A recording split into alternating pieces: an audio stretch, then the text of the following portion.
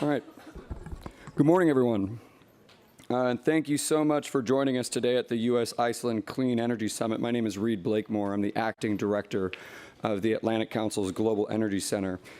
We're excited to be here at the House of Sweden, co-hosting the U.S.-Iceland Clean Energy Summit to convene transatlantic government leaders, businesses, and civil society groups to discuss opportunities to strengthen international cooperation to achieve climate goals, highlight recent advancements in clean energy, and explore technological solutions to accelerate the energy transition. I'd like to thank all of our sponsors, HS Orca, Landsvirkjun, and On Power for their gracious support in making this event possible.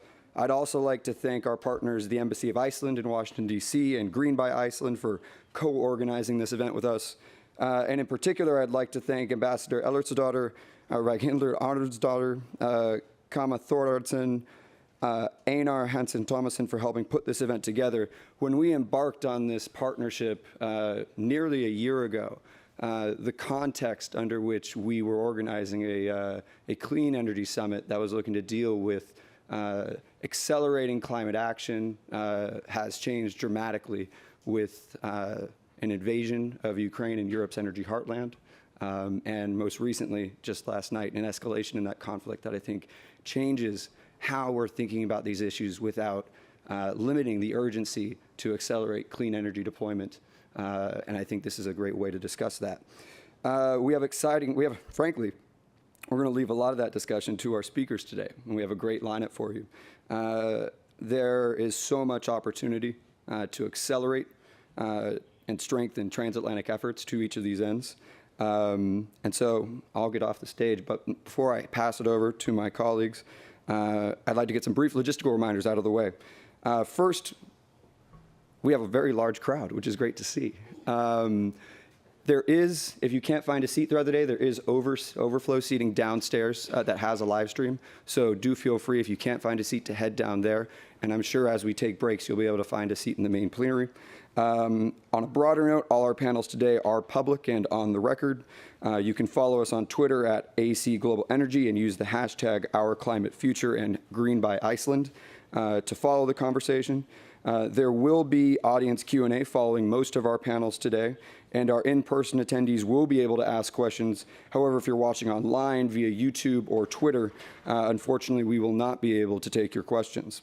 Additionally, I'd like to briefly thank a number of staff from the Atlantic Council who were integral in putting this event together, including Maya Sparkman, Katie Kenny, Lisi Bowen, Rebecca Meacham-Nance, Alexander Del Vecchio, Graham McGillivray, Kathy Butterfield, Alina Carpin, Jasper Gallardi, Patty Ryan, and Amaya Hadap. It takes quite an army to pull one of these events together, and so without them, I'm sure we wouldn't be enjoying the conversations we hope to have today. So with that, I'd now like to turn it over to Peter Oskarsson, CEO of Business Iceland. Peter, over to you.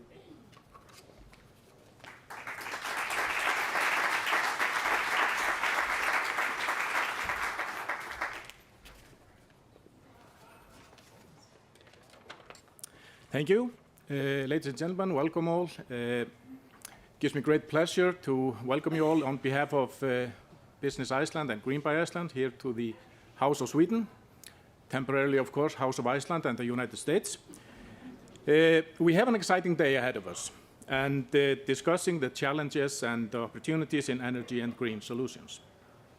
As many of you know, Icelanders have been using renewable energy for over a century. Today, we are powering all local electricity and district heating needs from renewable geothermal and hydroelectric resources. By harnessing energy resources, Iceland has dramatically increased its quality of life and created tremendous opportunities for energy-intensive industries to produce goods more responsibly and sustainably. But we have not assembled here in the nation's capital today to discuss the past. We should learn from history, but we must now look to our climate future. Since no country or government is an island when it comes to climate issues, we will all need to work together. So today we bring together policymakers and industry leaders. This is extremely important considering the challenges we face.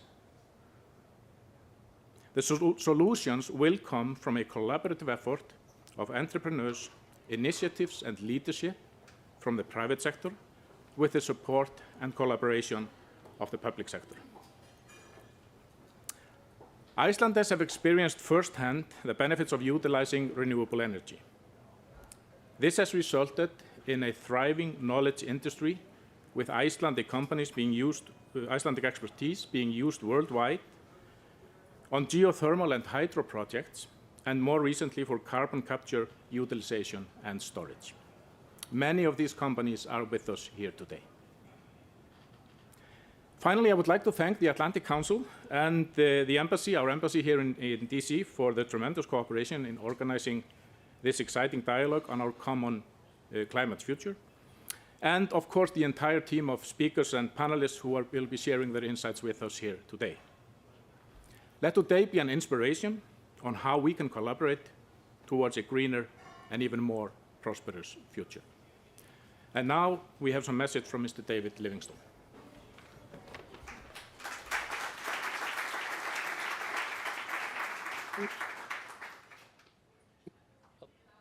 Hello. Thank you for having me, and thank you everyone for joining this important conversation. It's terrific to see partners from around the world gathered here today, especially our friends from Iceland, to discuss strategies that can accelerate the energy transition while bolstering energy security. I'm sorry I can't be with you today. I'm in Pittsburgh for the Clean Energy Ministerial, having just wrapped up a visit with Secretary Kerry to Ungaweek, as we continue to try and ramp up climate ambition and again, accelerate this clean energy transition in a thoughtful and responsible manner. I'd like to just take a moment to thank the organizing partners of this event nonetheless, and for allowing me to join virtually. The Embassy of Iceland in Washington, DC, Green by Iceland, the Atlantic Council's Global Energy Center. And I'd also like to thank, in particular, our Icelandic hosts and dignitaries, Ambassador Ellersdóttir, Prime Minister Jakobsdóttir, and Foreign Minister Gylfadóttir. Thank you very much for your presence at this event and for everything that you do to help to advance the strong bilateral relationship, including on the clean energy transition between the United States and Iceland. Now, I know that energy transition is on everyone's minds right now. Speaking personally, we're in the final stages of a sprint towards COP27 in Sharm el-Sheikh in 6 weeks, here in the Office of the Special Presidential Envoy for Climate, where I serve as a senior advisor. I arrived here after we joined Secretary Kerry at the UN General Assembly in New York, alongside President Biden, Secretary Blinken, and others, where climate and energy concerns were at the top of the agenda. So this is a moment not only to take stock of our progress, but also to redouble our efforts and ambition. The clean energy opportunity is immense. I personally saw it firsthand in Iceland. When I went there, I had the pleasure of going on a fact-finding trip in the clean energy space to Iceland several years ago. I visited the Hellisheidi facility. I saw the Carbfix operations.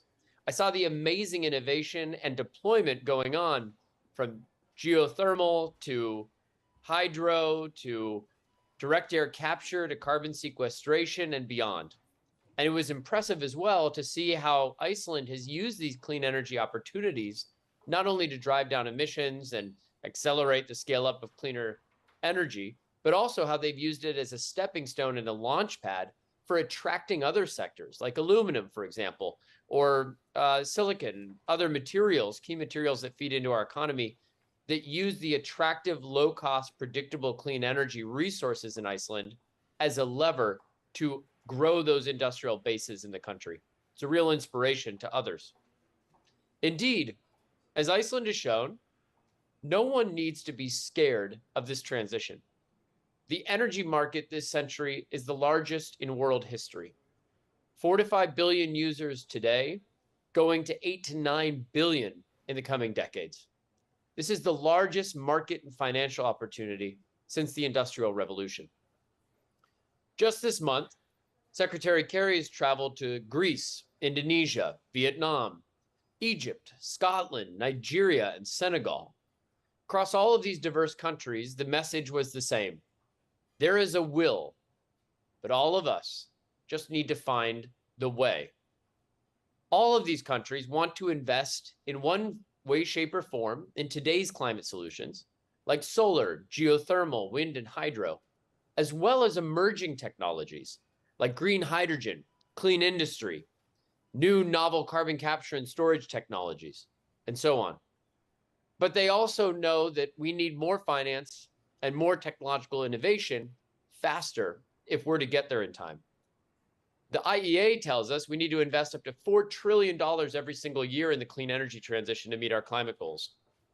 Now, all of us here also know that there's no government on earth that can fund that alone. We have to work together as transatlantic partners and as a global community. And we also need to make sure that the private sector is fully engaged.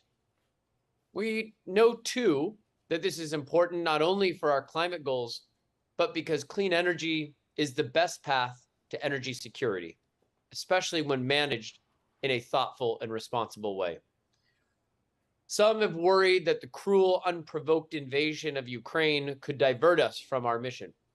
On the contrary, it is even more urgent, and the crisis in Ukraine bolsters our commitment to see us untethered and unshackled, along with our partners and allies, from those that would use energy as a weapon.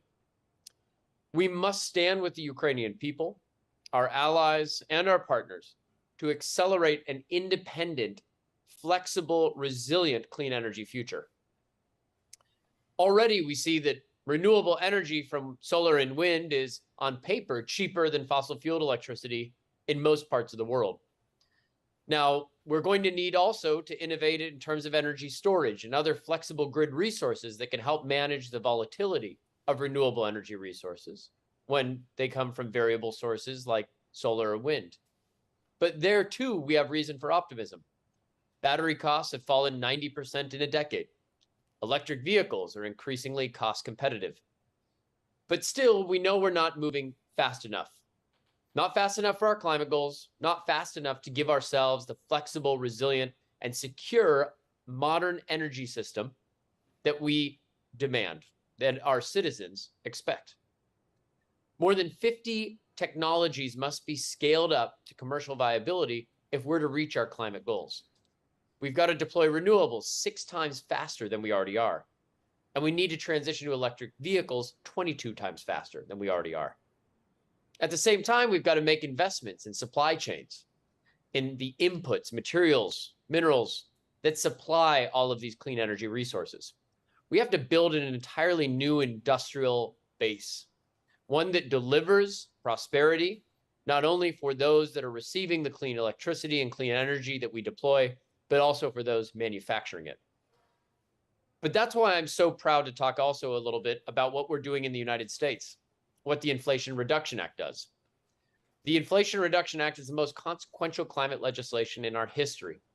Together with President Biden's bipartisan infrastructure law, they will invest roughly $500 billion this decade in clean energy and climate. That matters for many reasons. First, it shows that we're implementing President Biden's ambitious climate commitments, including our nationally determined contribution, our NDC in Paris parlance, of reducing emissions 50 to 52% this decade. The IRA is going to be incredibly important in helping us to get there.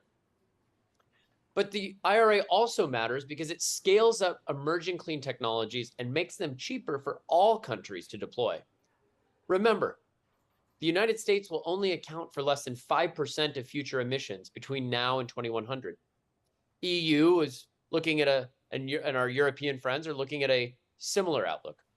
So it means that we need to make clean energy cheaper for the world, for markets around the world where energy growth is the fastest, if we are to truly contribute fully to climate action.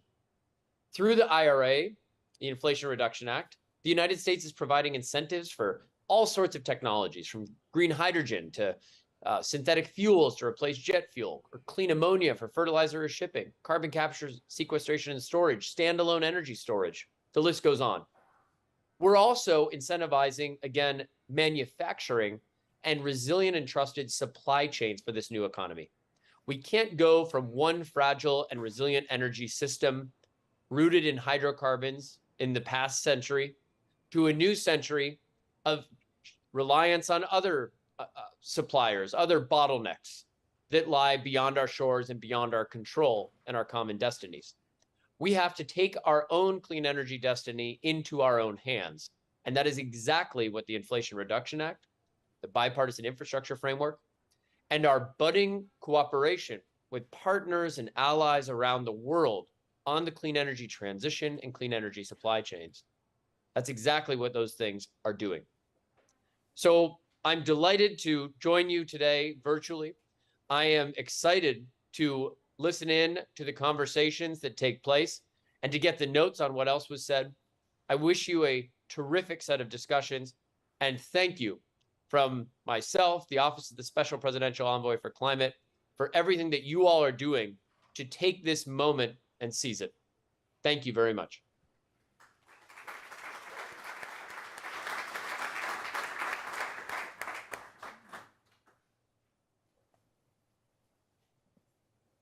Well, good morning and afternoon for those who are joining us across the globe. We are live streaming here today. I'm honored to be here. My name is Julia Neshwat. I'm a fellow with the Global Energy Center here with the Atlantic Council. Thanks to the Embassy of Iceland and the House of Sweden for having us here today. It is my true distinct pleasure to be joined here by Her Excellency, and I'm going to try to pronounce properly here, Katrín Jakobsdóttir. Pretty good. I'm practicing. It's good. Prime Minister, Republic of Iceland, to discuss opportunities in international cooperation to tackle today's climate and energy challenges throughout the world. And Iceland is a true example of that, which we'll hear a little bit today. So thank you, Minister, for joining us here amongst a group of esteemed colleagues. As many of you know, and some of us are coming back from the UN General Assembly, this week has certainly been a critical and important week, I would say, for the global community. We've had heads of states, of course, and governments from around the world, including the private sector, traveling to New York and Washington just this past Monday to really try to discuss some of these global challenges and that interconnected crises that we're experiencing. Anything from the COVID-19 pandemic to the war in Ukraine, climate change issues, and overall threats to our global economy. So alongside the UN General Assembly, the climate group once again convened also where you had experts from all around government and businesses, as well as civil society that came together to try to drive some of that climate action, something that's not new to us, of course. And I believe earlier today, Secretary Granholm will also, she's the Secretary of Energy, she'll also kick off the start to the Global Energy Action Forum in Pittsburgh, where leaders will also convene to discuss pathways to achieve a sustainable and clean future. So it is safe to say that it will certainly be quite a busy week, at least here in the East Coast. So here in Washington, D.C., we're certainly lucky again to have many leaders, particularly from Iceland. We just came from a breakfast with the foreign minister as well and other heads and local officials, both in the public and private sector, to join us and discuss some of the leadership and achievement that is happening when it comes to transitioning, particularly from fossil fuels to clean energy.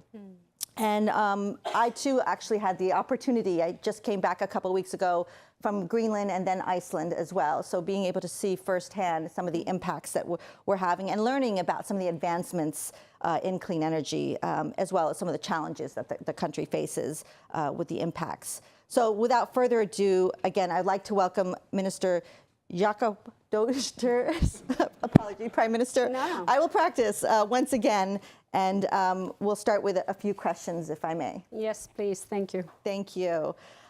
So let's jump right into it. As we talk about climate and diplomacy discussions in UNGA, especially contributing to the upcoming COP negotiations, which is just weeks away now, time is certainly flying by, and meeting future climate goals, how do you see that contributing in some way or another? Well, I think, we are at a very difficult moment. And I can say that the opening of the UNGA was pretty bleak. We've had COVID, we have a conflict, we are dealing with a climate crisis. So I think that we are actually further away from achieving the SDGs than we were a few years ago. And that's never good, that we're actually not moving forwards, but backwards. I was in Paris when the Paris Agreement was signed. We were so optimistic then.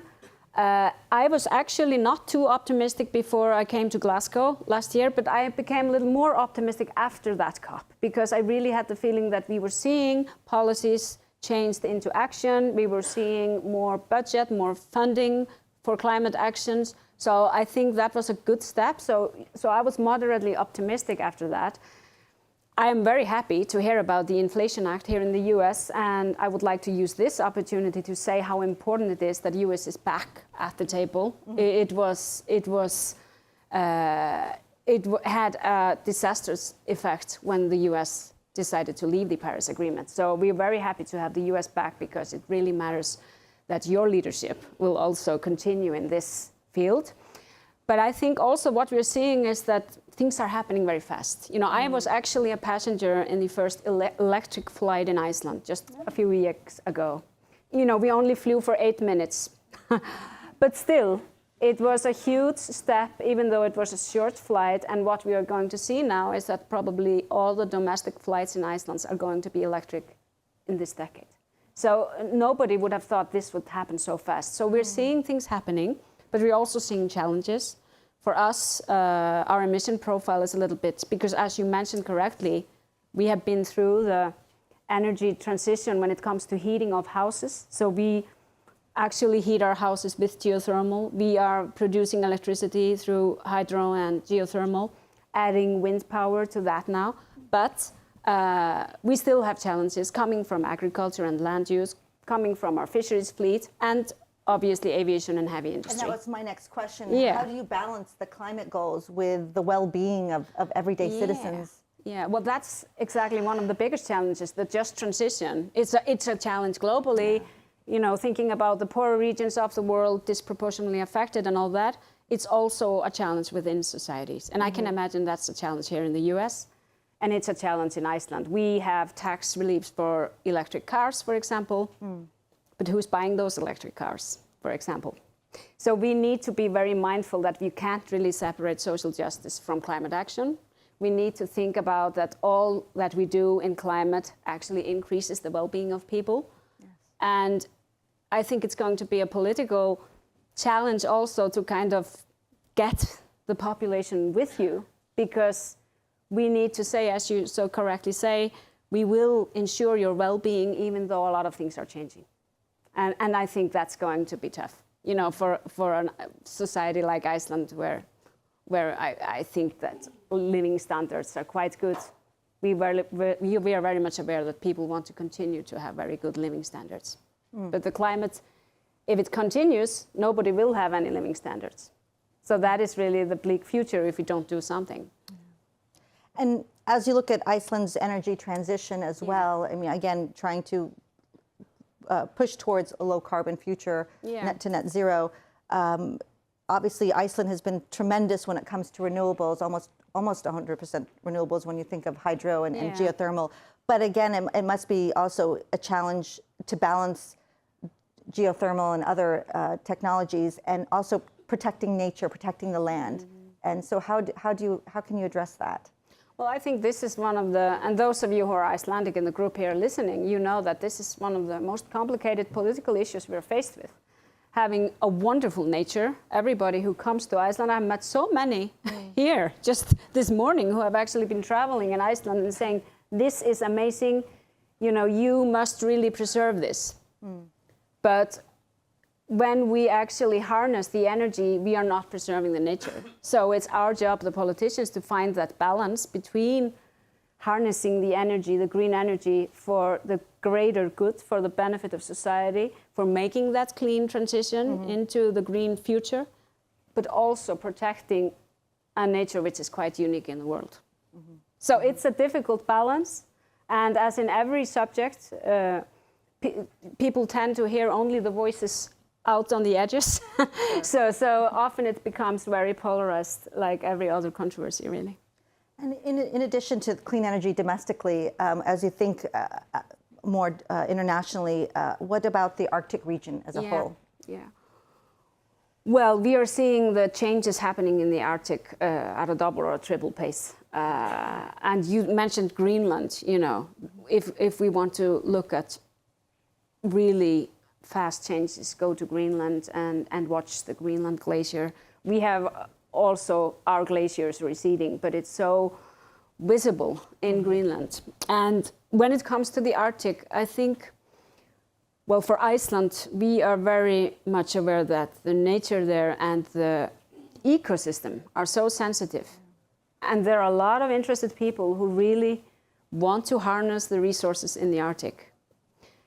And we need to make that difficult choice, which I have no doubt what to choose.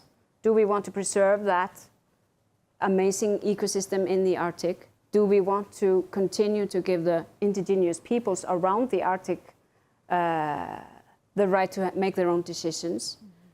Or do we want to make it a playing field for the big actors who want to harness all the resources? And when it comes to the Arctic, it's a global affair. Everything that happens in the Arctic has an effect on every person on this globe. So we need to be very careful, and we need to think about how we can do our utmost to preserve that sensitive ecosystem there. Mm-hmm. Mm-hmm. And Iceland being part of the Arctic Council, and yeah. as many of you know, Russia currently holds the chairmanship of the Arctic Council. When I think about also national security as another element, particularly Absolutely. in that region, it's become such a growing concern. Yeah. And I believe 7 out of the 8 members suspended their participation actually this year due to Russia's unprovoked invasion of Ukraine. So I would also just follow up with, where do you maybe see some of that Arctic diplomacy standing, given some of the geopolitics and national security implications that might be happening? I mean, there may be some different energy priorities at play to try to ensure some of that cooperation, which is not an easy task. No, exactly, not exactly. It hasn't been an active dialogue in the Arctic since the illegal invasion of Russia and Ukraine. And sadly, as today's news show us, these things seem to be escalating, which is bad news for... Especially as winter is approaching. Yes. But when it comes to the Arctic, I must say, I felt such a real sadness, because we had an amazing ministerial meeting of the foreign ministers in Reykjavik last year, where there was actually a 10-year vision presented for the Arctic. And everybody was so hopeful and optimistic that we were actually getting somewhere in the Arctic. We were so happy to be able to have that meeting and have all the actors around the table agreeing to things like climate is an issue for the Arctic, for example, that we want to keep it a low tension area, etc. And now everything has changed. And you can see how really the efforts of years of work can somehow be pushed back for really so futile reasons. Mm-hmm. Mm-hmm. Well, here in the U.S., we certainly have a lot of work ahead of us as well. Some of you may have known the administration recently announced the creation of an Arctic ambassador, actually, which I think is quite promising for the region. In your opinion, how would you see that role and that new position maybe contributing to the energy and climate diplomacy as?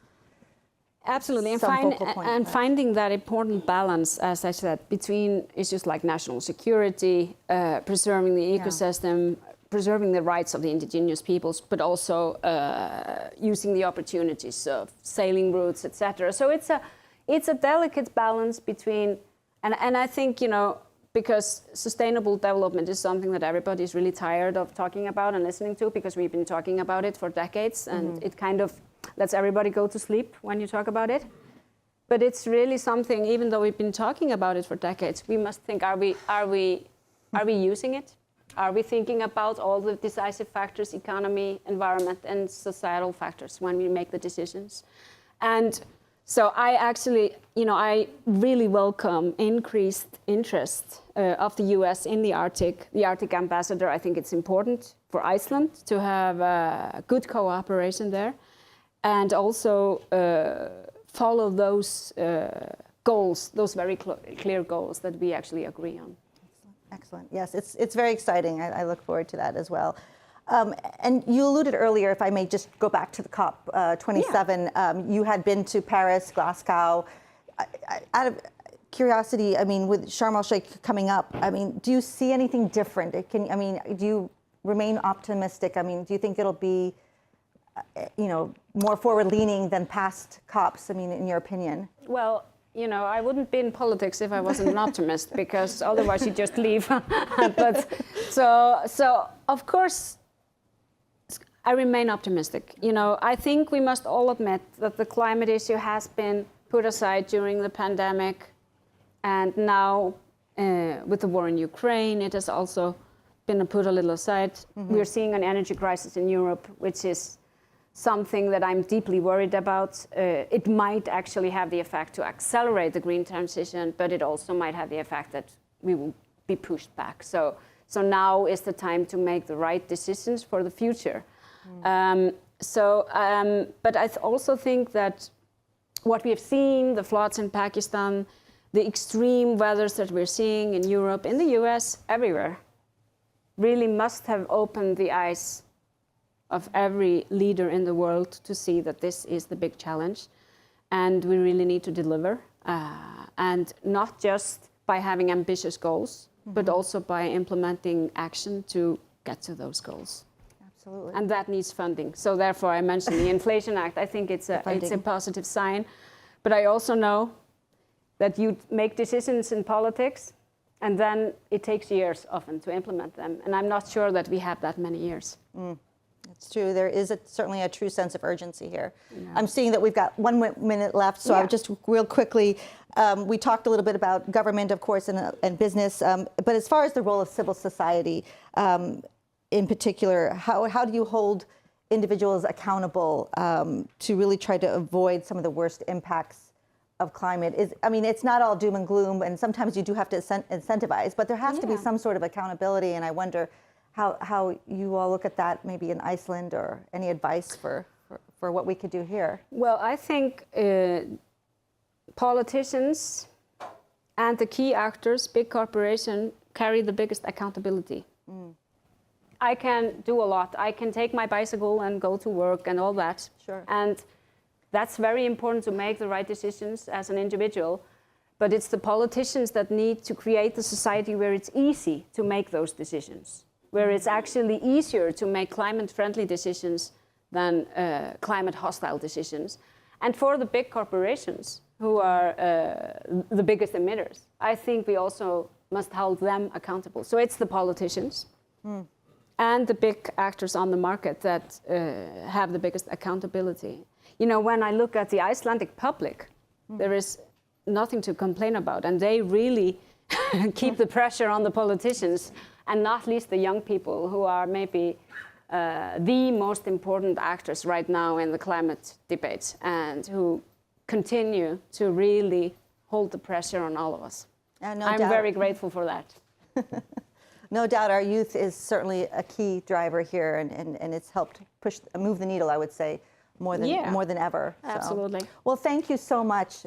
We really appreciate you being here with us and sharing your insights on these issues. So please, let's give a round of applause to the Prime Minister. Thank you. Thank you.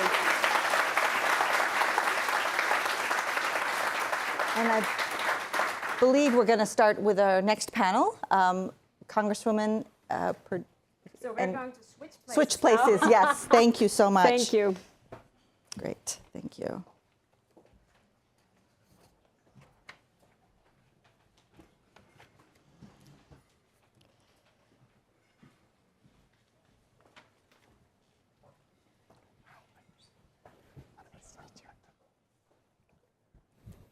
Great, sorry about that. Okay, great. So I would now like to welcome Representative Pingree and Ordur Arnarsson, did I say that properly? Thank you. To the stage here to build off the conversation that we just had with the Prime Minister. Again, it is my absolute pleasure to introduce Congresswoman Pingree. She represents District 1 of Maine, and Ordur Arnarsson, who is the CEO of Landsvirkjun. Did I say that correctly? Thank you. I do need to practice. Also to discuss opportunities to strengthen U.S. and Icelandic cooperation, really to accelerate a more clean energy transition, as we touched upon, as well as delivering climate goals. And I understand, Representative Pingree, you also recently attended a delegation trip to Iceland focused on energy and security in the Arctic. We'd love to hear, maybe to begin, what are some of your greatest takeaways from the trip, and how can the U.S. even learn from the Icelandic experience? Well, thank you, and thank you, Madam Prime Minister, for your thoughtful words and for welcoming our delegation while we were in Iceland. It was truly a wonderful trip, and we're very grateful for that. Perhaps the best thing about that trip was it was bipartisan and bicameral, as we say in the House. Some senators showed up too. So it was very important to have all of us seeing the same things and hearing the same things at the same time. And of course, hearing from the Prime Minister, not the least of which was to be a reminder of the gender equity that goes on in Iceland that we need to have more of in our country. But being able to be in a conversation, an off-the-record conversation with your colleagues, to see the impact of the transition that Iceland has made, really from a carbon-based economy into a geothermal economy, you know, is something that all of us have to see firsthand. Sometimes you're in these debates, you're on cable TV, and it all gets so contentious. But in reality, we all know we have to make these changes. It is often hard to figure out in the tangential way what we're going to do. Climate change is an abstract concept. We debate, is it happening today? Are we already too late? You know, when's this going to change? Right. So again, to be with our colleagues, to visit a geothermal power plant, to watch some carbon capture going on in action, to see a geothermal greenhouse, all of those things really enhanced our view, and I think got us all into the position of discussing it in a concrete way. I'll just say personally, it was good for me too as well to have colleagues who sometimes think about, oh, Iceland, is that a vacation land? Where do we go? To really see firsthand, this is a country we can be modeled after and learn a lot from. Excellent, excellent. Well, let me ask you, Order, as the principal energy provider for Iceland, how has the company really contributed to, I would say, the implementation when it comes to hydro and geothermal renewables? And what did that cooperation look like, especially with the Icelandic government, as well as other energy authorities, you know, when you think about the flow of that energy transition? As you said, Iceland is kind of the leading power company of Iceland and fully owned by the state. And we, of course, work, look a lot on what the policy the government puts forward. And our goal is, or our mission is to kind of fulfill that targets, and that has been the history of Landsvirkjun since it was founded. But if you look at how we are working today, the government has put forward very ambitious goals, both with their obligation towards the Paris Agreement, where there are definite restrictions that they have to make on the emissions of CO2. But then they've also made more demanding, targets, which they want to be fossil fuel free in 2040. So our goal is to work with these targets to find out what is needed to do, how much kind of energy is needed, where that energy can come from, and inform the society and the government about what needs to be done. We can say that the cornerstone of our approach is, as in any other countries, there are kind of three pillars on the energy strategy. Is that it is the availability of energy, which is of course, a big security of supply issue. That is a very important one. The affordability of the energy is also very important, where we have been very successful in Iceland. And thirdly, it is the climate. And we can say that we have kind of a unique situation in Iceland, that we have proven that it's possible to build a very reliable electricity system and space heating system, fully renewable. Many think that this is not possible. But we think we have a great example of that. But we have a very big task ahead of us now, as all the other nations, that we want to reduce the amount of fossil fuels that we need to do. And unfortunately, we need a lot of new energy to be able to do that. And that is kind of the issue we are discussing a lot with the government and the society. How are we going to tackle that? If we want to reach this goal, how are we going to fuel it? Because we are really talking about electrifications of power systems. That is really the core of the issue, that we have to reduce the amount of power that we are using as much as possible. We have to do everything that we can to simplify the way we are living, to use it more efficiently. We have to produce the energy more efficiently, do everything on that side, but we can only reach a certain level there. But the Western world really has to, ask itself, we have to contribute also with changing in our living habits, because the less the less rich countries, they will increase their power use. There's no doubt we cannot stop that, and there will be a significant growth, but the world as whole cannot increase its power consumption. We have to stop that. But we work very closely with the government, but we are also focusing a lot on creating affordable energy in an environmentally responsible way.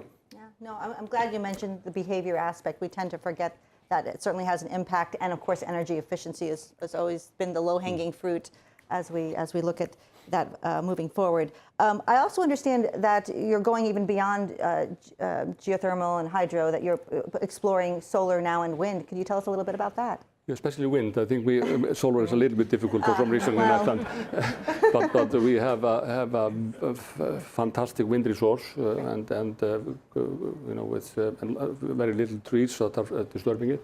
So we are exploring that, and we think that's a very good third pillar in our energy system.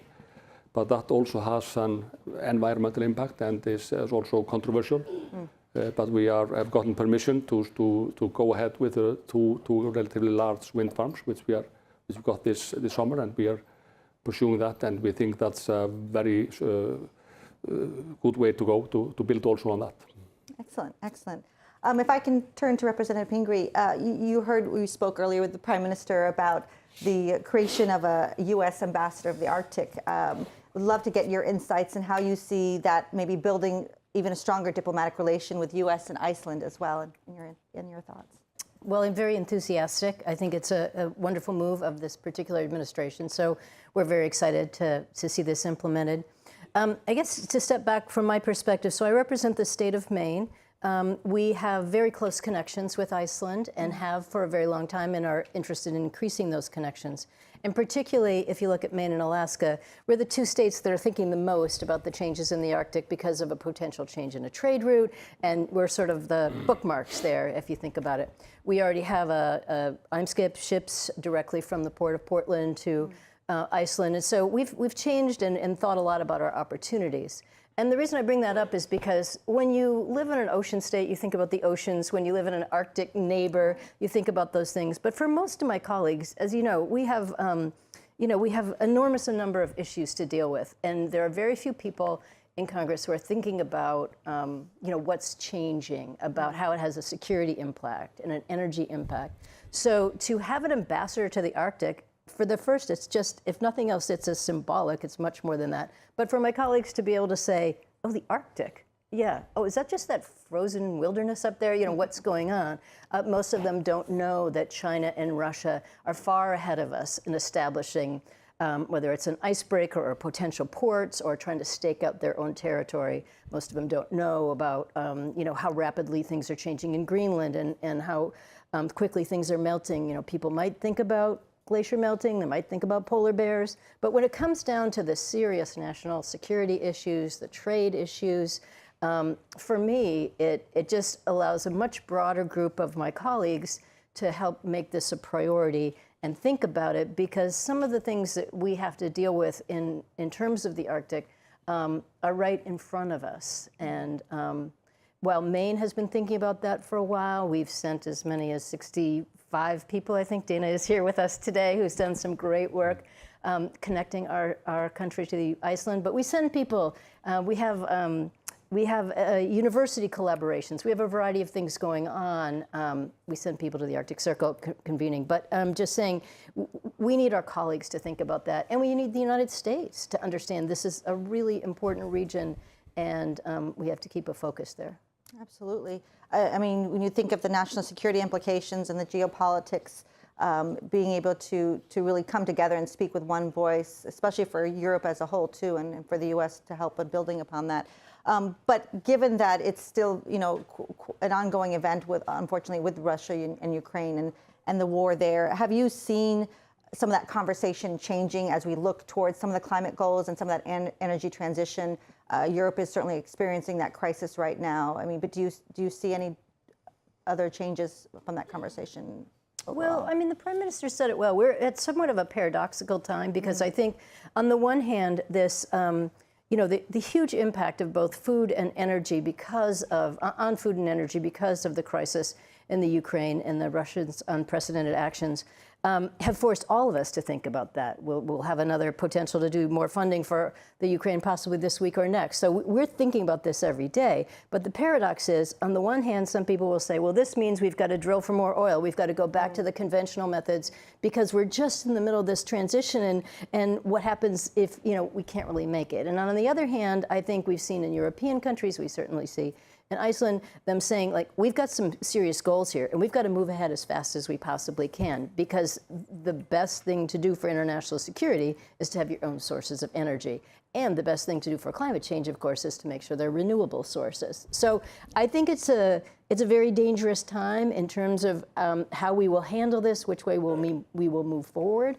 But there are no silver linings to the actions of Putin, but we have all said many times, we're adding new countries to NATO. We've brought all of the EU together, and we've changed our conversation. And I would say the same thing in Congress. We're unified, Republicans and Democrats, about our support, but also in this deeper understanding. This is serious. This wasn't part of our plan around the pandemic or climate change. Now we got to think about international security and world order, and we have to make that connection to both food and energy. Absolutely, absolutely. Well, thank you. I'll turn it to you, Ardor. Similarly, when you think about the diplomatic relationships, and of course, U.S. and Iceland, and the impact of Russia and what's happening, how do you see opportunities for both Iceland and the United States? How would the company, as National Energy Power Company for Iceland, how would you be able to utilize the relationship, I would say? I think it is extremely important that countries work together, and we cannot solve this energy transition locally. And it is a very complicated question that the nations of the world have to ask themselves while doing this energy transition. Is that if we approach it in such a way that we produce the energy just for ourselves, we are self-sufficient with energy. That is not possible to do it that way, because many places cannot produce the renewable energy, because renewable energy needs quite a lot of land to use. So we have to go to areas. It's just like saying that every oil that we have used in the past should be harnessed in the area where it was going to be used. That's not possible. We have to look at it globally. We have to find ways. How can we make decisions in which areas we are willing to use for renewable energy. And that is, of course, there's a lot of areas, for example, in the Arctic, that could be used. But it, of course, is controversial with the nature. But it is a very complicated issue because we need so much energy. And the International Energy Association, before the COP meeting in Glasgow, they made a very thorough report on what is needed to get net zero 2050. And their conclusion was that we need to about 8-fold our renewable energy production in the world, which is, even if it would only say double or 5 times, it would be very complicated, because we always have the issues with renewable. I think it's possible to do it with an environmentally acceptable way. For example, with wind, because you can remove the wind, and so it will not have a big impact on the environment if you decide to do it again.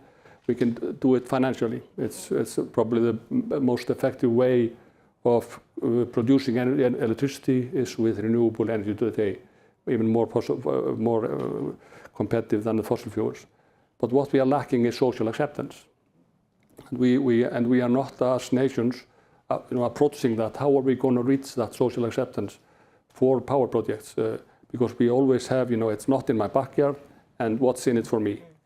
And at the same time, we have to produce an enormous amount of renewable energy in a relatively short time, and we have to find ways how are we going to internationally going to discuss that, and we are always going around it. As that we want technology, we want improvement, but we need a huge amount of energy if we're going to stop using fossil fuels. Even if we take down our consumption, even if we change our behavioral patterns, it's a task that we have to discuss. For example, with the Arctic, Arctic is probably certain areas in the Arctic are very good for that. For example, just to produce electricity for this area, because you cannot produce it all here. So international cooperation is extremely important, but we have to talk about the big elephant in the room. Where is the energy coming from? Right, Who's going especially- to accept it? Okay, we can also go to nuclear. Nuclear is also failing on social acceptance. It's a relatively good way to do it. Okay, it's expensive, more expensive than renewable. But how are we going to accept it? How are we going to discuss it? And usually, just as in COP, and in Glasgow, many of us were pointing out why we're not talking about this. The technology will be there. I strongly believe that the technology is almost there. We have to advance with technology, with e-fuels and with storage, carbon capture, and everything. All good technologies, but they all need a lot of energy. And where is the energy coming from if we don't discuss that? Right. No, you bring up a great point. And it will be an international discussion. It will not be a local discussion. If we're going to approach it locally, it's lost. Well, I think that's a big takeaway from Russia, which tends to use energy as a weapon, and being able to diversify your energy supply and looking at other clean alternative sources of energy. And nuclear is certainly part of that mix, if you can take also into account the technology and innovation to do that in an environmentally safe way. So a lot to be said there, but thank you. In fact, that leads to my next question. I think we still have a few more minutes left. Yes. For both of you, actually, and maybe I'll start with you, Representative Pingree. Any advice you have for the EU and here in the United States and other international energy partners when it comes to the face of an energy crisis and how we can, as I was saying earlier, maybe even diversify our supply? Any particular projects you might recommend that we look into further at this point in time? Are you talking about specific types of energy? Yeah. For the most part. I mean, like I said, Iceland is such a great model and leader when it comes to renewables. Anything that you think that could be expanded? I mean, nuclear was certainly one example. Well, I think it kind of goes back to this issue that, and you mentioned it, people don't want it in their backyard. They want to know what it does for them. Climate change has been an abstract concept. Yeah.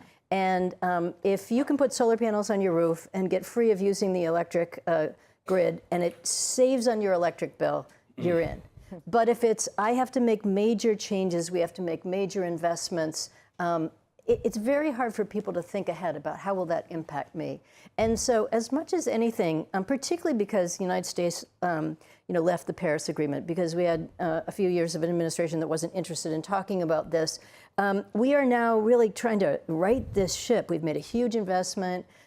We are back sort of discussing it. But even for my very most engaged colleagues, being fluent in energy topics, in what's the best bang for our buck, what's carbon capture, what are the numbers that we have to deal with? It's all still so big and hard to discuss. So I think on the one hand, in terms of how individuals feel about this, I know my state is moving forward very quickly on its energy plan and will be able to take advantage of, I think, some of the funding that's coming forward. But right away, and this is also in the bill that we just passed, there need to be credits for putting the solar panels on your house, for putting in a heat pump or a heat pump hot water heater, or how do you make the conversion in a way that can save you money? Now, that doesn't fix it on a global scale, and you're absolutely right. We have to have some international thought about this. But we also have to have the hearts and minds of the public, and we have to have the comfort of people who are worrying right now about filling up their gas tanks and who are saying, are we going in the wrong direction? Was this just a myth? What do we do here at this tumultuous moment in time? So I'm an all-in. We have to, and one of the things that we did very carefully in this bill was invest in all strategies, in science, in innovation, and thinking forward to the future, because we don't have all the answers yet, but we obviously have no time. We maybe have run out of time. And the biggest thing is, move forward as quickly as we can. And I think from my perspective as a member of Congress that has to go home and make sure, like all of my colleagues, that everyone is with us as we make these transitions, it's got to seem real and practical. And I don't think you can do that with this complicated, abstract, challenge that we're working with right now. Absolutely. Narder, any final words, any advice for the EU? Of course, I'm very, very worried about the situation. It will be a very tough winter. But we have to remember that the crisis is that there is a lack of energy. It's a security of supply. They relied on Russia, which was a mistake. So that is of course, it had long term. It has to be sold with new supply of energy. I think the key is then to, of course, to import as much energy as possible. They have to reduce the consumption as much as possible also. I think also they should try to interconnect as much as possible as they are doing, move the energy around within, it's very dangerous if each country starts thinking about, I'm just going to take care of myself, because then the yield or the efficiency goes away. But I think it's really, they have to, as I said earlier, they have to get more energy into the system. That is the key thing. I strongly hope they will not move away from the market mechanism, because we have to get the market drive. But they have to step in and kind of make sure that the public is not suffering too much. Okay, the bill has to go up, but they have to limit it. The bill has to go up so people start saving energy, but you have to, when it starts having a big impact on the standard of living, you have to stop. So, and they have to learn also from the mistake. Don't trust people that can't be trusted. With your most important products. Absolutely. Well, I mean, not an easy task, and certainly a lot of lessons learned here for today. So I want to thank both of our guests here. If we can please give a round of applause. Thank you very much. Thank you. Thank you very much. Thank you, Congresswoman.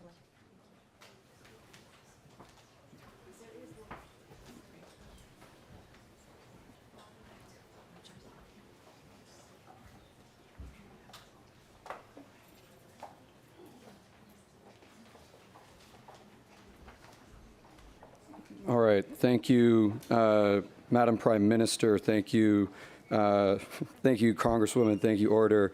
And also thank you, Julia, who managed to do a triple for us there. While we reset the floor really quickly, I'd like to introduce our next keynotes. First, we'll start off with we'll start with, let me pull up. We'll start with the Foreign Minister of the Republic of Iceland, Þórdís Kolbrún Reykfjord Gylfadóttir. Foreign Minister, I'll hand the floor over to you.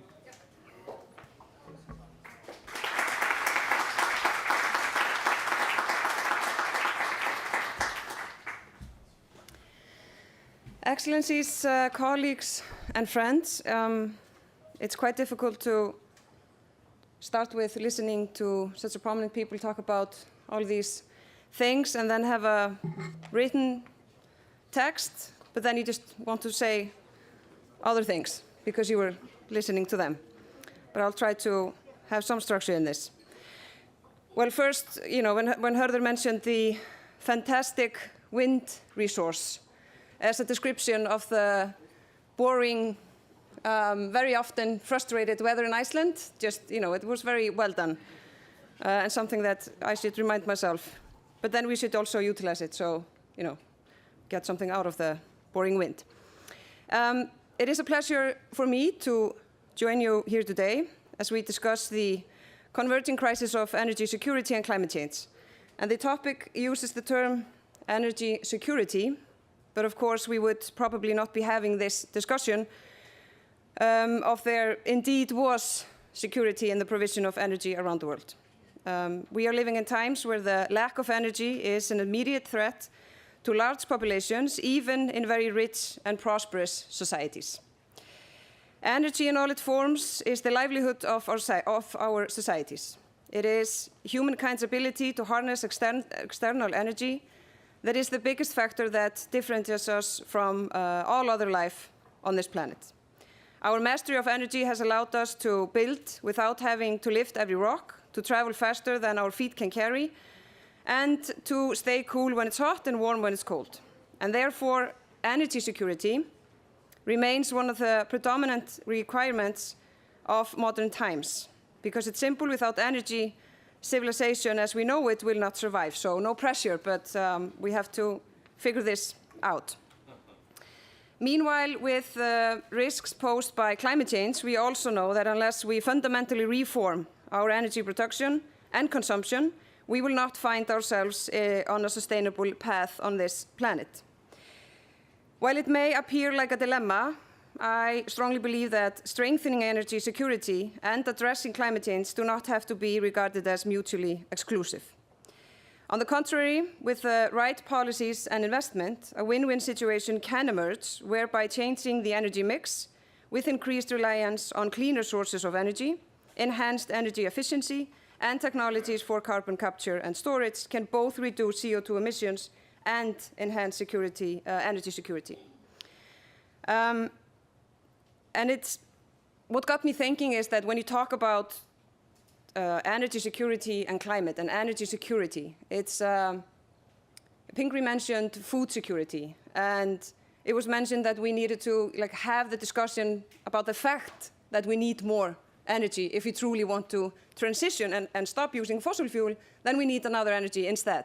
And if we are too shy or too uncomfortable to talk about that fact, it's just not credible discussion. But I also wanted to, because, I want to also talk about values in this regard, which for some might be a long shot, but I think it's not.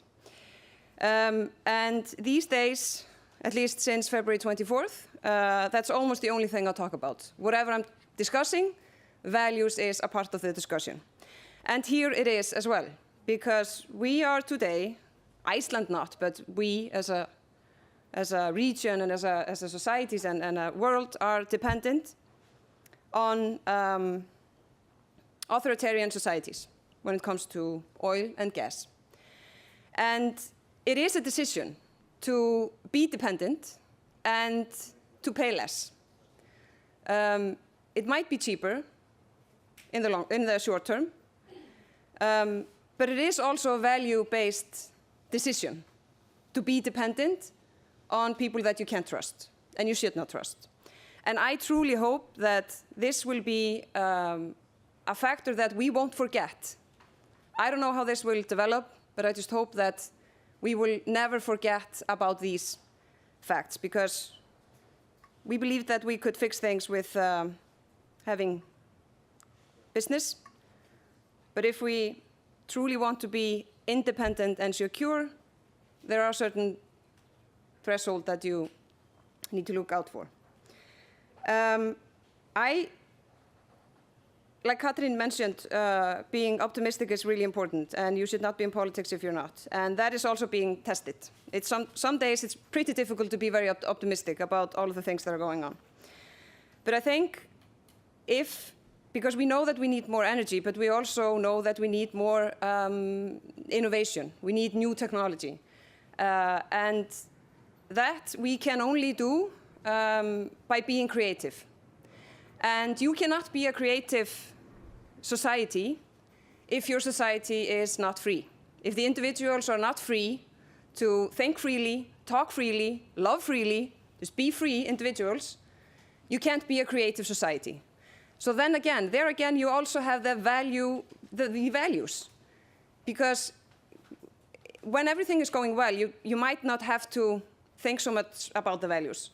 But when the values are being tested, you see that everything we do on the foundation that we cherish, international law, rule-based order, human rights.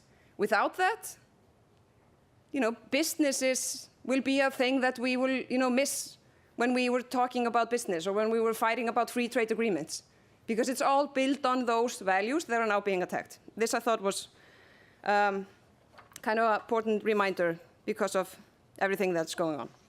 And it also connects to this winter, because it remains to be seen whether with the onset of winter, the situation will become serious enough to cause severe economic, social, and political disruption in some European societies. Iceland does not have that challenge, but we are not isolated from what happens in Europe or in other regions. So while I know that values don't heat your house and values don't feed your kids, still, if we lose them, we will definitely have more houses to heat and more children to feed. So already, some countries are taking difficult steps back on their clean energy path by reverting to coal for power generation and house heating needs. And we should be concerned that national governments may revert to protectionism to secure energy supplies in the face of uncertainty. And there is this balance of being independent with food security and energy security, but not being protectionists when it comes to the cooperation and how this is all a common thing that we need to figure out together. In Iceland, we are fortunate that we are not dependent on Russian oil or gas. We are blessed with abundant renewable energy supply, enabling us, for example, to fuel 100% of our electricity and heating needs from such resources. But when we decided to do so, it was not because it was, people debated about it. We didn't really afford it when we did it. And we had voices saying, this is not possible. And when I was Minister of Energy, we did some calculation. And if I remember correctly, it might not be exactly the years or the numbers, but we had a period of 3, 4, 5 years where we spent the same amount per capita of our GDP in this heating houses project in Iceland, which took time and was very costly, as the United States did for the same amount of years of their GDP per capita when they decided to send a man on the moon. So even though our project was, didn't cost as much, but if you looked at the GDP of a small, kind of poor country at the time, and then the GDP of the United States, it was similar, which tells me that this was our moonshot. And it should inspire others, even though you cannot use geothermal to heat all the houses in the continent or in the world, but still it is a part of the solution. Finally, I'm trying to be short because I'm adding too much, but I want to also mention the fact that partnership, coalition, and the multilateral system are essential for solving the daunting task ahead. And in this regard, Iceland is fortunate to have enjoyed over 80 years of close and fruitful relations with the United States. And it will become more, not less, important to maintain and strengthen such ties. Because the challenges that humanity now faces reminds us of one of the famous lines that no man is an island. Indeed, and not only is no man an island, no country is an island. Not even countries like Iceland that actually are islands. So whether we like it or not, and whether we deserve it or not, it falls to the leaders of today and tomorrow to face our common reality. And whether we like it or not, and whether we deserve it or not, this we simply must do together. The challenges we face were not created by younger generations, and they were not created by the poor of the world. Nevertheless, all of humanity will have to take part in solving them. So we simply need to step up, and the job of, I hope that we can together build on that interest and increase our cooperation in the area even further, as you will undoubtedly discuss in today's event. Thank you.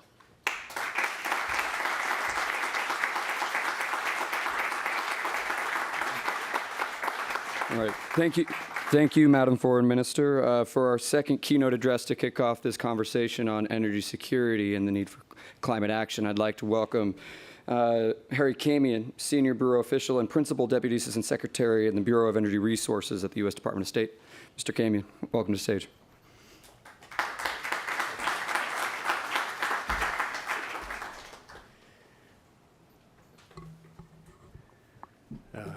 Madam Minister, dear Birgis, if you're here, other distinguished guests, Atlantic Council colleagues, thank you very much for inviting me here.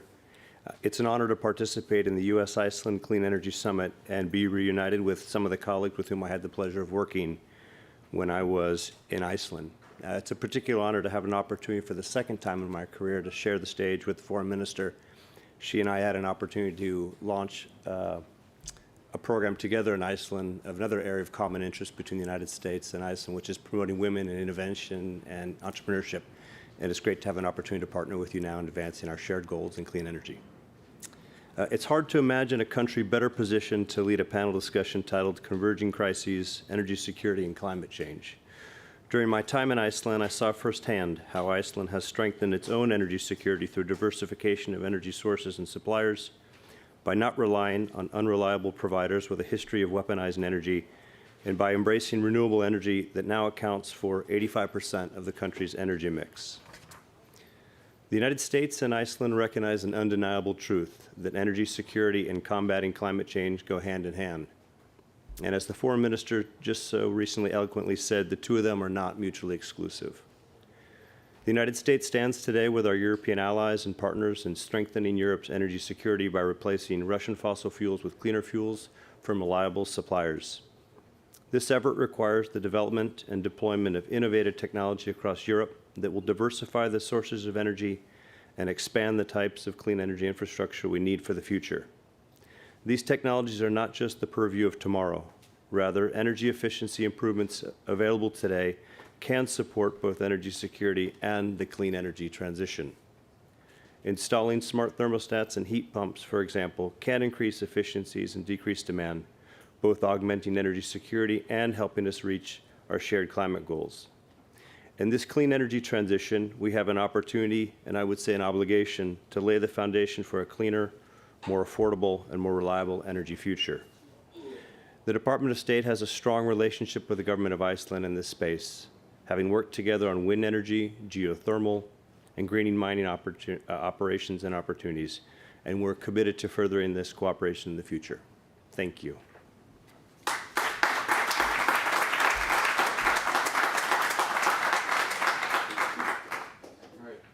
Thank you, Mr. Kamian. My job now is to distract you while they put more chairs on the stage. So I'm going to slowly walk back and forth.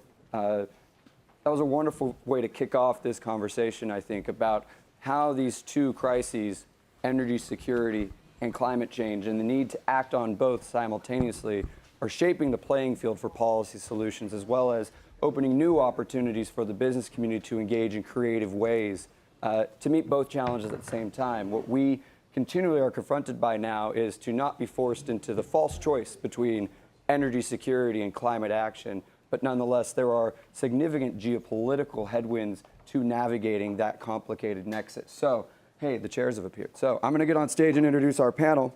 I'd like to welcome Sherry Goodman, Senior Fellow at the Polar Institute at the Woodrow Wilson International Center, to the stage. Michael McElhenney, Senior Advisor at the Arctic Energy Office at the U.S. Department of Energy. András Simonyi, former ambassador of Hungary to the United States and also a Global Energy Center Senior Fellow. Adair Turner, Chair of the Energy Transition Commission, who is not joining us on stage, but joining us virtually, I believe.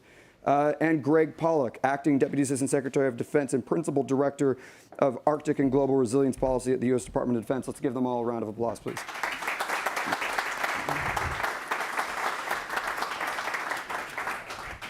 All right, now I get to sit down.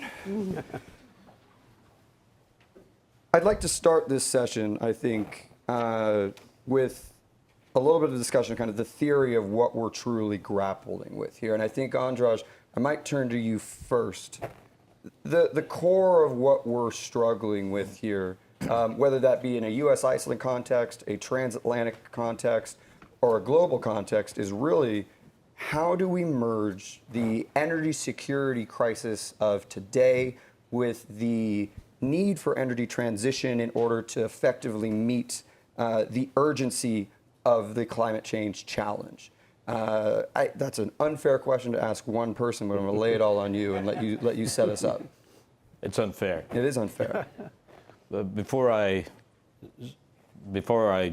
start to explain maybe something that we have been working on mostly in the last 6 months at the Global Energy Center. This is at the center of our conversations. Madam Minister, your speech was one of the best speeches I've heard in a long, long, long time.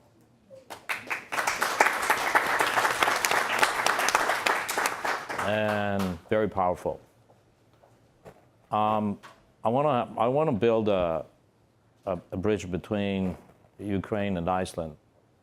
When I was a young ambassador to NATO, there was another young ambassador, and we were the black sheep of the NATO Council.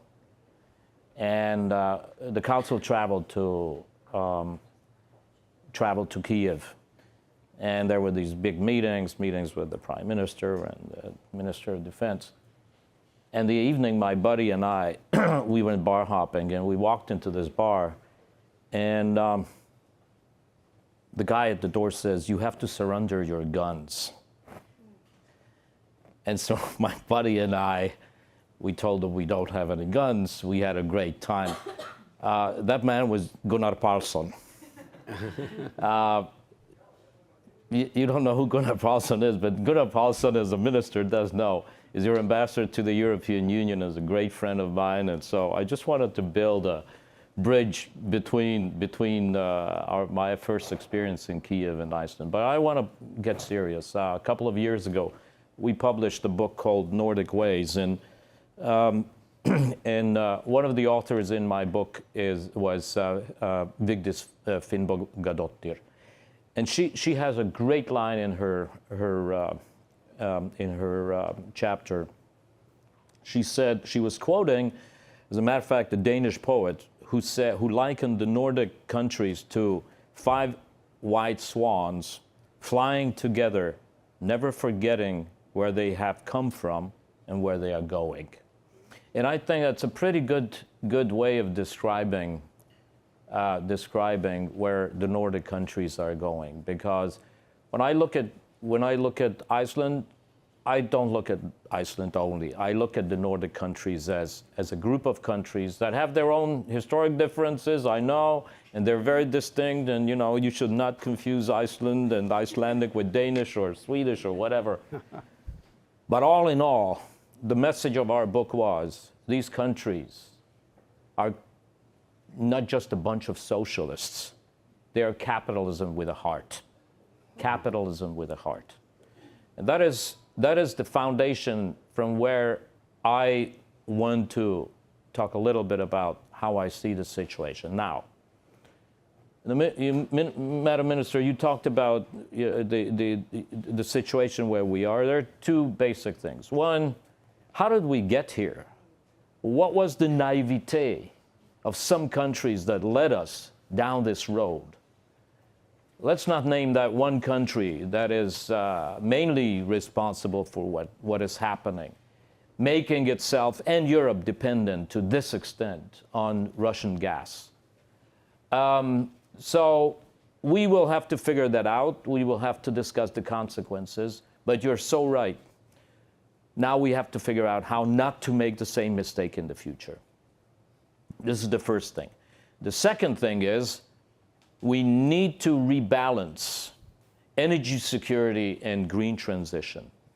Our mantra at the Atlantic Council is more energy security, not less green transition. More energy security, not less green transition.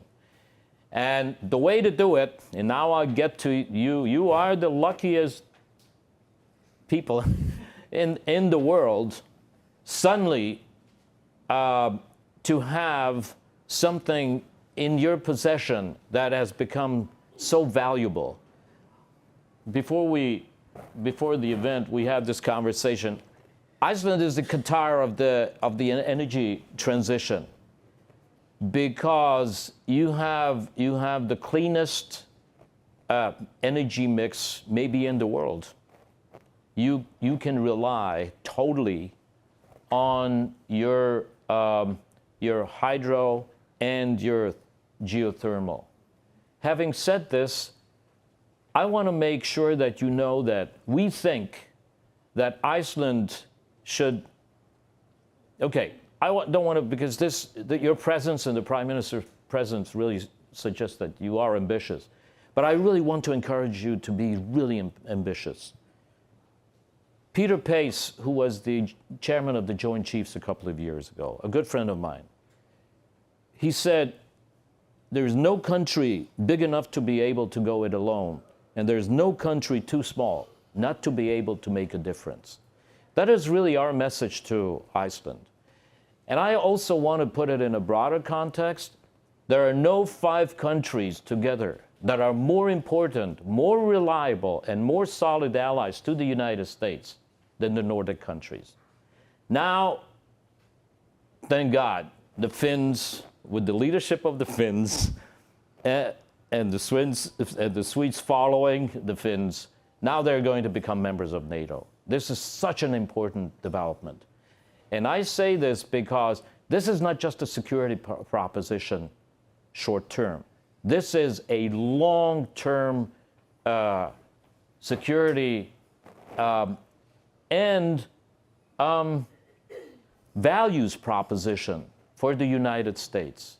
And in this, you can play an incredibly important role, having been with the United States forever, ever since NATO was established.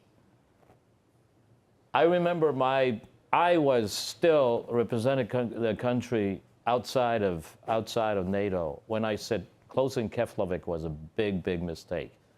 But you know, you're back in the fold. Everybody looks at Iceland as an absolutely critical player. In the green transition, you can lead the way. I have been on Iceland so many times, and I have met so many good people and smart people who have been way ahead of the curve in terms of trying to figure out where do we have a technological edge to give to the world, which can make a difference. So what I really want to thank you, Reed, and your team and the Icelandic Embassy ambassador for putting this together. But first and foremost, Madam Minister, I want to thank your country and you for your leadership in making sure that you act as a bridge between the United States and Europe in terms of what we have to, not what we want to, what we have to achieve, which is a green transition, but with a clear understanding that our security is equally important. So I'll stop here, and I'm really looking forward to having a good conversation. Sherry, my colleague from the Atlantic Council, it's so good to see you, and others. Thank you very much. Thank you.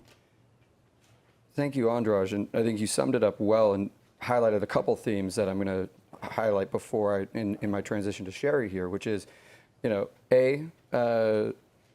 where Iceland has shown leadership and has the potential to increase its leadership. But B, one item you mentioned is naivete to current risks, but the need to also keep an eye to the risks of the future. And that both of those items point in my mind to something that has been mentioned subtly several times over the course of the morning so far, which is the role of the Arctic in the energy, security, and broader geopolitical landscape. Sherry, I might turn to you from an Arctic security perspective. Iceland clearly has a role to play here. The United States obviously clearly has a role. We know that Russia currently has the presidency of the Arctic Council, which is a mild problem. But how should we be thinking about the role of the evolution happening in the Arctic in the context of both our geopolitical and energy security consideration? Okay. Thank you, Reed, and thank you all. I want first to thank very much our Iceland colleagues and the entire delegation that's here, Madam Minister and your Prime Minister. I had the privilege of joining you earlier this morning. I also had the privilege of being in Iceland just a few weeks ago on a congressional delegation with the Aspen Institute. We visited many of the green energy facilities that you have underway, the geothermal, the carbon capture, and many others. And we also heard and evidenced, saw the evidence of women's leadership in the green energy transition and the innovation and gender equality. And I want to say those two, we're here to talk about sort of the converging risks of climate change and clean energy. But I also want to stress and underscore, because I see so many great Icelandic female leaders around the room, the converging opportunities in the green energy innovation, women's leadership, and gender equality. I think you shine a special light around the world on those two opportunities, and I hope your light will continue to shine very bright on that. So if we focus now on the Arctic, as you well know, all of you who hail from Iceland and hail from the Arctic and work on the Arctic, that the evidence of climate change is greater there than anywhere on the planet. Temperatures are rising at an extremely rapid rate, 3 to 4 times global averages, in some places even further. sea ice is retreating, temperatures are rising, and the permafrost is thawing and in some cases collapsing. So we see the evidence of climate disasters. There go our helicopters out from either the Pentagon or the White House out somewhere in Virginia. So we see the risks, climate risks and disasters happening all around us, from the deadly floods in Pakistan to the heat waves experienced across Europe and the United States, and flooding, fueling, as I've long characterized climate change as a threat multiplier for instability, going way back now to 2007 when we formed the first military advisory board, the first group of generals and admirals to address climate and national security implications of climate change. So we see this around the world, and as we said, that we're either going to pay now or pay more later. And we're paying now. We're paying, the costs of climate change are baked in. So we should all understand that people around the world are paying, whether you live in and need to be lifted out of energy poverty in parts of Africa or Asia, or you're seeing your house washed away in a coastal, along parts of the coast.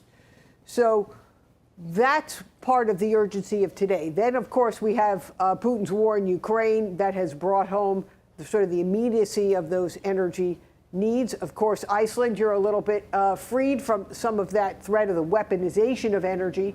And at the same, we have to be able to meet the energy needs, particularly for this winter, for our European colleagues and our allies. And the transatlantic values there are so fundamental, of freedom, democracy, and of human rights.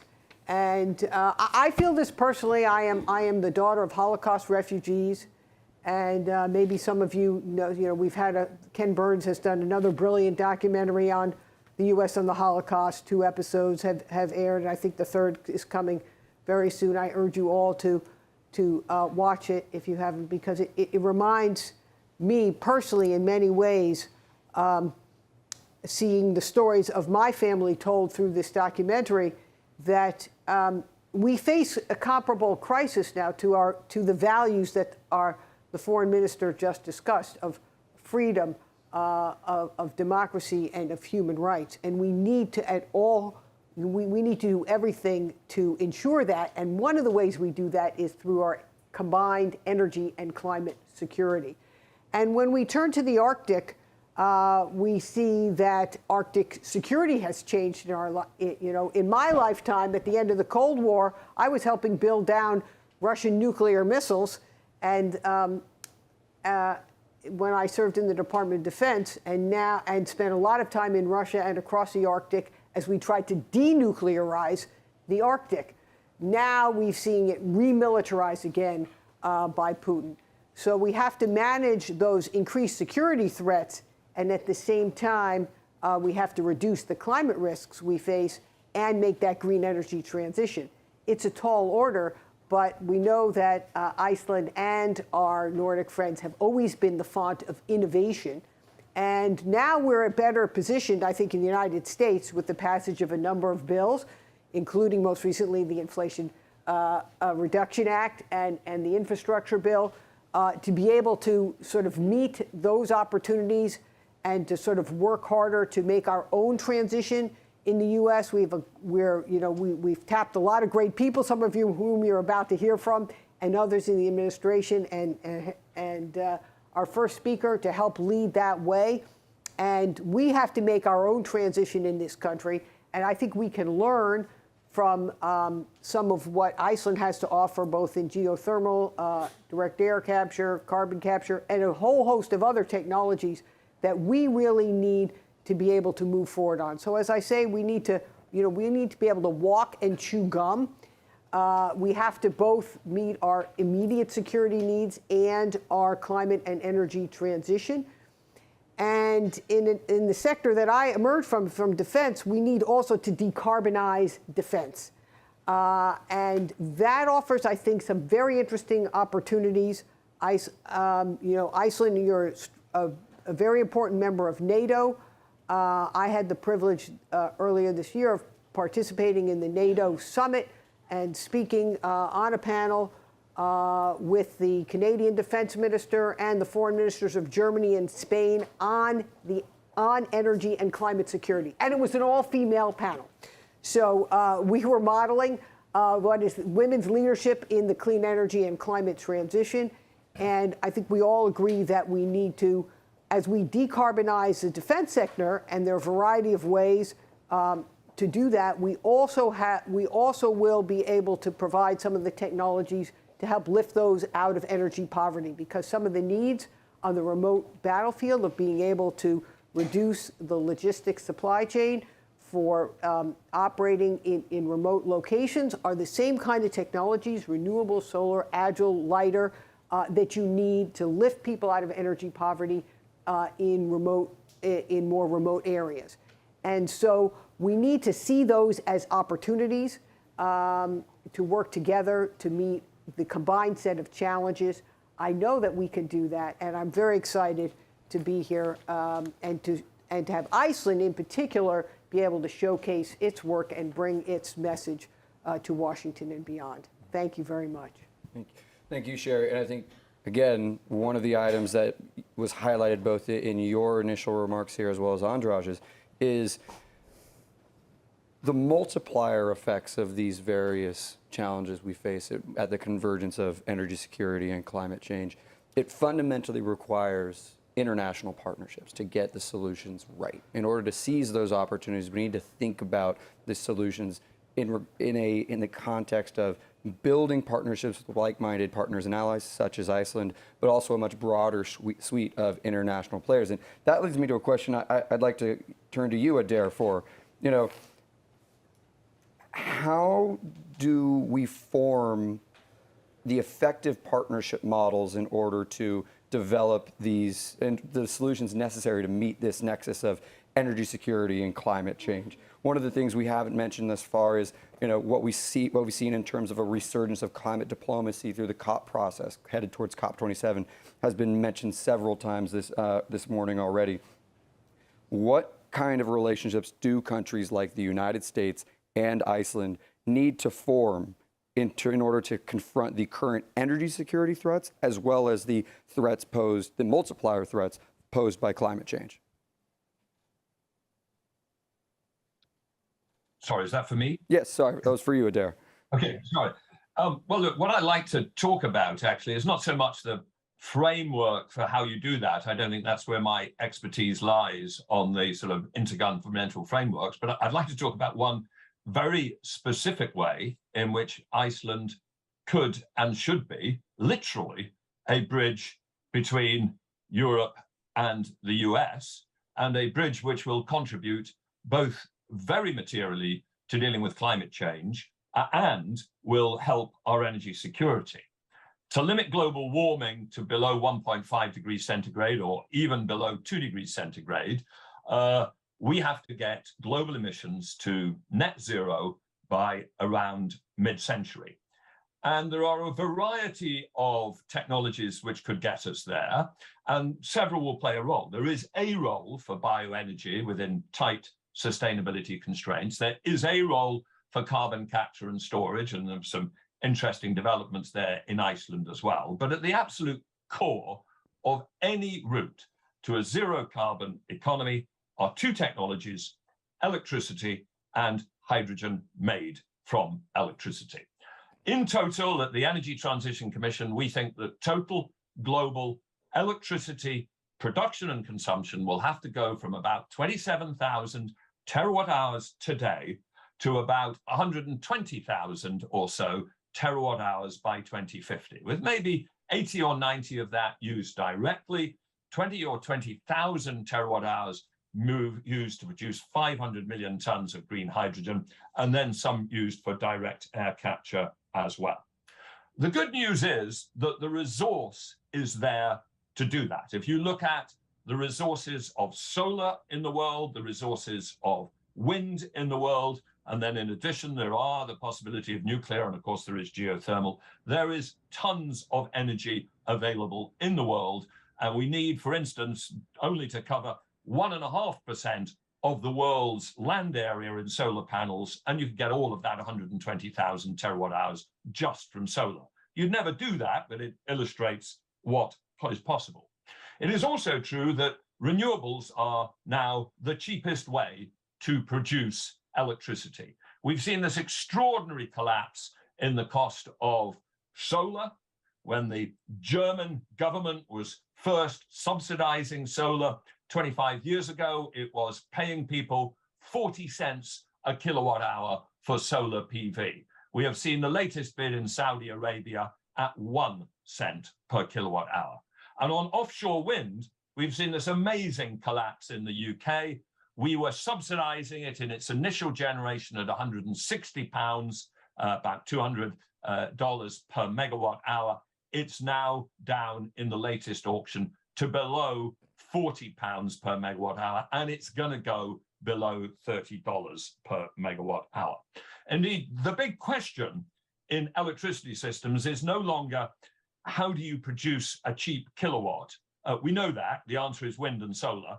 It's how do you balance the system across the year? How do you balance the times when the sun is shining and the wind is blowing versus the times when there is demand? And Northwest Europe's biggest problem is what to do with what the Germans call the Kohle Dunkelflaute, the cold doldrum, a time when you get an anticyclone in the North Sea, you get 2 or 3 weeks without any wind, just at the time when there is high winter demand for electricity for heating. And in that respect, the interconnection of different supplies of renewables across the world has an absolutely fundamental role to play.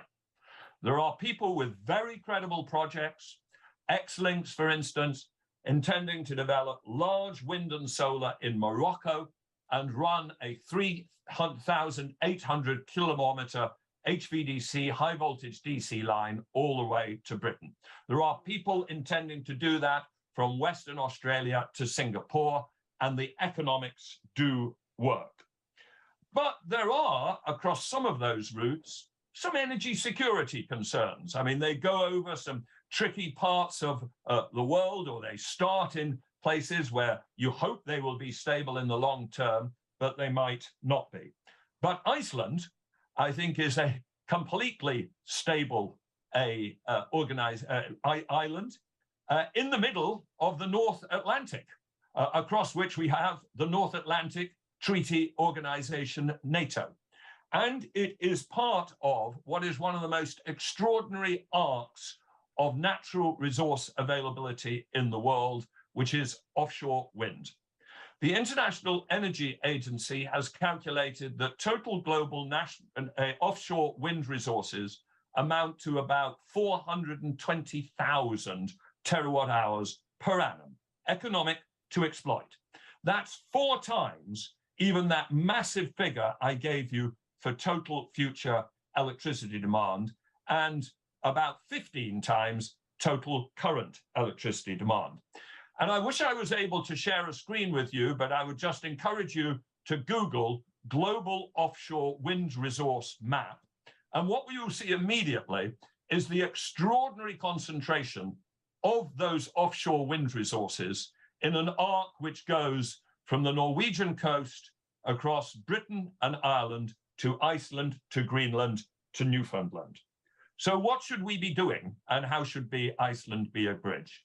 We should be building HVDC lines from Northwest Europe to Iceland, to Greenland, which has huge amounts of hydro as well, and then onto Newfoundland and linking into the US grid. And if we do that, we will unleash an enormous resource of offshore wind, of geothermal, of hydro in Greenland, which could be a massive part of the answer, both to the energy security of the NATO area and to the solution against climate change. The foreign minister said, and I thought an absolutely wonderful phrase, no island is an island, even when it is an island like Iceland, and I'm going to remember that phrase. But all people have also talked about Iceland as a bridge. I think we should be thinking about Iceland not just as a metaphorical bridge, but as a crucial part of a high voltage DC line bridge, which can play a fundamental role in the future energy security and in the fight against climate change. So that is my very specific, concrete contribution to this panel. Thanks, Adair. And I think now we've set the table effectively to begin leaning into our colleagues from the administration here for some concrete, thoughts on how we could make all this happen. Michael, I might turn to you first. After hearing what you've heard through the conversation thus far, from your seat, what do you see as the near-term prospects for U.S.-Iceland cooperation on these issues, specifically energy security? Perhaps we'll start with. Oh, fantastic. Great question. And I want to thank the government of Iceland and the Atlantic Council for putting this event together. This has just really come together so well. I appreciate everybody attending. I think there are fantastic opportunities for Iceland and the United States to work closely together for energy security over, I'm going to sound like a bureaucrat, FY23 or next year to human beings. And, it's already starting. With Iceland's participation at this event, at tomorrow's event, and then leading forward, DOE will be sending a delegation to Iceland in October. I'm pleased to announce that we will most likely be sending an Embassy Science Fellow to Iceland, sponsored by DOE, to work on energy security and resilience issues. And going ahead, Iceland's leadership, which has been highlighted here so often by the foreign minister and by the other participants, has so many great technology areas. Electric aviation that the Prime Minister mentioned. Iceland is a great proving ground for technologies that we desperately need in the North American Arctic. Alaska, America's Arctic, is critically dependent upon aviation for transportation, for medical care, for security. You don't call the police in interior Alaska, you call for the police to come on their plane in many, many places. And those communities are dependent upon supply lines of aviation gasoline or jet fuel that is made elsewhere, that has a limited supply. And as we saw, it can run out in winter conditions. Electric aviation is an area we're looking very strongly at. Carbon capture and storage, Iceland's leadership is amazing, absolutely amazing. And there are many opportunities, again, across the U.S. Arctic and Iceland to work together. I think we'll see some action in that area later on. I really can't get ahead of things, but Iceland's leadership on carbon capture and storage, its interest in electric aviation, its leadership on hydrogen, its leadership on vertical axis wind, which can be used in more restricted areas. All of these are things that our department is very interested in. I know our geothermal energy office and our carbon capture and storage office will be speaking later. But from the broader perspective, from the Arctic Energy Office perspective, Iceland is the energy technology leader for the Arctic, other than the United States. We're just tremendous areas of cooperation to move forward on. I have several follow-up questions, but I want to turn to Greg first to give everybody a chance to jump in quickly. Where does the Department of Defense, stand on these issues? How are you thinking about resiliency in the Arctic writ large? How are you thinking about the role of the U.S.-Iceland partnership in regards to each of these challenges we've discussed so far? Yeah, thank you very much for the question. It's an honor to be up here with this esteemed group of panelists, and my thanks to the Atlantic Council and the Embassy of Iceland for including the Department of Defense in this conversation today. The Department of Defense has already been making its presence known during this event by virtue of these helicopters occasionally flying by. But let's be frank, if it weren't for the pioneering work of folks like Sherry Goodman, my co-panelist here, the Department of Defense wouldn't be in a position to be having the kinds of inputs in these sorts of conversations that I think we are now. And it's a recognition of the fact that there's three primary drivers out there for why the Office of the Secretary of Defense now has an Office of Arctic and Global Resilience. And that is, an increasingly strategic and accessible and contested Arctic region, a growing urgency of the climate challenge, and a recognition that energy security is national security. Now, these insights obviously preceded the decision by the Kremlin to further invade Ukraine earlier this year, but that dynamic has only accelerated, I think, the relevance and the salience of these issues for the Department of Defense. It's also, I think, further tightened the relationship between the United States national security establishment and the wider governments of the other like-minded Arctic states. So we're spending a great deal of time with Iceland as well as the other Arctic 7 nations thinking through the intersection of these various challenges and the ways in which we need to evolve the way we operate collectively to make sure that we are responsive to these new threats, that we're able to operate despite a changing climate. And DoD is doing a great deal to take on the fact that while we account for a relatively small percentage of overall U.S. greenhouse gas emissions, we are the leading institutional emitter here in the United States. And so we're making significant investments on the order of $3 billion in the president's budget to start greening the Department of Defense. I shouldn't say start, but really accelerate the greening of the Defense Department. And we're not doing this strictly for climate reasons, although these investments absolutely do redound to the benefit of the climate and reduce greenhouse gas emissions. But we're doing it because these novel technologies, these green technologies, allow us to be more effective in terms of our overall mission. They give our warfighter an edge. You know, we recognize now that things like energy efficiency or dependence on our strategic competitors for hydrocarbons, for logistics, these are vulnerabilities that we simply can no longer tolerate. So taking steps to make our force more agile, more resilient, these are common sense steps, and they also contribute to the whole of government effort that we're making to take on the climate challenge here in the United States and around the world with our allies and partners. Fantastic answer, and I'm going to ask you both two quick follow-ups. First, I'm going to beat up on Michael a little bit more. One of the items, you had a laundry list of areas of cooperation between the U.S. Department of Energy and Iceland. One of those strikes me as a significant mutual interest in maritime, in the sustainable maritime sector, which when we talk about the evolution of the Arctic with becoming a major shipping route, the U.S. and Iceland seem to be natural partners in that space as well here. Could you speak a little bit to those mutual interests and where you see that ball specifically moving over the next several years? Sure, that's great. Iceland as a maritime leader, the shipping industry is a focus area for reducing emissions, but it's also where, again, energy security and climate security come together. The North American Arctic, like Iceland, is effectively an island as far as the transport of goods and services go. Almost everything comes by ship, whether by container or tanker or barge. And this area is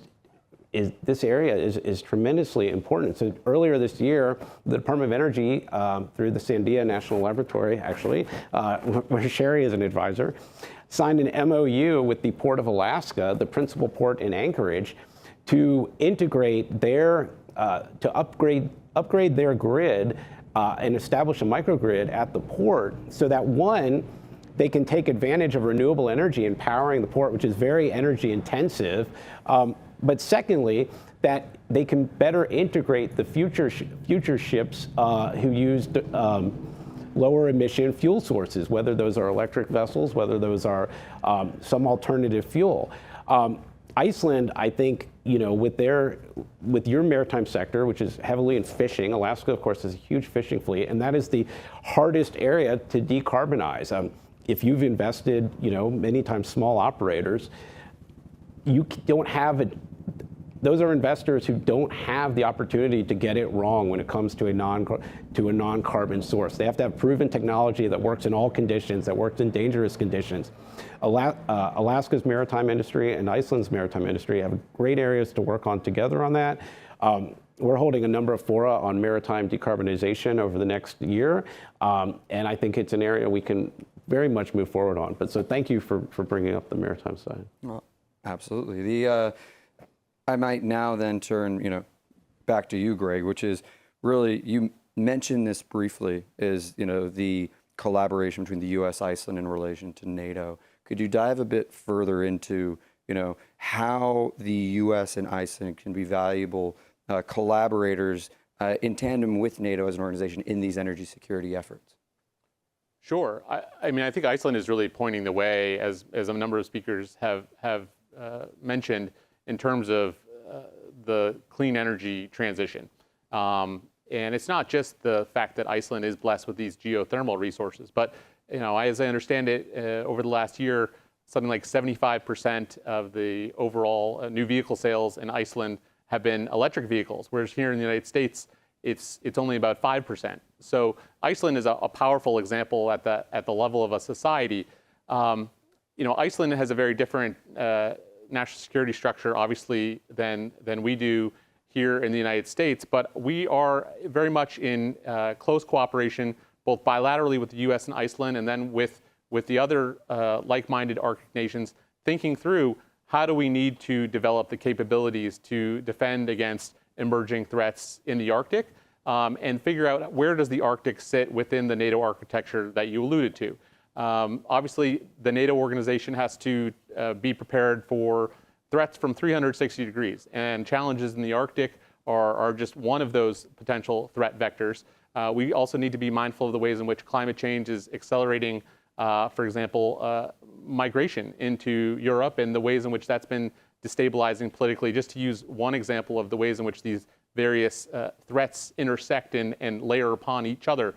But the dialogue with Iceland is incredibly valuable. They and the other kind of already existing members of NATO will be critical to the integration of Sweden and Finland. We are going to be seeing more Arctic in NATO, one way or the other. And the fact that we have this group of allies, allies and partners currently, it's hard to think of another region in the world where you have so many common interests and so much capability to bring to bear. So it's a real pleasure, I think, from the Department of Defense perspective, to be working with such a capable group of allies who are invested in interoperability, who exercise together regularly, who have the familiarity and trust in each other, that we will be able to operate together effectively should circumstances require it.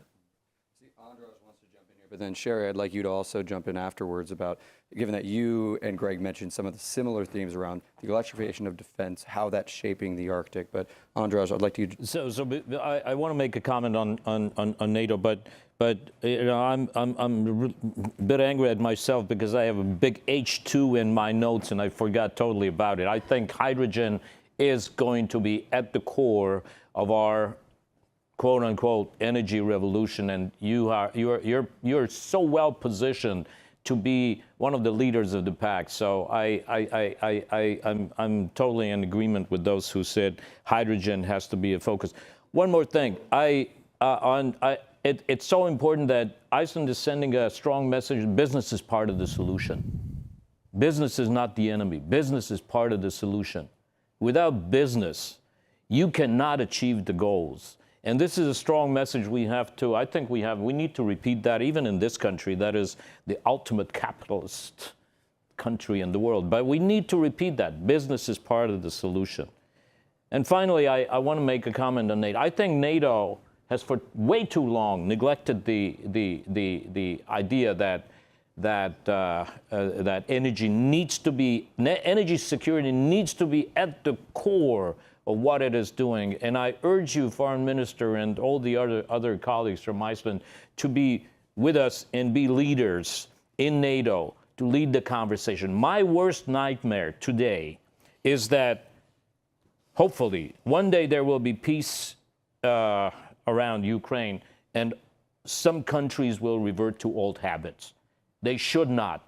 And the United States and our best allies, the Nordic countries, need to be the leaders in preventing some countries, some unnamed countries, reverting to old habits, because that would be a disaster from the security point of view, and it would be a disaster also from the green transition point of view.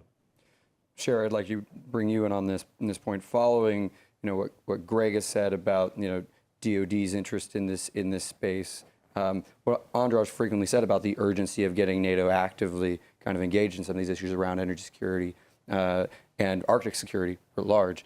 How do you respond? What do you see as the pathway to success there? Well, thank you. I think there are a couple important ways, as has been mentioned with Sweden and Finland joining NATO. We now have a critical mass of NATO, a more critical mass of NATO members who have strong Arctic interests. A couple of years ago, I participated in NATO's first strategic foresight workshop on the Arctic in Oslo, and among the then 30 member nations, you could see that it was a struggle to get those who were not directly Arctic nations interested, from the Mediterranean, the other Eastern nations, to be interested in those missions. Now I think that's changing, and that's critically important. We have to be able to make this energy transition in the Arctic, even as we recognize it's gone from a more cooperative region to one potentially more contested now. But the security depends on, and the strength of our security depends on decarbonizing in the defense sector, because that aligns with military effectiveness. And there are many technology areas that align also with both improving NATO's needs and decarbonizing defense. And NATO Secretary General Jens Stoltenberg has made a high priority of his NATO's Climate Action Plan, which he released about a year ago, and then provided a new assessment at the NATO summit this summer.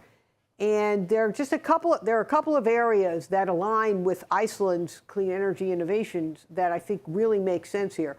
One is, microgrids will be it's all under the rubric of decarbonized distributed energy resources. Decarbonized distributed energy resources. In order to decarbonize defense and to make more resilient our energy, the Department of Defense now, for example, is installing microgrids on every major base. And NATO is moving in that direction too. And then what you put on that microgrid in the base should be renewable resources to the extent possible where they can be connected. Renewables also for remote areas. And then eventually we will have green hydrogen in there. And then it will be more electrified. And the other important role that I think NATO plays, where our Iceland and our Arctic nations have a great opportunity here, is aligning the standards that you need by which to measure energy sustainability. And that's where NATO standardization agreement can be built out, and that's one of the areas that NATO is focusing on, so that we can, because you can only, you can't manage what you don't measure. So we need to be able to measure our progress in that way. Some NATO nations now do manage and measure their greenhouse gas emissions, like the United States and others, but we need to move more of NATO in that direction so that we can fulfill that promise and improve our climate and energy security. With the 9 o'clock, I want to briefly open the floor to the audience for questions. If you have a question, feel free to raise your hand and we'll have a mic runner come down to you. I see one right here in the front row. And there's a mic right there, ready to go. We hot? All right. Please introduce yourself and stand up. Yeah, I know several of you. I'm Joan Michelson. I moderated a session this morning before this started on women. It's good to see a lot of women here. Okay, great. I'm used to looking at a camera. Thank you. You talked about the business community, and I just want to pull that thread a little bit. When I was in Iceland in June, one of the things that fascinated me and that I wrote about in Forbes was in the United States, we talk about a multi-use development as residential and retail on the bottom, residential on the top, retail on the bottom. In Iceland, the communities, and some of the folks who I was with in Iceland can talk about this as well, are actually, you have to meet sustainable criteria in order to be in that park. And you have to have your byproducts be shared, your products and your byproducts be shared. So it takes this whole level of integrating the business community into the clean energy transition to an entirely new level that, to me, could be a really great model that any area could adapt. So I wonder if you could talk to that. And I just want to throw in, having lived in Fargo, North Dakota, I think that would qualify as part of the Arctic North in the U.S. too. And I'm a New York City girl, so there you go. So if you could talk about the business side and how these innovations on the business side can really drive this transition. somebody I think the talks question about was directed at you, given that you brought up the business, the role of the business community in this. I don't think I'm supposed to. Maybe the foreign minister well, can say then let's something, or turn you to- can say let's turn something. to But Greg here. Chime in briefly. Yeah. I mean, I echo Andrus's point that the business community, the private sector, has a critical role to play. And a lot of what the Defense Department is doing is trying to do better to fast follow innovations that are happening in the private sector, finding things that are promising in early stage development, and then use our sort of buying power to help bring them to scale and accelerate the sort of integration of those sorts of technologies. I think there's a great deal more work for us to do collectively as a government and as an international community to move towards what you've described, which is a truly circular economy. We're a long ways from that, and certainly our allies and partners in Northern Europe are, I think, really leading the way in terms of that conversation. We have some work to do there, but I think you're exactly right. Whereas once upon a time,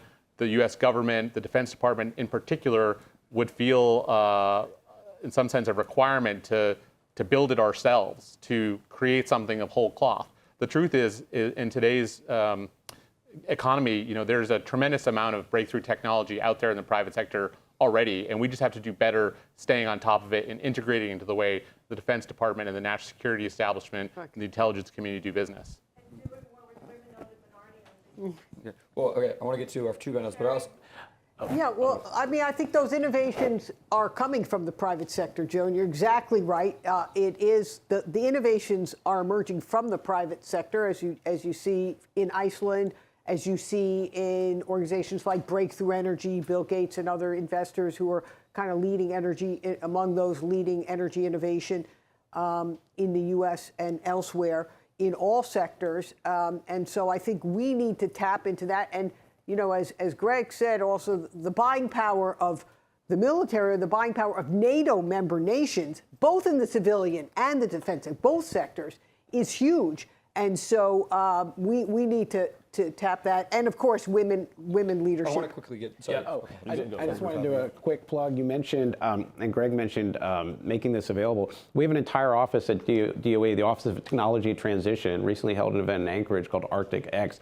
We want to get the clean energy technology being developed at our laboratories and in our partner institutions out the door and ready for manufacturing. We don't want to hide it, and so that is open to entrepreneurs and investors, amongst our allies and partners, as well as the United States. And they really have a lot to share with all sorts of businesses, from small to large. I would check them out. I do want to add that a couple of years ago, I was in Reykjavik, and I had a good conversation with Thor Sigfússon.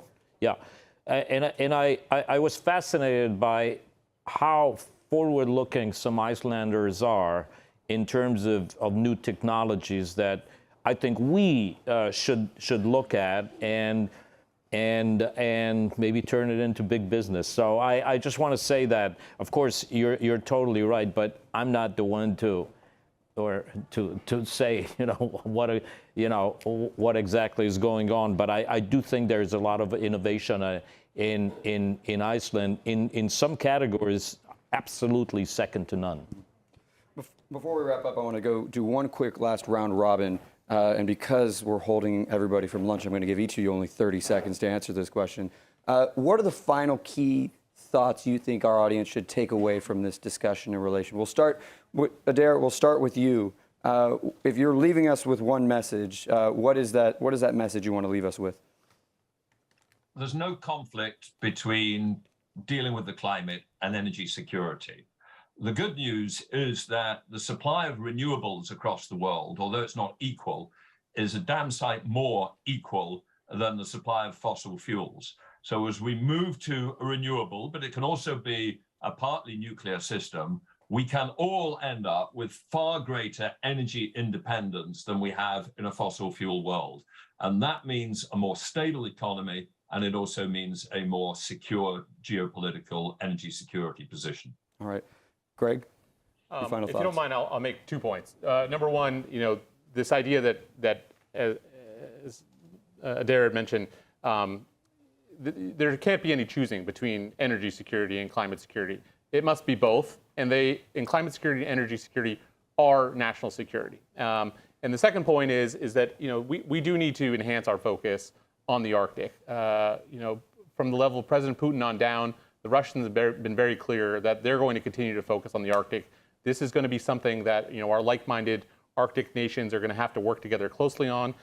We're prepared to sort of deepen that engagement. China, likewise, is becoming increasingly active in the Arctic. They're interested in the Arctic's energy resources as well as its other natural resources. And finally, the North American Arctic, Alaska, is a critical platform for power projection for the United States and for NATO. We have more sort of current generation fighter jets in Alaska than anywhere else. I want to put in just a brief plug for our new Ted Stevens Center for Arctic Security Studies. That's going to be a mechanism for us to continue engaging with allies and partners, as well as deepening Arctic literacy within our own joint force. So very much look forward to working with the Ted Stevens Center and with our allies and partners on these shared challenges. The North American Arctic, which as we now know should also include Fargo. So just an additional note there. Right? We'll update the Unified We'll have to Campaign update Plan. the map just a little bit here. Let's see. Michael, any final thoughts? Yes, thank you. My final thought would be the best time to make the investments in energy security and climate resilience was 8 years ago, but the second best time is now. And we have a tremendous opportunity now before things get worse, before things are baked in even more than they have, before global economic and climate change and global economic and social changes have different impacts. Now is the time. Iceland's leadership has shown that. The DOE leadership has shown that we really, really, really need to seize this opportunity. If we had this conversation 10 years from now, I would be very sad. Andras, any final thoughts? I just want to encourage Iceland to be ambitious and be a leader in the transatlantic debate on energy security, on business opportunities, and on innovation. And I agree with you. I'd like to see Iceland at the center of the universe 10 years from now. Yeah. All right. Sherry, bring us home. Final words for us to depart with. Okay. Well, thank you, Reed. Well, I mean, while we do face these unprecedented risks of climate, the crisis in Ukraine, and COVID, I do think we have also unprecedented opportunities to put the world in a better place. And Iceland is really at the heart of being able to showcase how we make that climate-friendly, clean energy transition with the private sector and women's leadership showing the way. All right. Well, thank you. I'd like to thank our panelists. I'd also like to thank the Foreign Minister and the Principal Deputy Assistant Secretary for their introductory remarks. This was a wide-ranging conversation, which makes me glad we had 5 panelists to help out with. We'll now take a break for lunch. Our next session will kick off at 1 p.m. I believe lunch is being served downstairs. But if you aren't finished eating by 1 p.m., you can bring your lunch upstairs. But you can also watch downstairs, too. So wherever you are at the House of Sweden, you can watch the summit. So with that, I'd like to give a round of applause.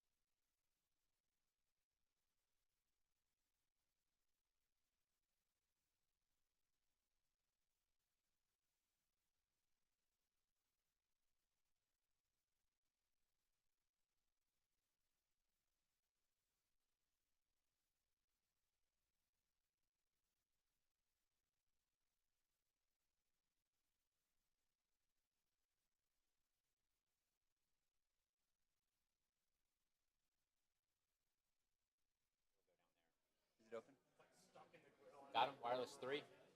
Go ahead. Ladies and gentlemen, please join us on the main floor. The program is about to resume. Ladies and gentlemen, please rejoin us on the main floor. The program is about to resume.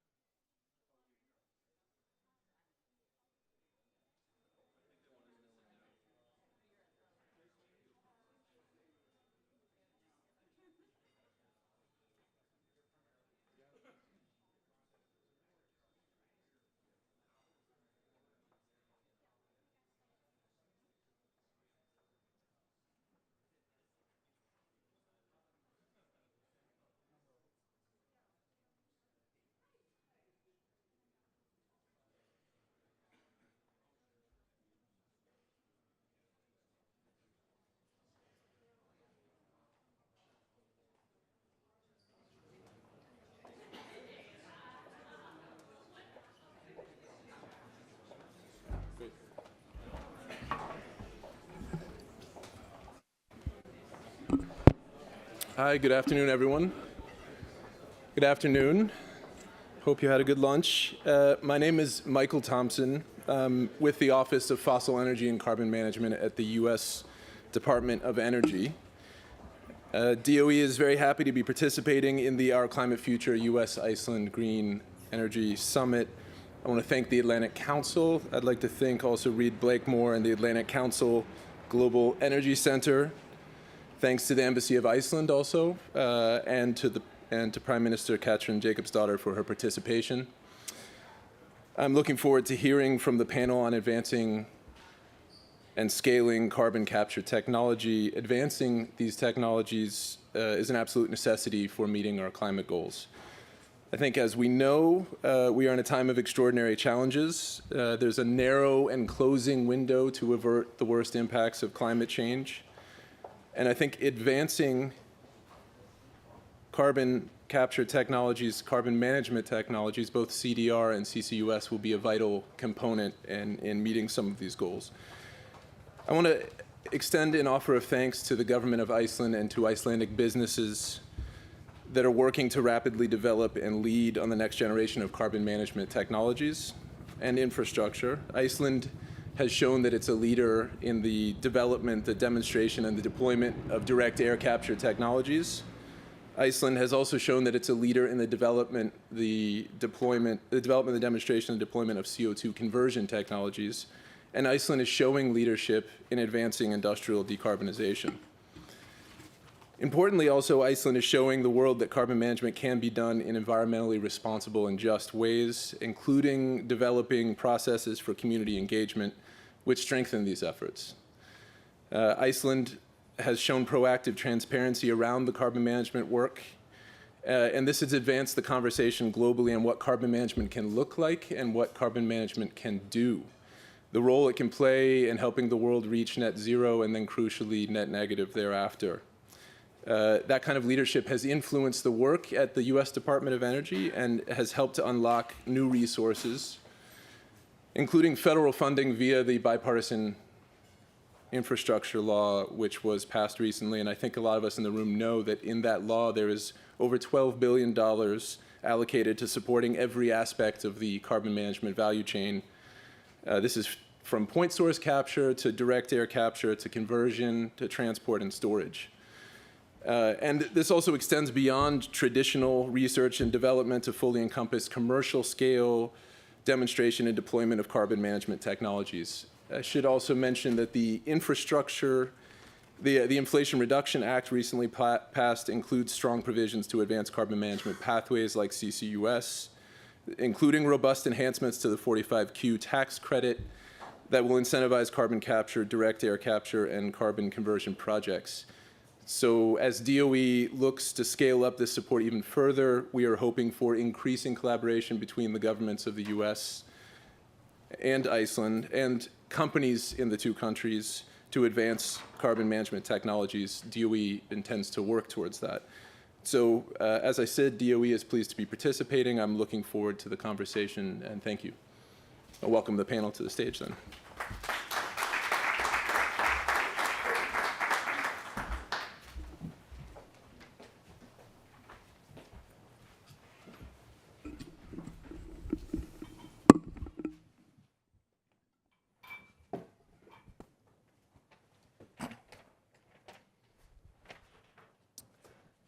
Hello, everyone. My name is Jack Andresen. I'm here representing Breakthrough Energy. We're a policy and advocacy organization that also includes several strategies to mitigate the valley of death for a number of different technologies in the most hard to decarbonize areas, from an incubator to a venture capital wing, all the way up to project level financing, as well as policy done in the United States and in Europe. I'd like to thank the Atlantic Council Global Energy Center on having us all here, the Embassy of Iceland, the Prime Minister, Green by Iceland, and House of Sweden for hosting us.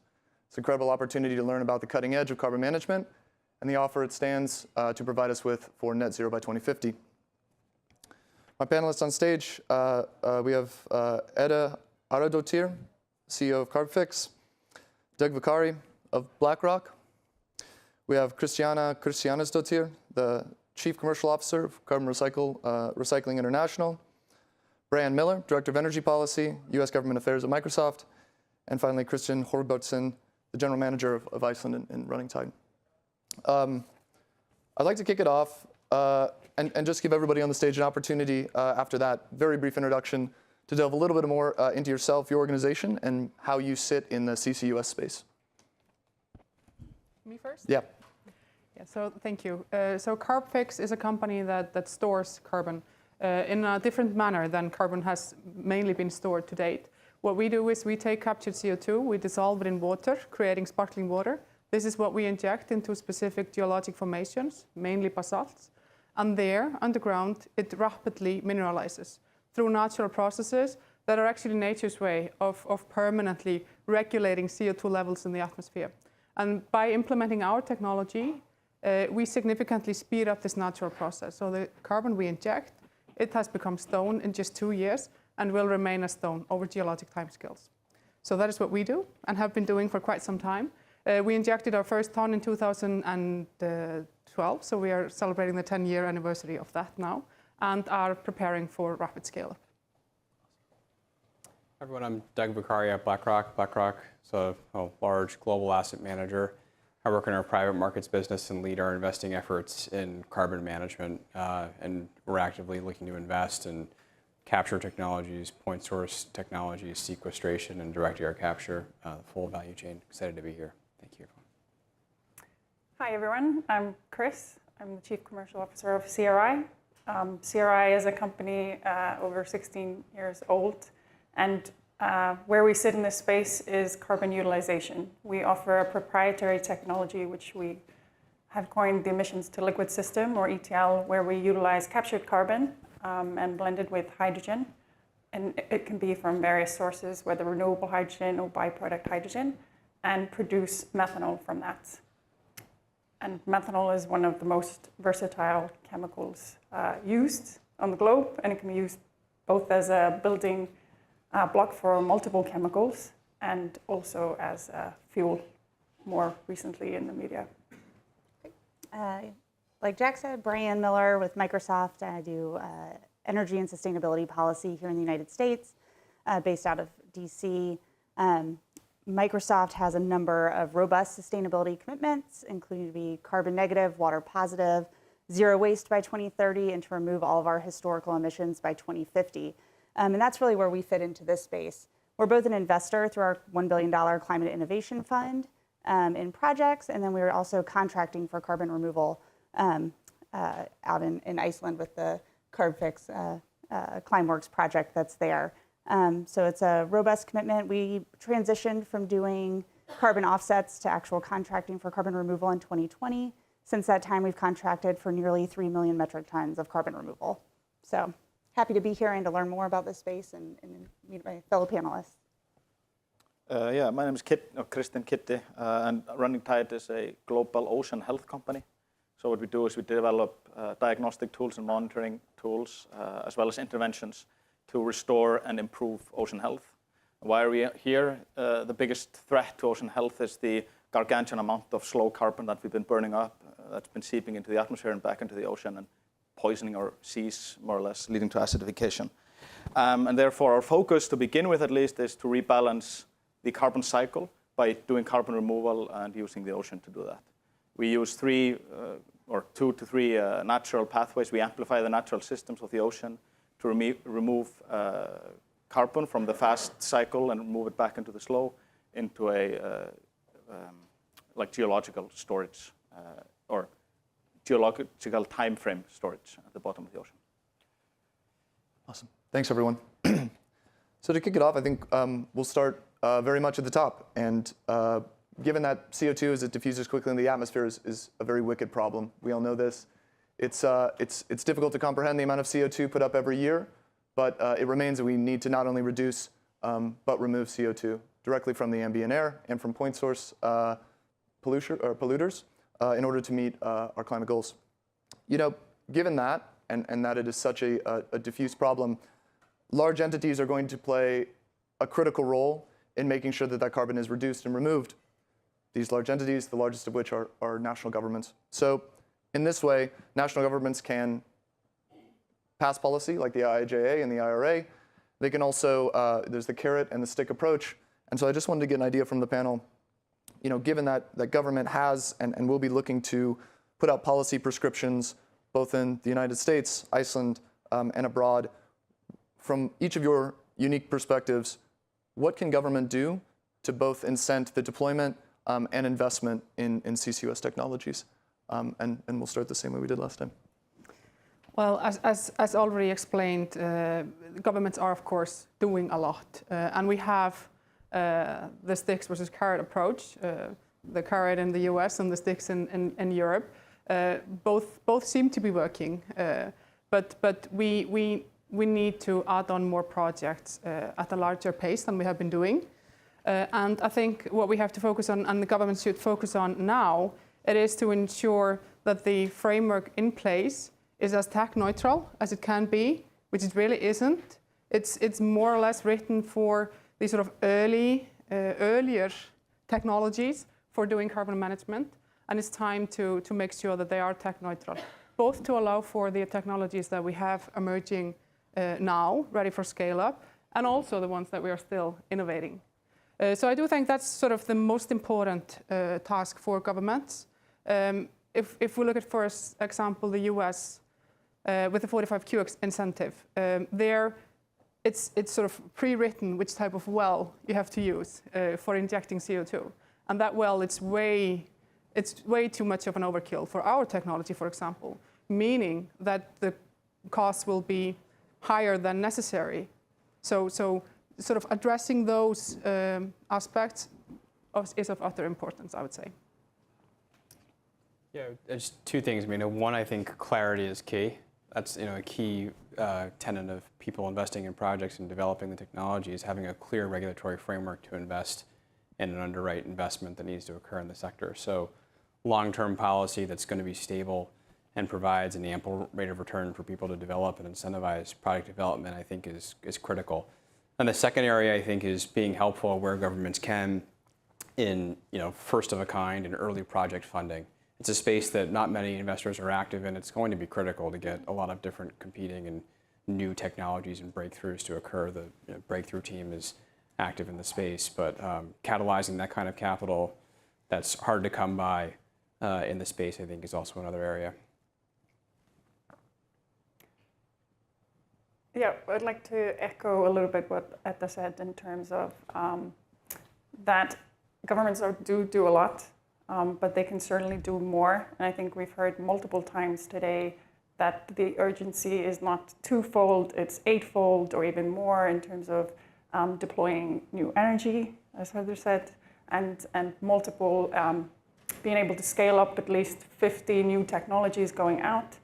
And it needs to be not focused on and decided at the table of the governments which technology is going to prevail or wait for the decision to be made. So whether stick or carrot, I mean, both are great. What we have seen from us is that the stick approach allows it to happen a little bit more faster.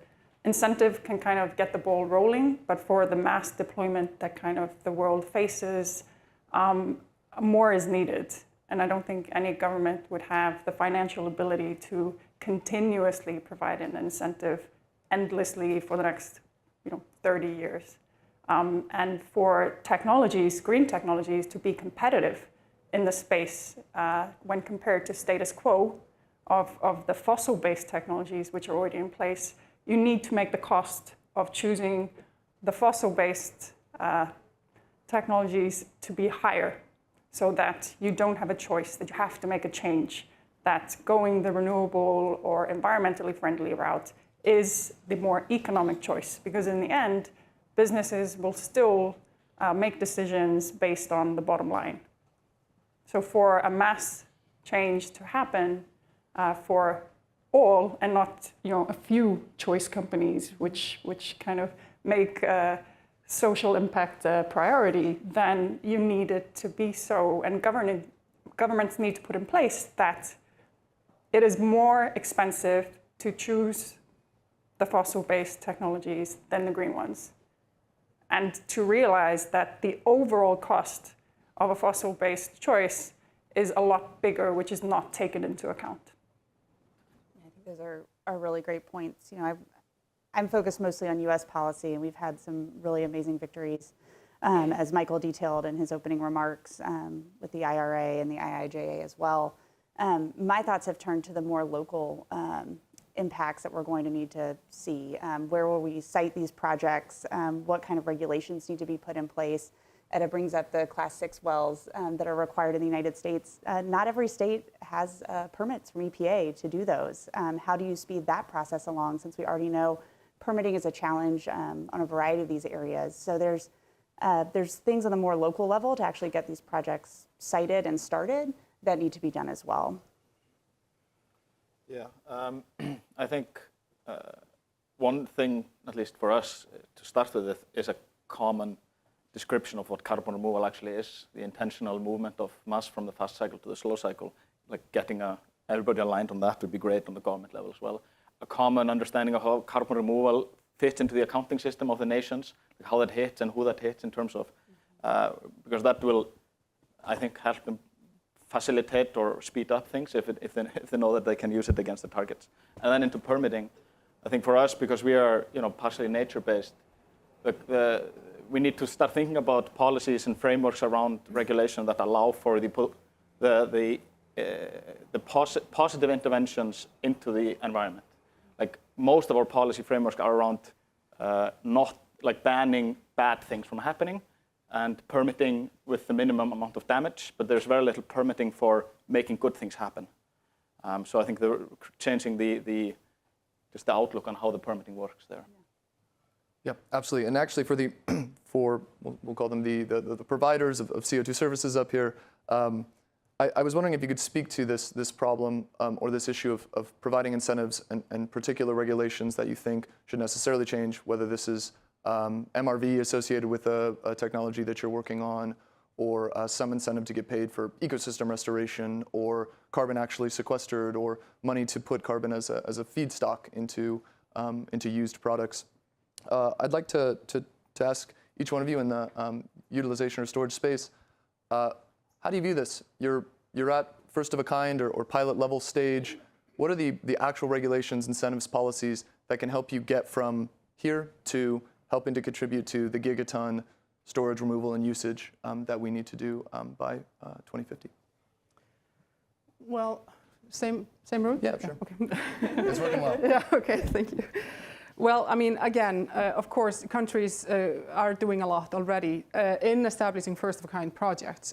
But what happens after that? Of course, we are, many of us, still working on our first large-scale project. So, of course, we want to take them somewhat further to take the first lessons learned to already implement into the next one. So we always need a bit of a learning curve. But I do think what really needs to happen is that we need to break this sort of classic chicken and egg dilemma. We are establishing new full value chains, sometimes across borders. There are so many issues that need to be tackled. And the way we've addressed, in most cases at least, how to get projects up and running is to line up all these sort of different pieces of the puzzle to minimize the risk. So we have to break that dilemma. We have to just, in parallel, advance on storage. We have to advance on transport. We have to advance on capture, whether it's point source or direct air capture, utilization, restoration, and all of that. So whatever systematic changes we can implement that assist us, the developers, to do that, that's going to be very helpful. Because this, of course, means that we are taking on much larger risks than alternatively. So I don't have an exact answer, but this is what we have to do. We have to break the chicken and egg dilemma. Absolutely. Doing everyone? Yeah. Okay. Yeah, no, I mean, I think that I think it is important to analyze the impacts of policy and make sure that every pathway of technology is accounted for. I also am sympathetic, though, to the situation we find ourselves in. You know, from a government perspective, these are novel processes. This is a novel value chain that's being established, and full cycle stakeholder engagement is really important. I mean, there are people that live in communities where CO2 pipelines will be laid that, they don't have any experience with running through their land. They make their livelihood off the land. And so I think, while we all want to move quite quickly, it's also important that there's good stakeholder engagement and these processes are vetted.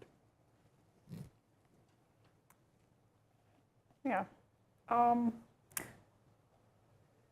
So I think in terms of utilization, I mean, there is a lot of discussion of sequestration, and I think it's neglected from our point of view, the fact that we live in a carbon-based society, and that carbon is currently based on fossil, and that needs to be replaced somehow, and you're going to stop utilizing fossil-based carbon that's done today through oil and gas, and then how are you going to what are you going to replace it with, and how are you going to replace it? And one of those is the chemical that can be produced with our process, methanol, today, which is 60% produced by coal and almost 40% by natural gas. And these are fossil-based. And I think a lot of the policies that are put in place are really focused on sequestration, and this gets forgotten. And even IRA does focus really heavily on the hydrogen production itself to essentially build up the renewable a lot. But there are multiple chemicals downstream that can carry the hydrogen a lot better than hydrogen in its gas form. And that's kind of not addressed properly in the IRA. So I think it's about the limitations sometimes, or the laser focus of one way to be done, which might be not the best for us to actually succeed over a 30 or 40 or 50-year timeline, or even 20 for many government cases. So I think there needs to be a bit broader sense of, and as Etta said, to mirror it, there are so many technologies that have to be deployed so we can achieve what we intend to achieve. So Microsoft is an early investor and also contracts, like I mentioned in my intro. And that's, we hope that we're helping to create the market so that more projects can be developed and do other things. We joined the First Movers Coalition that the World Economic Forum has put together. We're co-champions of the carbon removal pillar with Google and Salesforce, which has like 1,000-year durability requirement. I think it's like scalable megaton by 2030 and gigaton by 2050. to try to gain more interest and excitement around this and to hopefully garner more investment into projects that do this. Another side of Microsoft that works on this is on Microsoft Research. And we talk about how do we speed these projects along on permitting and other things. Microsoft's research arm recently published some research about an AI system they use that's able to do seismic monitoring to check the seismic mapping of different areas. And they're able to do it 1,500 times faster than the current way that it's done. So these are things that we're doing kind of behind the scenes on our research arm that's different than just our investments and other things. Yeah, I mean, like for us who are kind of in this, nature/technology area, like the clear permitting pathways, like we want to get a permit, but somebody needs to create how to do that.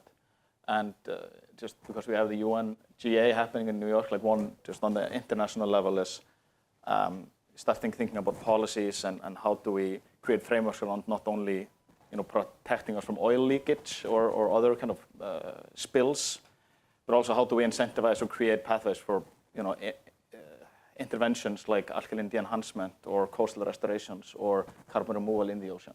Because we will, there's no way that we will get to the other side of this without somehow interacting with the ocean. And then the other part is, on the kind of per project basis, is thinking about how can we create policies around creating the capability for strong demand signals for these projects so that we can unlock cheaper financing for the projects. And that's, I mean, Microsoft and other companies are, spearheading that by just doing it as a good citizen. But bringing that to the broader, governmental and policy level would be helpful. Yeah, absolutely. Pivoting a little bit from sort of the government policy financing aspect of CCUS, in my work, I work in policy at Breakthrough, and we're constantly in this sort of tug and pull around what are the communications and education needs within CCUS? How do we talk about this to the public? How do we talk about technologies that are so new that a plurality of people actually have never heard of them before?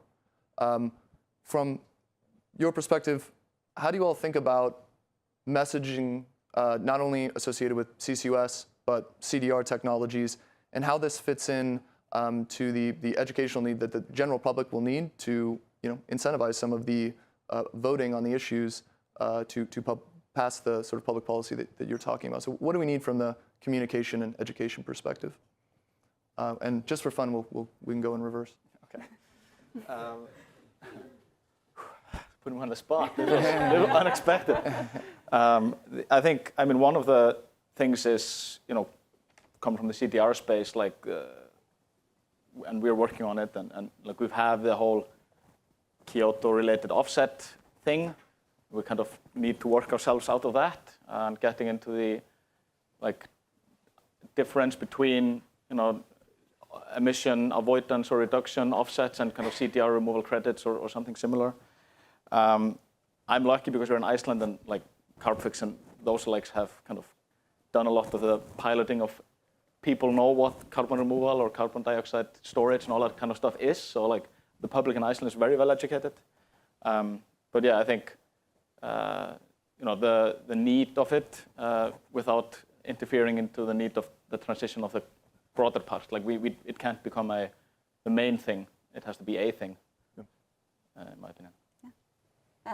So before I joined Microsoft, I worked on Capitol Hill, and the National Academies did their report on CCUS and CDR. And I remember when they came in, it was the first time my colleague and I, who worked on energy innovation almost exclusively at that time, had even really experienced a real understanding or a briefing on the topic. No one had come in to talk to us about it before. And we had many questions when they showed us the fans that put it down. We were like, what is this and how does it go? And we've come a long way since then. I think this is part of the conversation here in the United States very strongly, and a lot of that's to DOE's credit and folks like Breakthrough who've worked really hard to spread that message. But I think part of the challenge is how do you transparently talk about the different kinds of solutions that come with CCUS, CDR, and others, and being really honest about the durability and the capabilities of each one of these technologies.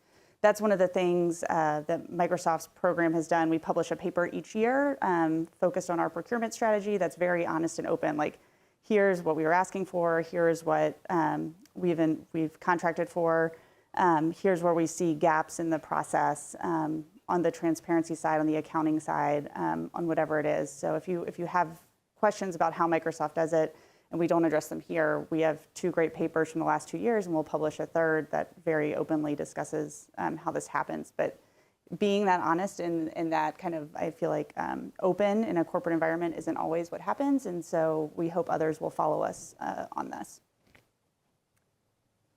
So, having been in this space for 16 years and starting the journey 16 years ago, trying to have people understand that it was super important to do something about the carbon, that CO2 had to be reduced and had to be utilized, it was definitely an uphill battle. But to what Kit is saying, I mean, now we're not a lone voice, and that makes a real difference. But it's extremely important to have publics and governments understand, and not only understand the technology, but understand the urgency, and that's a real key point. Because without the understanding of urgency, and that's definitely, there is a big difference, even almost 10 years ago when I started with the company, and now, I mean, the difference of talking to emitters and potential customers is significant, and companies are willing to come to the table, and they understand that this is an additional cost, and they're willing to take the steps that are required. But how to educate the public with perseverance and just never give up again and again, and you have to repeat it 100 times or say it in 100 different ways to get the message through, then that's what's required.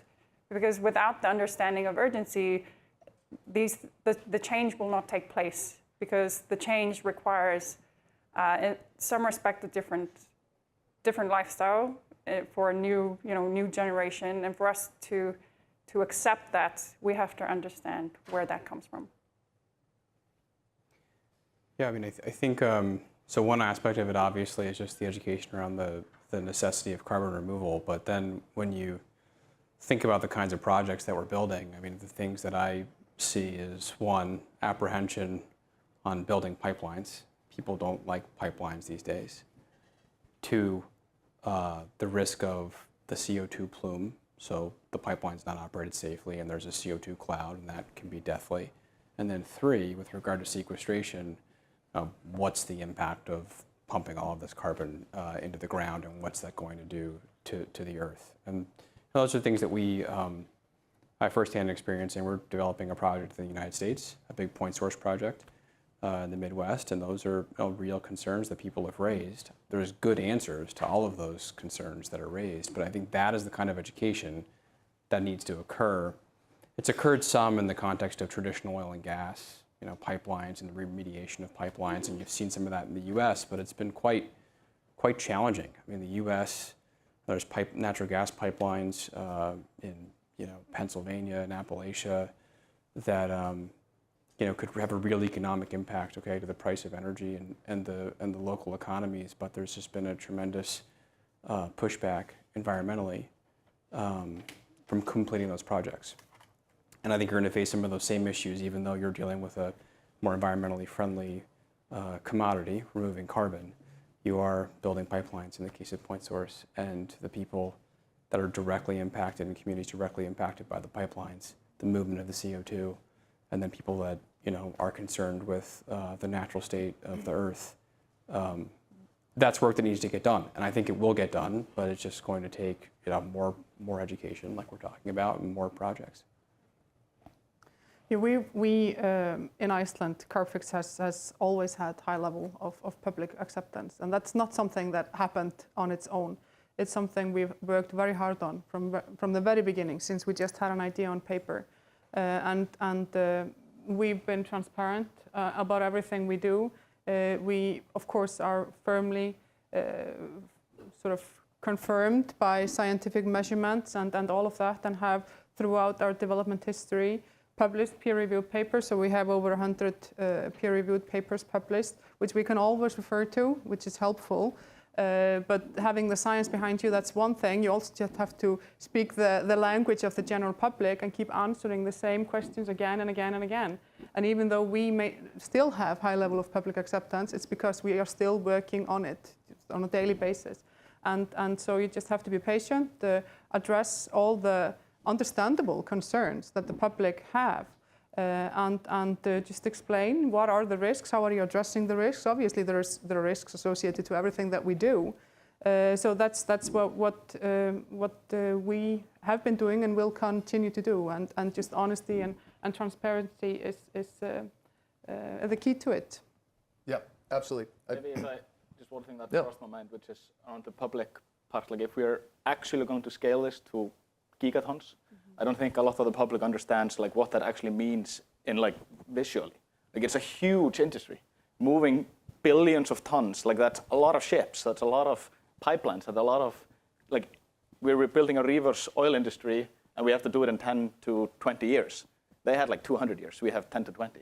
So I think people are like, think about it as maybe some cute, cool projects, like one fan up here, one pipeline over there, but it's real industry, it's big. And maybe the public opinion will change when they realize that, but we also need to think about the size, like it's huge. Yeah, absolutely. I think about that pretty frequently with just the fact that, since we've been injecting CO2 deep into the subsurface, we've stored something like 400 million tons of CO2 safely without any major leaks. What does 400 million tons look like? That's such an incomprehensible scale that number almost becomes meaningless, despite the fact that it's just an incredible safety record for an industrial process. Just 400 million tons of anything being stored or kept anywhere safely is incredible. Edda, did you want to?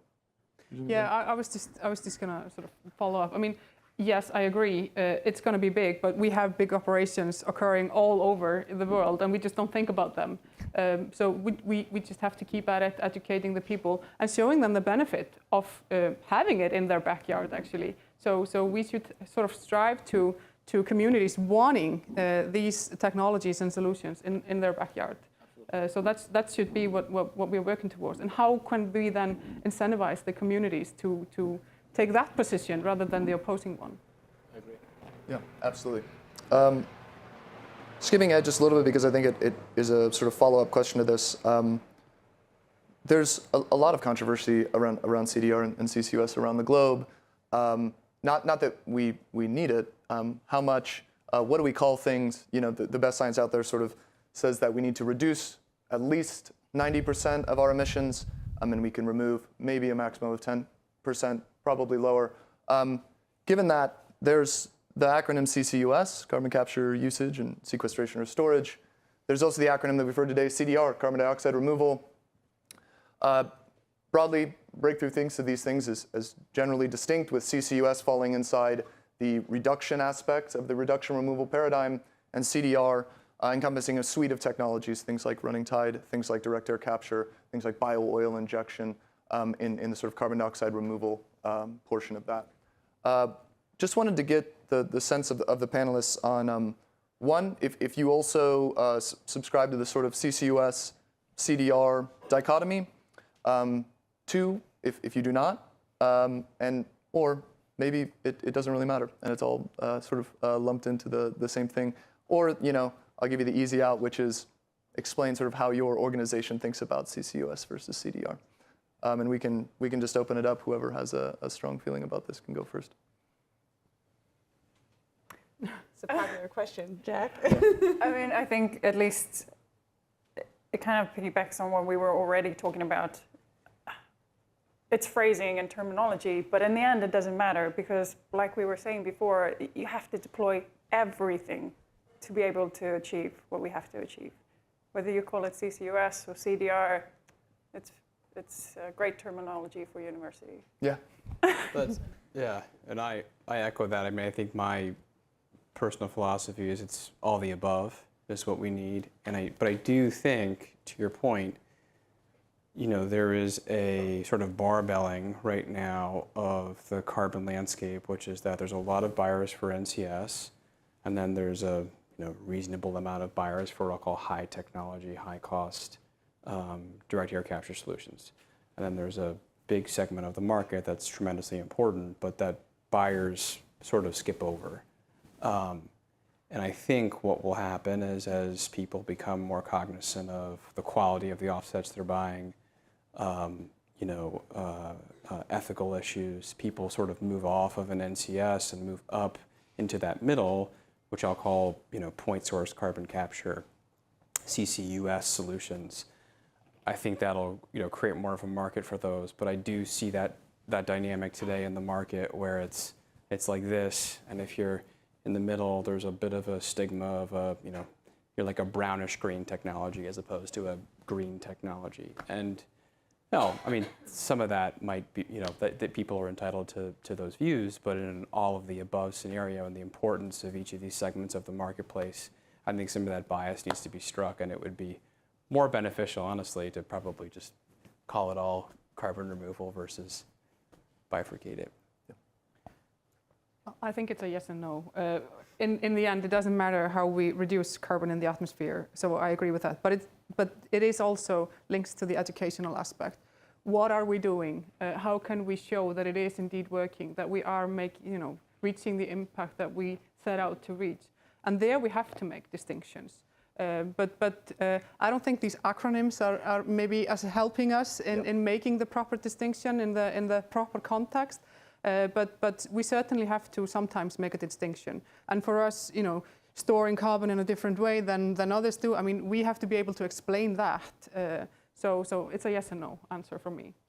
Yeah, and it's two tools in we need to rehygiene how we do things. Like one is balancing the budget. We need to reduce the deficit. We use carbon capture point source, for example, utilizing to kind of limit how much we emit.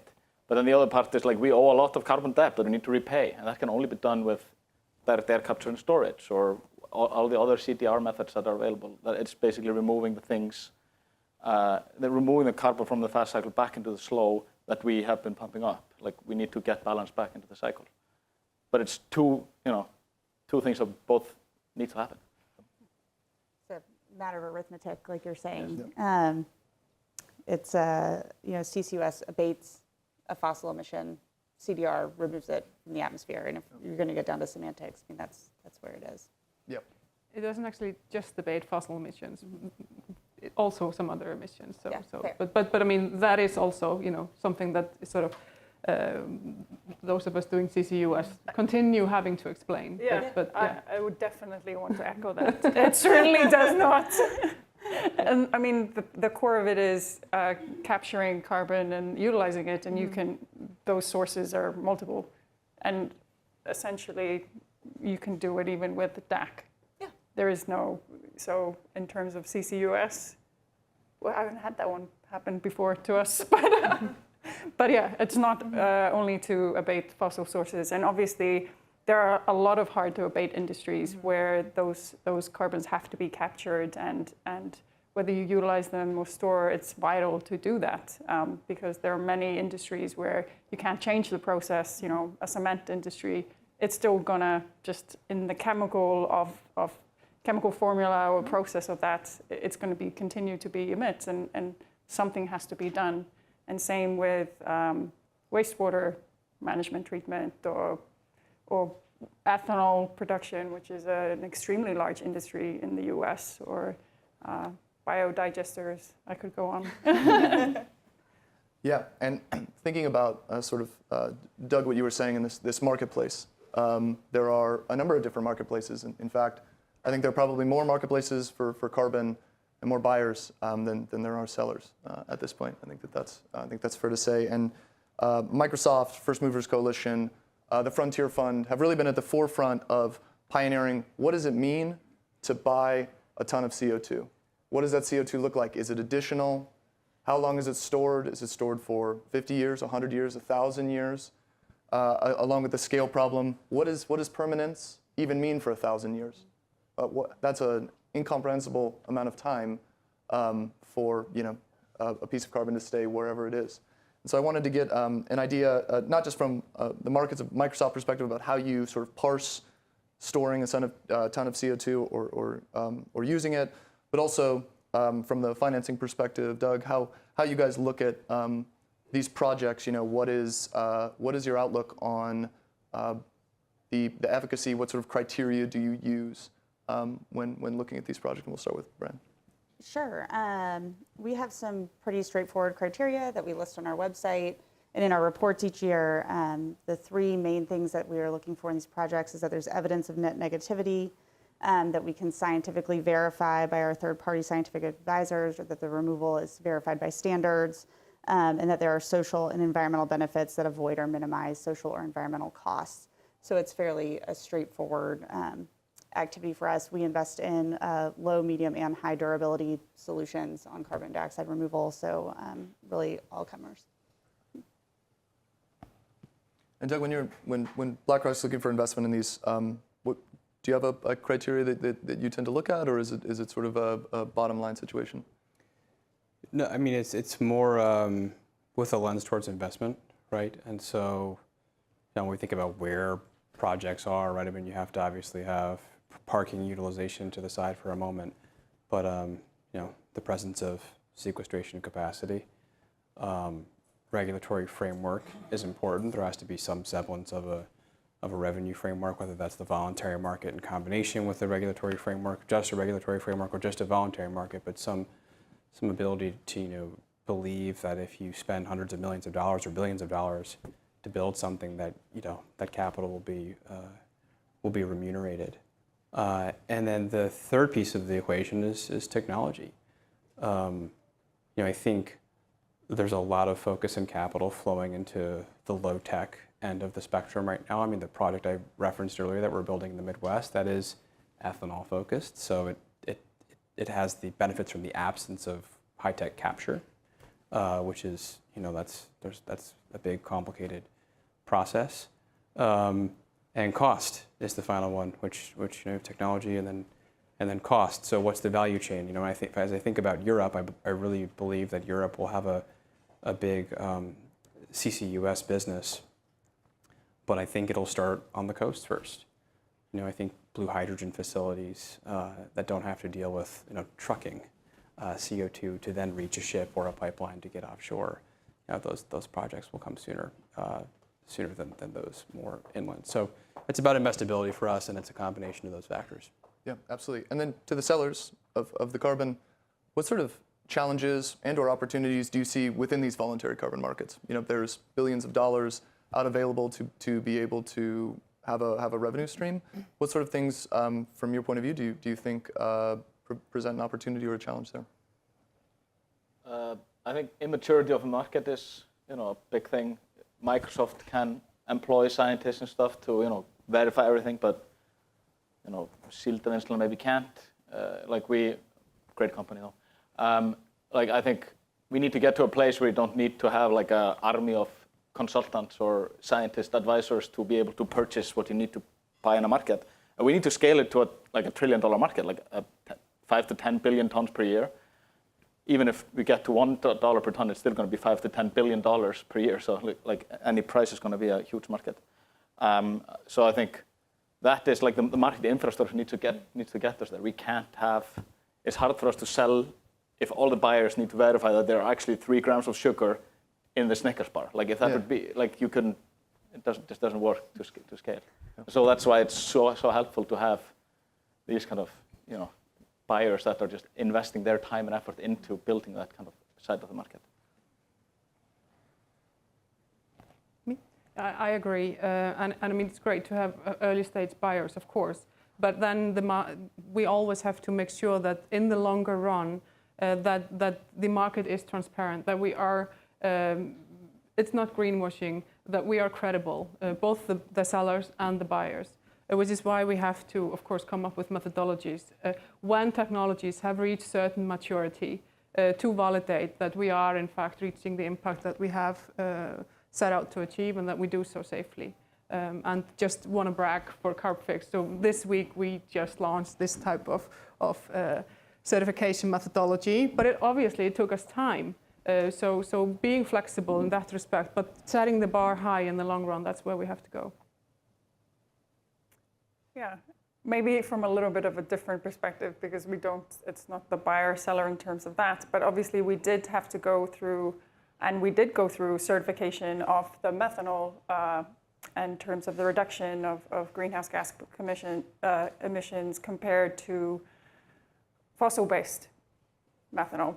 And it was no easy journey going through that, because the methodology did not exist and it took a very long time to go through that. So it is very important to be able to be third-party certified, because it's what makes an added value to the product, to be able to display that this has a lower carbon footprint than traditional production technologies.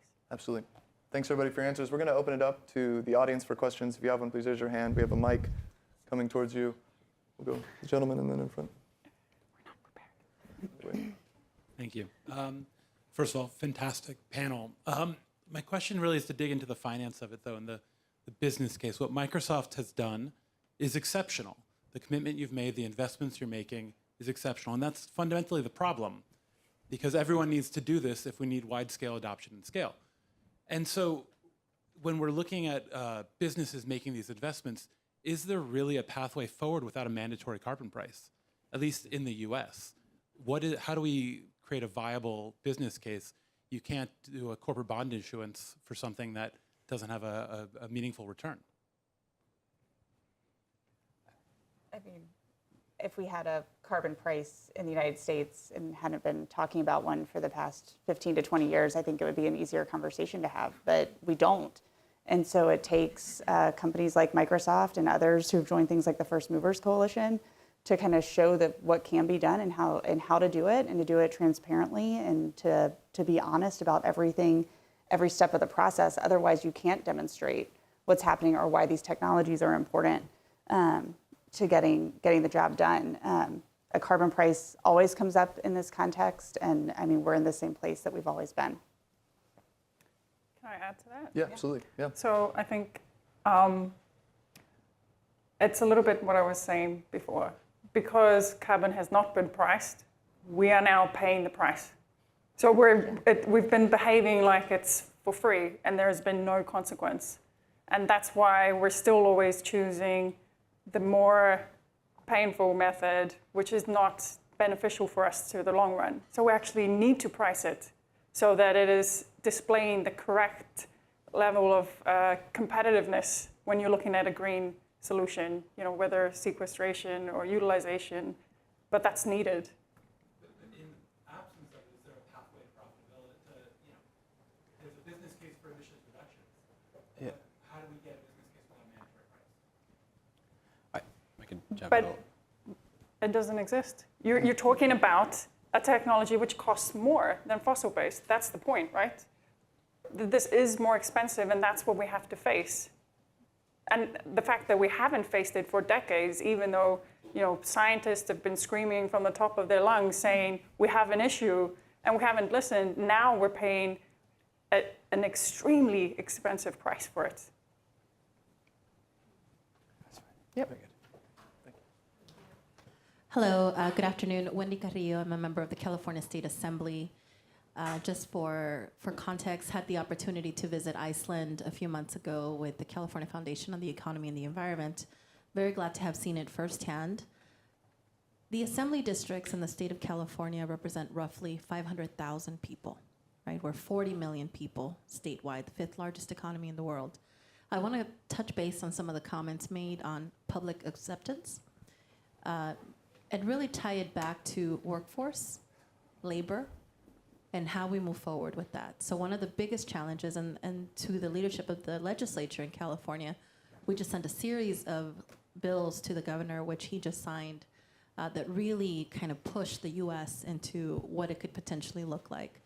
But some of the biggest challenges that we have in going away from reducing our consumption of fossil fuels is really also the conversation among labor and trades and workforce, something which I haven't really quite heard throughout the day, but it is a very real thing that we must talk about. And so if the public is to accept it, how do we bring a just transition without it just being words, but into a real conversation about the future for people alongside reaching our climate goals? I mean, I actually think decarbonization is an incredibly people-intensive business. You know, I mean, and it has a tremendous social impact. You know, there's like biofuels. Louisiana, for example, in the United States, is an economy that has a lot of sequestration capacity. The average income per capita is very low, below the U.S. average. And projects in biofuels and CCUS are going to bring a lot of economic benefit to local communities. You know, same thing if you think about biogas. We just invested in a large renewable natural gas business. It's going to need to scale up from 100 to 800 employees over the next couple of years. So I think there's a tremendous labor story here. It's a positive one. They're good paying jobs and they're like ubiquitous across the world. So I think that'll help. But you know, we're sort of in this pilot or first of a kind phase in the transition, and there's just the call on people hasn't really showed up yet. Yeah, I mean that was part of the comment I was trying to make earlier, and about how big it is. We're moving mass, and that needs a lot of people or machines, and people running machines, or people maintaining machines, or inventing new machines. And it's at least for us, like we have technicians and welders and PhDs on payroll, both in Iceland and in the US. So it's a full spectrum of types of labor and types of skill sets and types of backgrounds that we see this kind of new industry driving. That makes sense. And I'll take moderator's privilege to wrap this up, which is fundamentally, we're going to have to put steel in the ground to build a lot of these things. What does that mean? That means we're going to have to go into communities to build these. There are a number of different mechanisms to ensure these communities not only understand the sort of climate benefits associated with these, reduced air pollution, lower CO2 in the atmosphere, how that plays out, especially over the decadal timescale, but things like community benefit agreements, making sure that as these companies come into communities, there is an agreement between those operating the facility, whether it's CCUS, whether it's a CDR facility, or whether, as we said, it doesn't matter if it's either one, that the communities feel comfortable not only with the technology, but the benefits they're going to see from it, both from a climate perspective and monetarily. And that is the job of us up here, everybody in this room, is to make sure that when this transition happens, it's done in the most just way possible, and that everybody gets a piece of the pie, as it were. So with that, I do want to thank everybody up here on the panel. Really great discussion. It's been wonderful. Thank you for letting me moderate. Thanks to the Atlantic Council again, Embassy of Iceland, House of Sweden for hosting us, and thank you to all of you for being in the room. So if we get a round of applause for the panel and Michael, thank you.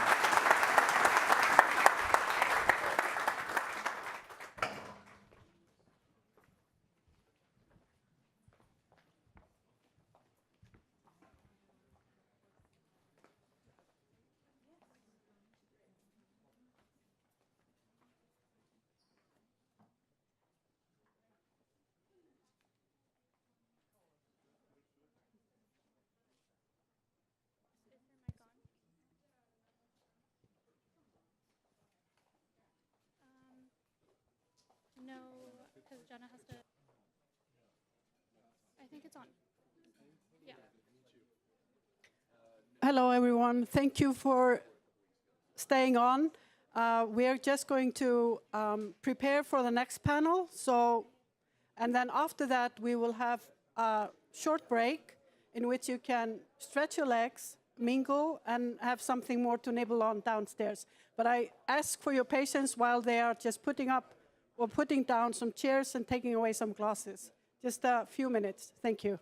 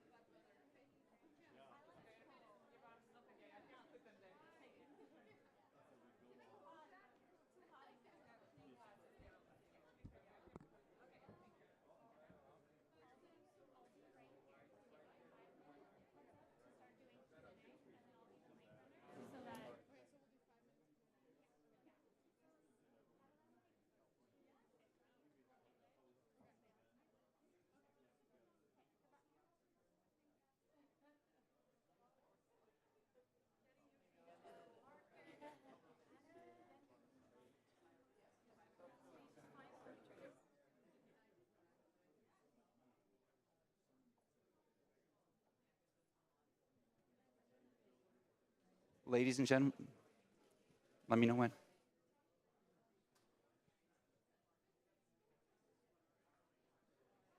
Go. Ladies and gentlemen, please take your seat. The panel is about to begin.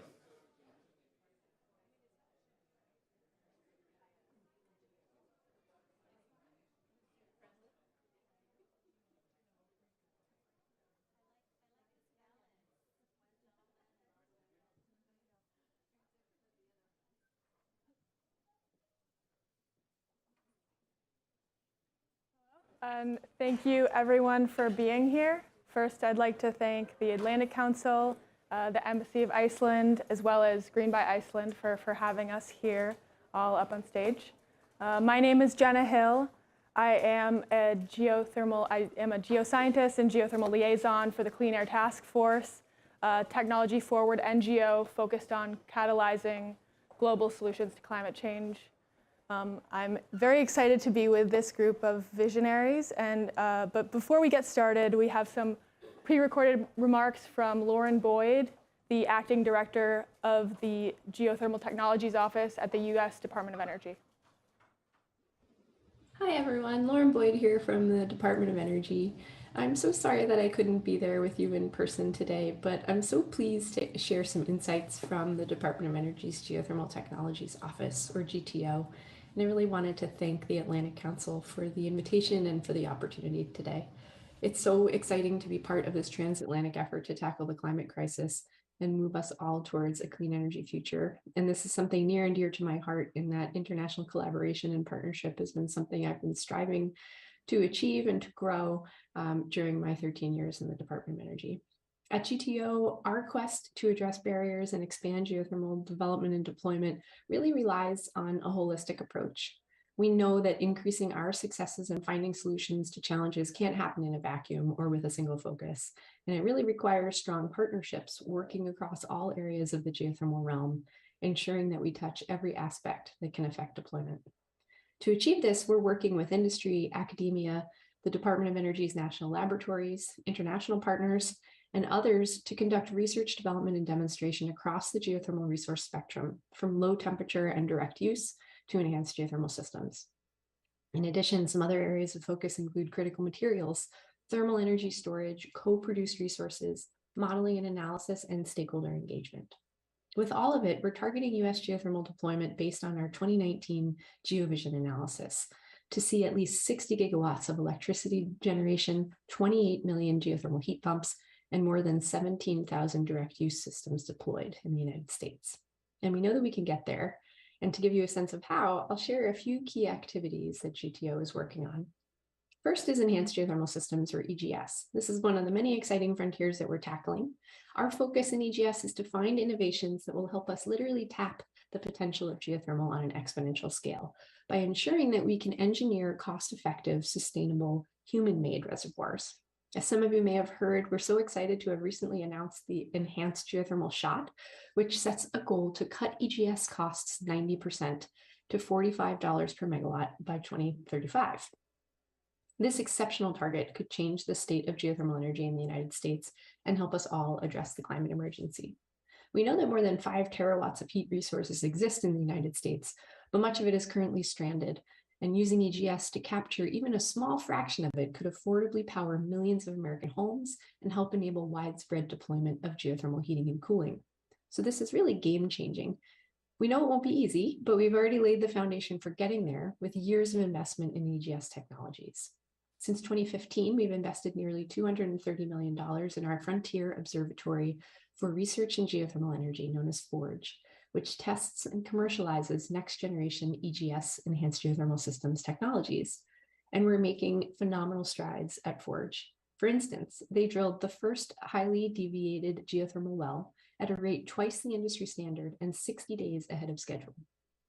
FORGE recently released its second competitive R&D solicitation and is planning to drill a second well on their site, and we're so excited to see what they accomplish next. We have numerous other EGS initiatives underway as well, including several to capitalize on the synergies between geothermal and oil and gas, which is especially relevant right now. For instance, our Re-Amplify initiative recently announced selections for 4 projects to help establish the commercial viability of geothermal energy production from existing oil and gas wells. We also recently opened a GEOD funding opportunity announcement, Geothermal Energy from Oil and Gas Demonstrated Engineering. And this is around $165 million of investment and jointly funded between our EGS programs and our hydrothermal program, looking to form a consortium to help transfer best practices from oil and gas to advance the geothermal sector and geothermal deployment in the United States. Add to all of that the upcoming investment of around $84 million in EGS demonstration sites as part of the administration's bipartisan infrastructure law, and you can see that we are working very hard on advancing EGS research. Of course, there's so much more to GTO as well. In our hydrothermal portfolio, the focus is on expanding geothermal energy opportunities, especially by looking for ways to make drilling and reservoir development more efficient and cost-effective. We have some great work going on in hydrothermal, including a recent funding opportunity that aims to dramatically lower the cost of geothermal drilling, which represents 50% of geothermal development costs. Our hydrothermal team also supports work to improve the domestic supply of lithium, a critical material that we need for things like rechargeable batteries. Two projects in this area include work to assess lithium resources in California's Salton Sea, a geothermal-rich site that's already home to numerous geothermal power plants. And as well, our Lithium Manufacturing Prize, a competition to help lower the costs and reduce environmental impacts of extracting lithium from geothermal brines. We just selected the finalists for that prize, and winners will be announced in the fall of 2023. In our low temperature and co-produced resources portfolio, we're looking at numerous geothermal applications. This includes deep direct use, which the US does not yet have any large-scale, fully integrated deep direct use geothermal systems, but we're hoping to change that through a recent set of studies that demonstrated the feasibility of these systems that can match low temperature geothermal resources with nearby thermal end uses. We also have a first of its kind funding opportunity open in our low temperature portfolio for community geothermal heating and cooling. GTO is looking to support projects to design and to implement community scale geothermal systems, including heat pumps, direct use, or other innovative configurations. And not only will this help the communities funded under the project, it'll also allow us to develop a set of case studies that we hope can be used to replicate these types of systems nationwide and help us reduce our dependence on fossil fuels for the heating and cooling sector. So that's just a little bit of what we're working on within the Geothermal Technologies Office. I know I've only been able to scratch the surface here, but I do hope you've gotten a sense of what we're striving towards and how we're advancing geothermal energy in the United States. If you'd like more information, please feel free to reach out to me directly, take a look at our website, and definitely encourage you to sign up for our newsletter, which is links to on our website. Thank you so much to the Atlantic Council for the opportunity to share remarks today. And I really look forward to our continued collaboration with all the international partners that might be here today. Take care and thank you. Thank you, Lauren, for those remarks. It's great to have a reminder of all of the technology options that come with geothermal, and as well to have some insight on the fact that geothermal is still a relatively young technology in the US especially, so we have a lot of work to do to catch up and really harness its potential. So before we get started, I'd like to introduce our panelists. First, we have Berglind Rønn Olafsdottir, the CEO of ON Power. Next, we have Dr. Amanda Kolker, the geothermal program lead at National Renewable Energy Laboratories, NREL, welcome. Then we have Sarah Jewett, who is the Director of Strategy at Fervo Energy, a next generation geothermal startup based in the US.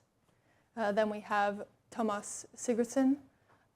He is the CEO of HS Orca. And then lastly, we have Megan Meyer, the Senior Energy Specialist for the World Bank's Sustainable Renewables Risk Mitigation Initiative. So welcome to you all. It's great to have you here. And this is actually a truly exciting panel because the fact is the Earth holds an enormous amount of inexhaustible 24/7 heat energy that sits beneath our feet. And part of what we are here to discuss today is how geothermal may play a role, an important role in propelling the global energy transition if we really take it seriously. So there's a lot to learn from Iceland's energy transition, and there's a lot of research underway on how to make geothermal energy available nearly anywhere at a much greater scale.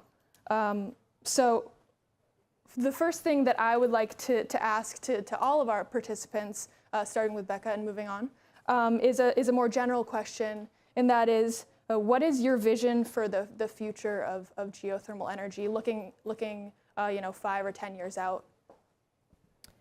Yeah, so 5 and 10 years is maybe not further. such a long time in geothermal, but Yes, still. maybe further. We've been talking about that we need to act fast, so Yes. hopefully we can do more in the next 10 years than the previous 10 years. Yes. I think we all agree on that.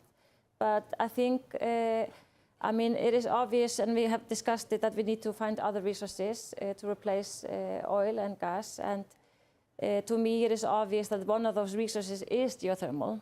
I think that it depends on the areas which method will be used to produce electricity or to heat the houses.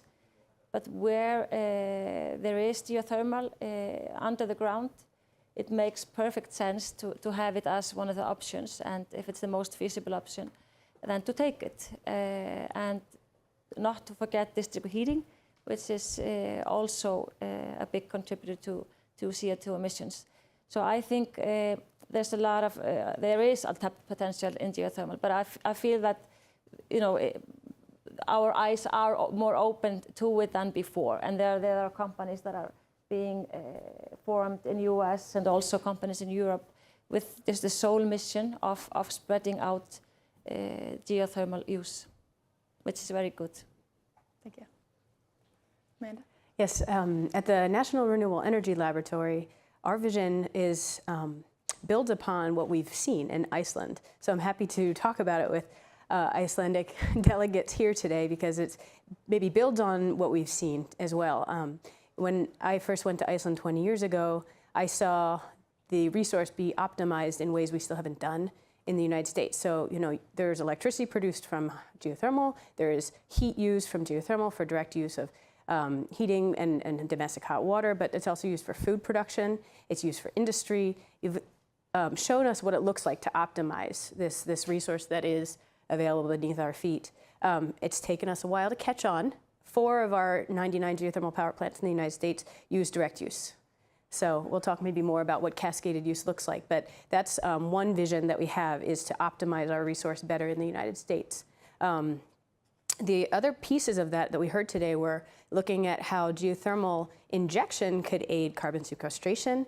There's work around, producing hydrogen from geothermal electricity or from geothermal H2S. There's work around producing geothermal lithium from brines. So geothermal is not just an energy resource, it's a mineral resource. It's a storage resource. It's all these things.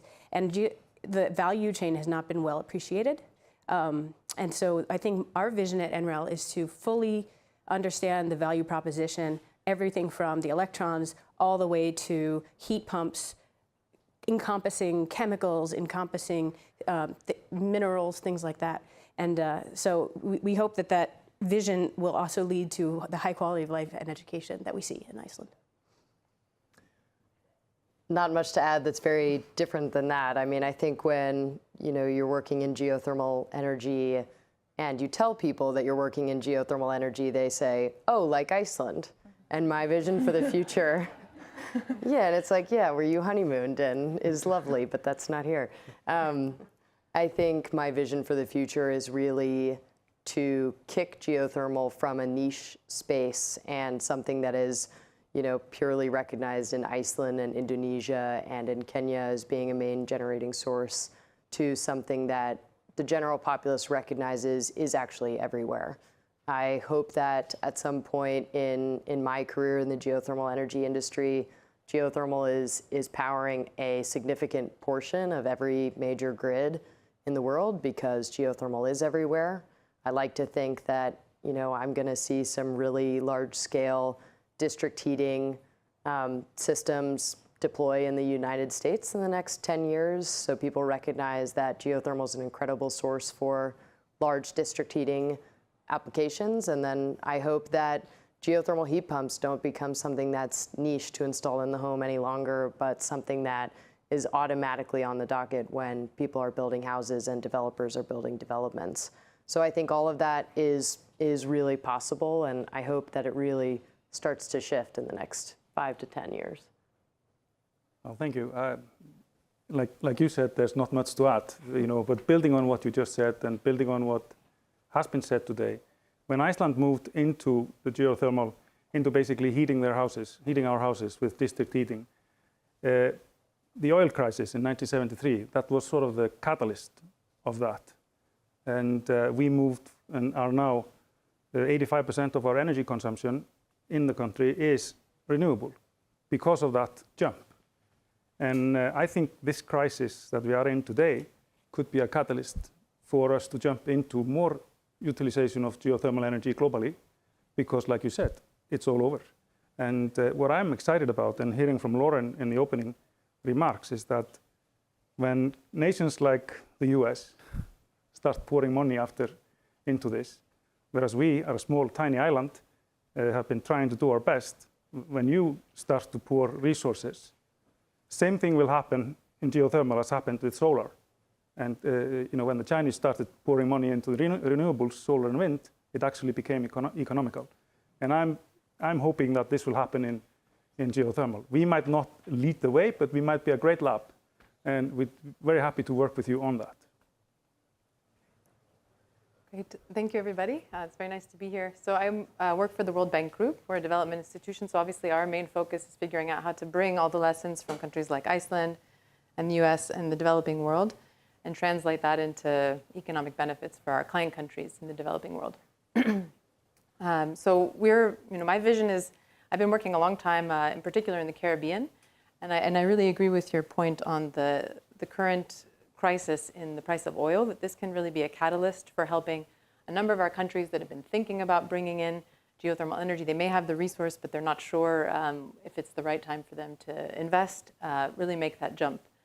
So we can translate, bring all of the economic benefits that come with that, in particular energy security, energy independence, and reducing the cost of electricity for all of these small countries. So I think that would be my main vision, but I also wanted to highlight on the geothermal direct use, we really want to see some of the gender benefits that can be translated into these projects. There's a lot of opportunities for women to become more engaged in developing entrepreneurial activities around geothermal direct resources. So those would be some of my visions that I hope to see happening in the next 5 to 10 years.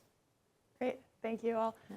Thomas and Megan, you both made, I think, a really great point that the increased need for energy security right now, puts us at a little bit of a critical point where this could either be, a catalyst for jumping into the energy transition that we all need, or it could be something that slows us down. So we're really at an important point in history right now.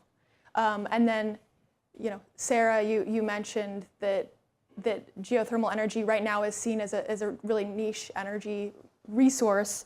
And I want to start by talking about what Lauren mentioned in her video, that 2 weeks ago, Secretary Granholm announced a new goal of making enhanced geothermal systems cost competitive by 2035 as part of the Earthshot initiative. So enhanced geothermal systems as being a way to transform geothermal from a niche industry, hopefully that is geographically restricted, hopefully to a major source of energy globally.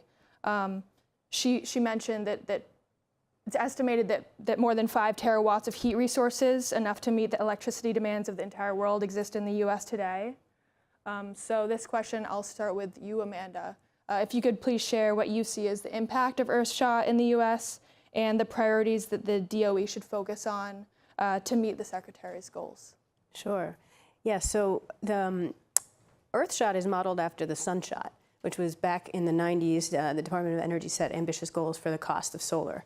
And we have met those goals. We have surpassed those goals. And so the Earthshot, the geothermal Earthshot is the 4th in the last couple years. There was a hydrogen Earthshot, there was a storage Earthshot, carbon sequestration Earthshot, now a geothermal Earthshot, which, by the way, is the most appropriate Earthshot, right? But we do think that it's going to have a major impact. As you've mentioned, EGS technology, enhanced geothermal systems technology, does offer that scalability that right now hydrothermal resources cannot do. And so, the 2019 GeoVision study produced by the Department of Energy identified 3 major barriers to geothermal in the US market anyway, but I think this applies globally. And the first is cost and risk both happening right at the upfront of the project, all the costs and all the risks. are coupled at the same time where your major investments are happening. And so what this Earthshot does by targeting a very ambitious cost goal for enhanced geothermal systems is works on that first barrier. The second barrier to geothermal sort of market uptake in the United States has also been regulatory in nature. The EGS Earthshot should also kind of spill over into that setting by forcing different federal and state agencies to look clearly at this problem. And then the third barrier that was identified in that study was awareness. And that's a lot of what these Earthshots are also about, is sort of generating momentum within both public and private sectors.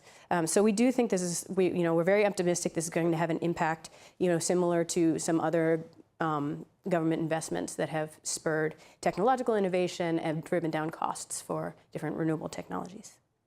Great, thank you so much. You mentioned cost and market uptake being really important elements of this effort. Sarah, would you be willing to talk about, for geothermal to make a significant global impact, it'll need to be cost competitive in the market. So what do you see as needing to happen to make that happen? Sure, I think as it's been mentioned here, geothermal is not a resource-constrained energy. It is an innovation and market-constrained energy. And I think what's really interesting is that there are a lot of people who are really good at drilling wells in the world, and few of them have worked in the geothermal energy industry. Many of them have worked in the oil and gas industry. And I think what we've seen over the last 20 years or 30 years in the oil and gas industry is that we've gotten really, really good at bringing down the cost of drilling wells, whether we know what's in the reservoir or not. And I think that sets out a really interesting precedent for the geothermal energy industry to come down cost curves. But really, it's all about deployment, which is where the market constraint comes in. I think when you have a real market driver, in the case of right now, the California Public Utilities Commission has mandated that load-serving entities procure firm clean power. The federal government of the United States has said that they wish to procure firm clean power. Corporations wish to procure firm clean power. Hydrogen and DAC are recognizing that those are going to need firm clean power sources. So all of a sudden, there's huge market demand necessitating wide-scale deployment. And I think when wide-scale deployment occurs in a world in which we're really good at drilling wells and bringing down the cost of geothermal automatically comes down. So I'm really looking forward to the future of seeing what happens to learning curves as we begin to deploy. I think we're in an interesting and tenuous time right now where everyone wants to snap their fingers and immediately have geothermal be the same cost as wind and solar. But I think it's really good to remember, like Amanda said, where those started and how quickly they did plummet. And I expect that we will see a similar curve. I thank you for those comments. And I think that that Iceland is a great example of how putting your resources towards an energy transition, investing in geothermal can really make a difference. I'd like to jump to you two to talk about Iceland a little bit. Iceland is shown to be a great example of how energy security and climate security can come hand in hand. So in the wake of geopolitical unrest and the reliance that many countries have on imported fossil fuels, do you see geothermal energy as being able to scale rapidly enough to play an important role in the EU and global energy security, and why? Maybe I'll start with you, Becca. Well, the short answer would be yes, but the history in Iceland started around 100 years ago, where individual farmers decided to use the energy just next to their farm to heat their houses. So just individuals decided to do something new, and interestingly, they heard about this potential from Icelanders that had moved to the U.S. Before, around 100 years ago. So there's already a link between Iceland and U.S. in terms of geothermal. And then, so this was very nice, but then they were taking some steps, bold steps in implementing geothermal heating in a school in Reykjavik. And that was a very debated project but it didn't really make financial sense. But it was courageous people that just took a decision, and we thank them for that today. And then it was a back and forth discussion in society, and as Thomas mentioned before, we really changed and went full on in harnessing geothermal as possible when we saw an energy crisis, when we saw something that we did not expect, that oil was not there or just very, very expensive. That is very similar to the thing that is happening today. And Þórdís Kolbrún, our Minister of Foreign Affairs, she mentioned in her speech that it would be important for the world not to forget the situation now and the feeling of not being independent energy-wise. This was the feeling that we got in the oil crisis, and we did not forget it. Mm-hmm. So we continued to utilize and increase the utilization of geothermal. So, and I mean, yeah, so hopefully there will be a parallel. I think it should be obvious, but yeah. especially if, yeah, it doesn't really matter though how long the situation now will last. It doesn't really matter. I mean, we just should do it. I mean, I know that in Eastern Europe already now, and it's only September, the public is, there's a public discussion going on, and people are thinking about just not heating their houses for the last week of September, because they're not going to afford to pay the heating bill, and it's only September. And then, Putin's statements yesterday and all that. So it's not, I think I'm optimistic, and I hope that this will push us further in the direction of the energy transition. But it's also important to keep in mind that it's a decision, Mm-hmm. We can decide how we react and how we use it, not just hope it. Yeah, absolutely. Yeah, maybe if I add to that, this is also a policy decision. Half of the energy consumption in Europe is heating houses in the winter, and there is geothermal resource available throughout, especially southern part of Germany and in areas like that, and using the advantages or advances in drilling technology and using heat pumps and all that, there is a possibility to minimize that risk and be more reliant on their own resource in certain areas. They just have to channel the funds and channel the resources, because like back home in 73 or in the early 70s, when we stepped away from oil to heat our houses into geothermal, it was the government or the big local municipalities that took the risk. Today, they still own most of the assets, but HS Orca is the only privately held, energy company, but still that could be fixed elsewhere, but learn from that. Same is happening in China. The new areas were being built around Beijing and other major cities, they're based on geothermal to get away from utilizing burning coal or utilizing fossil fuels to heat up the houses. So I think it's a strategy decision, it's a policy decision, and if the policy decisions are taken today and the funds are channeled, then this can definitely play an important part in both securing electricity or basically energy locally, and contributing to sort of reducing greenhouse emission. Great, thank you so much. Yeah, I think it's important to highlight what you said about being intentional about policies and influences that can really help push this, like really putting together resources and being intentional about where we are and where we're headed. So next, I'd like to talk about the research going on in Iceland, specifically the Iceland Deep Drilling Project. Iceland's been a global leader in the development of next-generation geothermal resources. One example is the Iceland Deep Drilling Project, where preliminary findings suggest that by producing geothermal power from super hot conditions, the amount of energy produced from a single well could be increased by an order of magnitude. So I'll turn this to you first, Amanda.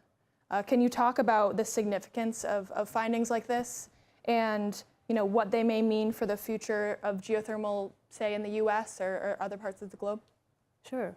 Yeah, thank you for the question. So the Iceland Deep Drilling Project has been going on for about a decade, and we've been watching from the US with bated breath to see if we can produce hotter and deeper resources. The models say that if we can produce these resources and utilize them, that we could get up to an order of magnitude per well more power. And so that obviously has impacts on the economics of a single well and a single power plant. And so that's a kind of quick and easy way to get to those cost reductions we talked about earlier. And our interest also is that we have a lot of high temperature geothermal fields in the United States, but we don't use supercritical resources past 374 degrees C and certain pressures because of our current technology. And so we've been watching the Iceland Deep Drilling Project to see if that is a producible resource and what it could mean for the future of the industry. And so, yeah, to that end, we've been participating in the Geothermica Consortium, which is a research consortium out of Iceland and the European Union, funded by the European Commission, around supercritical and super hot geothermal resources. And we've been participating in that for the past few years. But I will say that on the other hand, I think, looking not just at the high temperature end of the spectrum and what we can do there to push the envelope of geothermal utilization, but also looking at, the other end of the thermometer, the lower temperature end too, is where the next round of geothermica research collaborations are going. So I think, the impacts of the IDTP program, which is about to drill their third well, as well as all the other geothermica programs in Iceland and elsewhere, are pretty far-reaching for the global geothermal industry. And in the U.S., like I said, we have two or three candidates for supercritical resources or super hot, and many other candidates for super hot EGS resources. And so it's really an international arms race, I think, to get to this new frontier of geothermal energy. Great, thank you so much. So I have one more question about the Iceland Deep Drilling Project. I'll start with you, and then I have another question for the World Bank. But the first question I have is, can you talk a little bit about this third round of the Iceland Deep Drilling Project that Amanda mentioned, and I know that ON Power is involved in this, and I'm curious, what you hope to demonstrate in the third round of IDDP, as well as funding. So we know that Horizon 2020 played a major role in funding of IDDP, but that funding has lapsed. So what kind of funding will be needed for the third round as well? Yeah. So the IDDP project is a collaborative project between three energy companies in Iceland: National Power Company, HS Energy, and On Power. The first hole was drilled in the north, and then one close to the airport, and now the third is being planned in our area. And we are collaborating with a lot of scientists internationally, for example, your team. You mentioned the words quick and easy in terms of the IDDP. Yeah. I don't have the feeling that is very quick and easy after talking to the scientists involved in this for some time over the years. But it certainly is interesting. But we've been working on this actively. Basically, planning phase started around 20 years ago, and we are not that close to actually drilling a hole that we can use for electricity production, but closer though than before we started. And there have been, lots of technical problems. And in the third phase, there's a team trying to solve those, and pitch in if you like, because you know this much better than me. But so there are heat differences that the equipment has to go through that is causing problem. It's just disrupting, and then there's also the chemicals at this kind of temperature are something that the equipment doesn't tolerate. So the funding has lapsed, but we just got a grant, or the project got a grant of 5 million euros, I believe, around dollars, to look at these the properties of the materials that are used for the wells. And I don't find it likely that we continue until we solve the problem. We don't know yet if the $5 million will be enough to solve the problem. But if that happens, then The well will probably cost around $15 million, something like that, only the well. So this is, I mean, this is the first, so it's going to be way more expensive than the next holes. And it's an interesting project to see if we can expand horizontally as well as laterally. Thank you so much for that. It's great to have some insight into what kind of resources will be needed. And you make a great point about how laboratory testing and kind of demonstrations are integral and really understanding how this is next generation geothermal, whether it be superhot or other next generation technologies that haven't quite met their potential yet. So I see the government is playing a pretty essential role in bringing early technologies to commercial viability. But Megan, I want to go to you. Can you talk more about the role of the World Bank in furthering of innovation for the development of clean, reliable energy sources? And then, what kind of environmental criteria does it use for screening projects? Do projects funded by the World Bank play a role in demonstrating new technologies? Yeah, thanks very much. So just reflecting on what some of the panelists have said, I think that we're trying to bring an old technology, continue to make it innovative, but in the developing world, we're still trying to bring like the bread and butter basics of geothermal. And I think the main challenges we see to bring what in many of those country contexts is innovative in just basic geothermal power production is a knowledge problem, also a regulations and policy challenge, and risk. So the World Bank is working across all three of those pillars. On knowledge, I work, as you mentioned already, in the Sustainable Renewables Resource Mitigation, Risk Mitigation Initiative within SRMI, within ESMAP. ESMAP is another World Bank acronym that stands for the Energy Sector Management Assistance Program. So we support with a lot of technical studies, helping countries understand what's happening in the developed world, do pre-feasibility studies, feasibility studies, to understand what is going to be the economics of bringing this technology to their country. So on the knowledge side, that's a big role that ESMAP, where I'm based, plays. On the policy and regulatory piece, we also have a huge role to play because many countries would like to bring in geothermal, but they don't have, even their regular energy framework or, regulations is not set up really to attract private sector finance. Countries can't afford to finance this with their own public resources. So we have to work with them to develop, improve their energy sector regulations, and in particular, specific ones related to geothermal are required. So that's another big piece of where the World Bank works with our developing client countries. And then the last one on risk mitigation, I think, is really important. We have a number of tools that we use to deploy into aggregating climate finance, concessional finance with World Bank and IFC resources to try to find ways to, first of all, prove the resource. So I'm personally involved in a number of projects that are at the exploration phase, where it's very difficult to get the public sector to take on that risk. Obviously, private sector is also reluctant and charges a high interest rate to do so. So we try to bring this concessional financing to reduce the risk of identifying and better understanding the resource. And then once they reach there again, working with our client countries to make sure they have the enabling environment to attract the private sector and then pursue private sector development from there forward.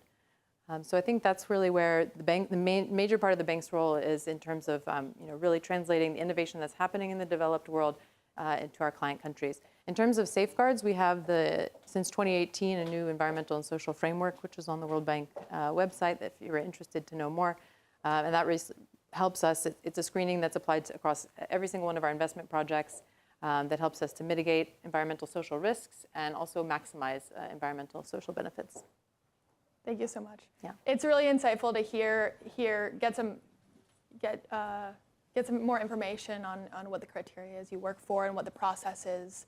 And then a follow-up question to zoom out a little further and get your perspective from your experience. Speaking about geothermal and its cascading uses. Can you talk about the role that geothermal could play in addressing climate change while meeting the needs of emerging economies, and energy needs are projected to grow substantially in the coming decades? Yeah, absolutely. So the World Bank is focused on its twin goals. It's increasing shared prosperity and reducing poverty alleviation. So that's the framework where we look at the nexus of climate and development. We're always trying to work with countries to identify those win-win-win opportunities for climate change mitigation, climate change adaptation, and promoting economic development. Noting that many of our client countries played a minuscule role in the climate crisis, and they will bear the lion's share of the impacts. So that's where we're, kind of the framework is really trying to identify those win-win-wins. In the power sector, of course, we start with looking at least cost development plans to try to identify where renewables can come in a least cost basis, including geothermal where that resource exists. And increasingly, we're incorporating resilience criteria in doing those, what we call integrated resilient resource plans now with our client countries. And geothermal obviously has some leg up in many ways compared to other renewable sources. So we see that this has, our work in this area has borne great benefits. Where we work with Kenya, somebody mentioned Kenya before, which is now generating almost 50% of its electricity from geothermal sources. And I just wanted to highlight again a work that I've personally done in the Caribbean, where our client countries, many of them in the Caribbean, are importing more than 90% of their fossil fuels, 90% of fuels for power generation is imported fossil fuels. Electricity prices a few years ago were about twice the price that we pay here in the US. And now they're more than 4 times the price because of the crisis in Ukraine. So this energy dependence on fossil fuels has real economic impacts. Many people have been driven into energy poverty as a result of this. And so we're trying to work with them to develop these resources to increase their energy independence, reduce the cost of electricity to help benefit the poorest consumers of electricity. As I mentioned again about climate vulnerability, so these countries are really in the eye of the storm, literally, for climate change impacts. So building in geothermal as part of their energy matrix can really help bring resilience. Just the last point on the heat, because often it is forgotten while it's actually a larger source of energy consumption, globally 40%. And only 10% of that is coming from renewables, with less than 1% from geothermal. So we are working on geothermal direct use, again, in ESMAP to support our client countries with different technical studies to help do pre-feasibility and feasibility studies, which brings in, as somebody else mentioned, many different climate equity benefits in terms of food security, helping with drying food, cooling food, greenhouse warming, and also, as I mentioned earlier, can have an important gender element with disproportionately high benefits for females entrepreneurs in the country. So in sum, we're really looking for those activities that can help go to the win-win-wins of climate change mitigation, climate change adaptation, and economic development. Thanks so much. Yeah. While speaking about energy needs globally, talking about energy needs in the U.S. is also something I would like to cover. So Sarah, I have a question for you. In the U.S., we have a large oil and gas skilled workforce that is going to need to transition, and for geothermal to scale out, oil and gas may have to play a role. So my question to you is can the oil and gas workforce pivot to geothermal? Do you see it as being able to? Yeah, definitely. And I think that's the big reason that I'm working in geothermal. 5 years ago, I was wearing blue coveralls and covered in hydraulic oil, working on frac pumps in the oil field.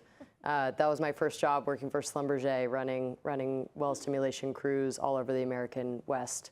And so there are people like me who are trained as engineers in oil and gas who have transferable skills because they understand reservoir mechanics, petroleum engineering, those types of things. But there are also lower skilled laborers, more on the blue collar set, who today run rig programs, who run frac crews, who run cement crews, who run measurement tools and all types of things.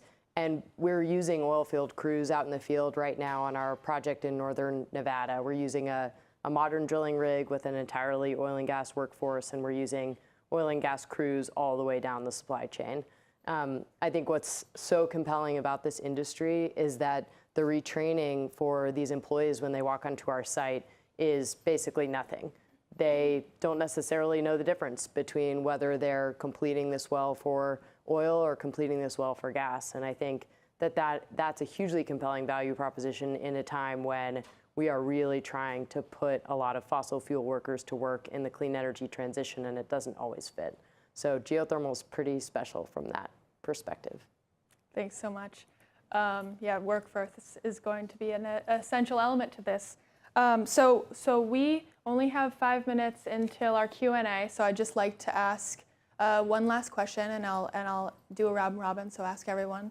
So what geothermal technologies that we may have already touched on today, direct use, EGS, superhot, pairing, the potential to pair with hydrogen production, what geothermal technologies do you see as having untapped potential today, and what would it take to further advance the development of those technologies?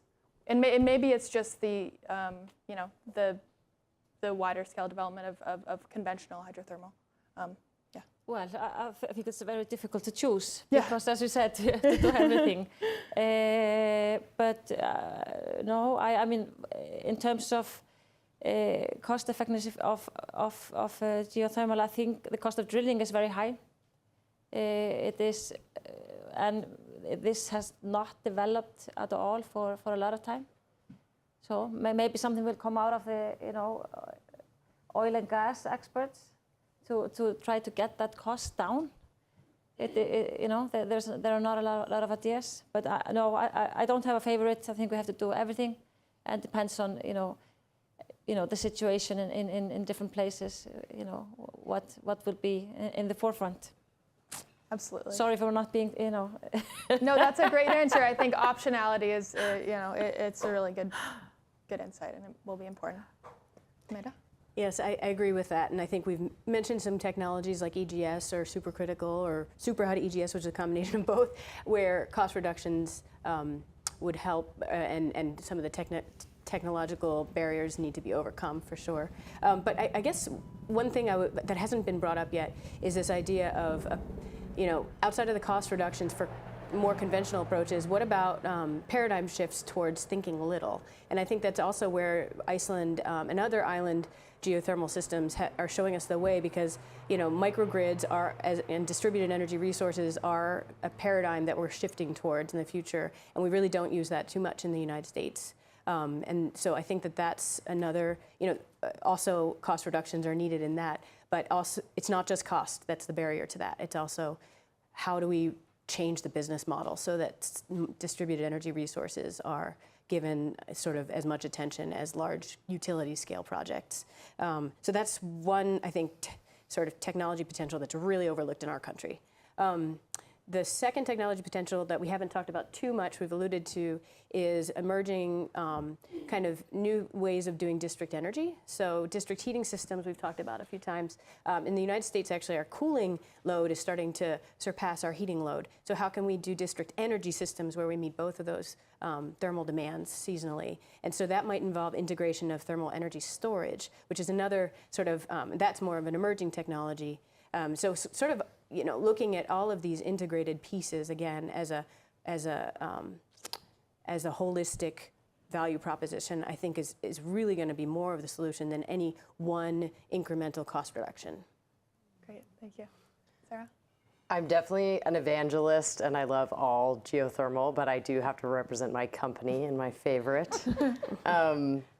So Fervo develops enhanced geothermal systems by the government definition.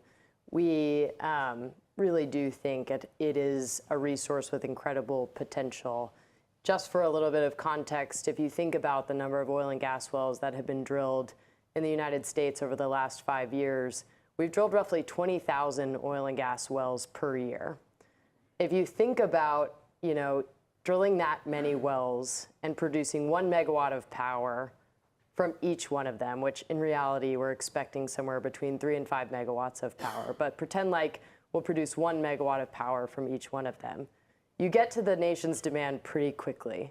And so I think when you start thinking about putting an entire industry that has really really in-depth knowledge of what's happening with the rocks below the surface of the earth, and you put their brains and their tools and technology to work in the United States, and I am not considering any of the policy here, so this is sort of a pipe dream.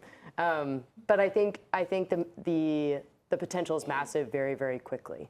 And so that for me is my near-term goal, is to just try to drill as many geothermal power wells in the EGS space as possible. Well, I can second that, because I think the biggest leap will come from the energy industry when they start to look at us. Because compare your 20,000 holes to what we drilled in Iceland. I think there was one last year. So 20,000 is a lot too. Yeah. Yeah. So just all that knowledge, all that resource, when that starts looking at geothermal, because we can learn so much more and do so much better with our resource. And one other thing that was in our title, but the cascading uses, I think that's an opportunity as well.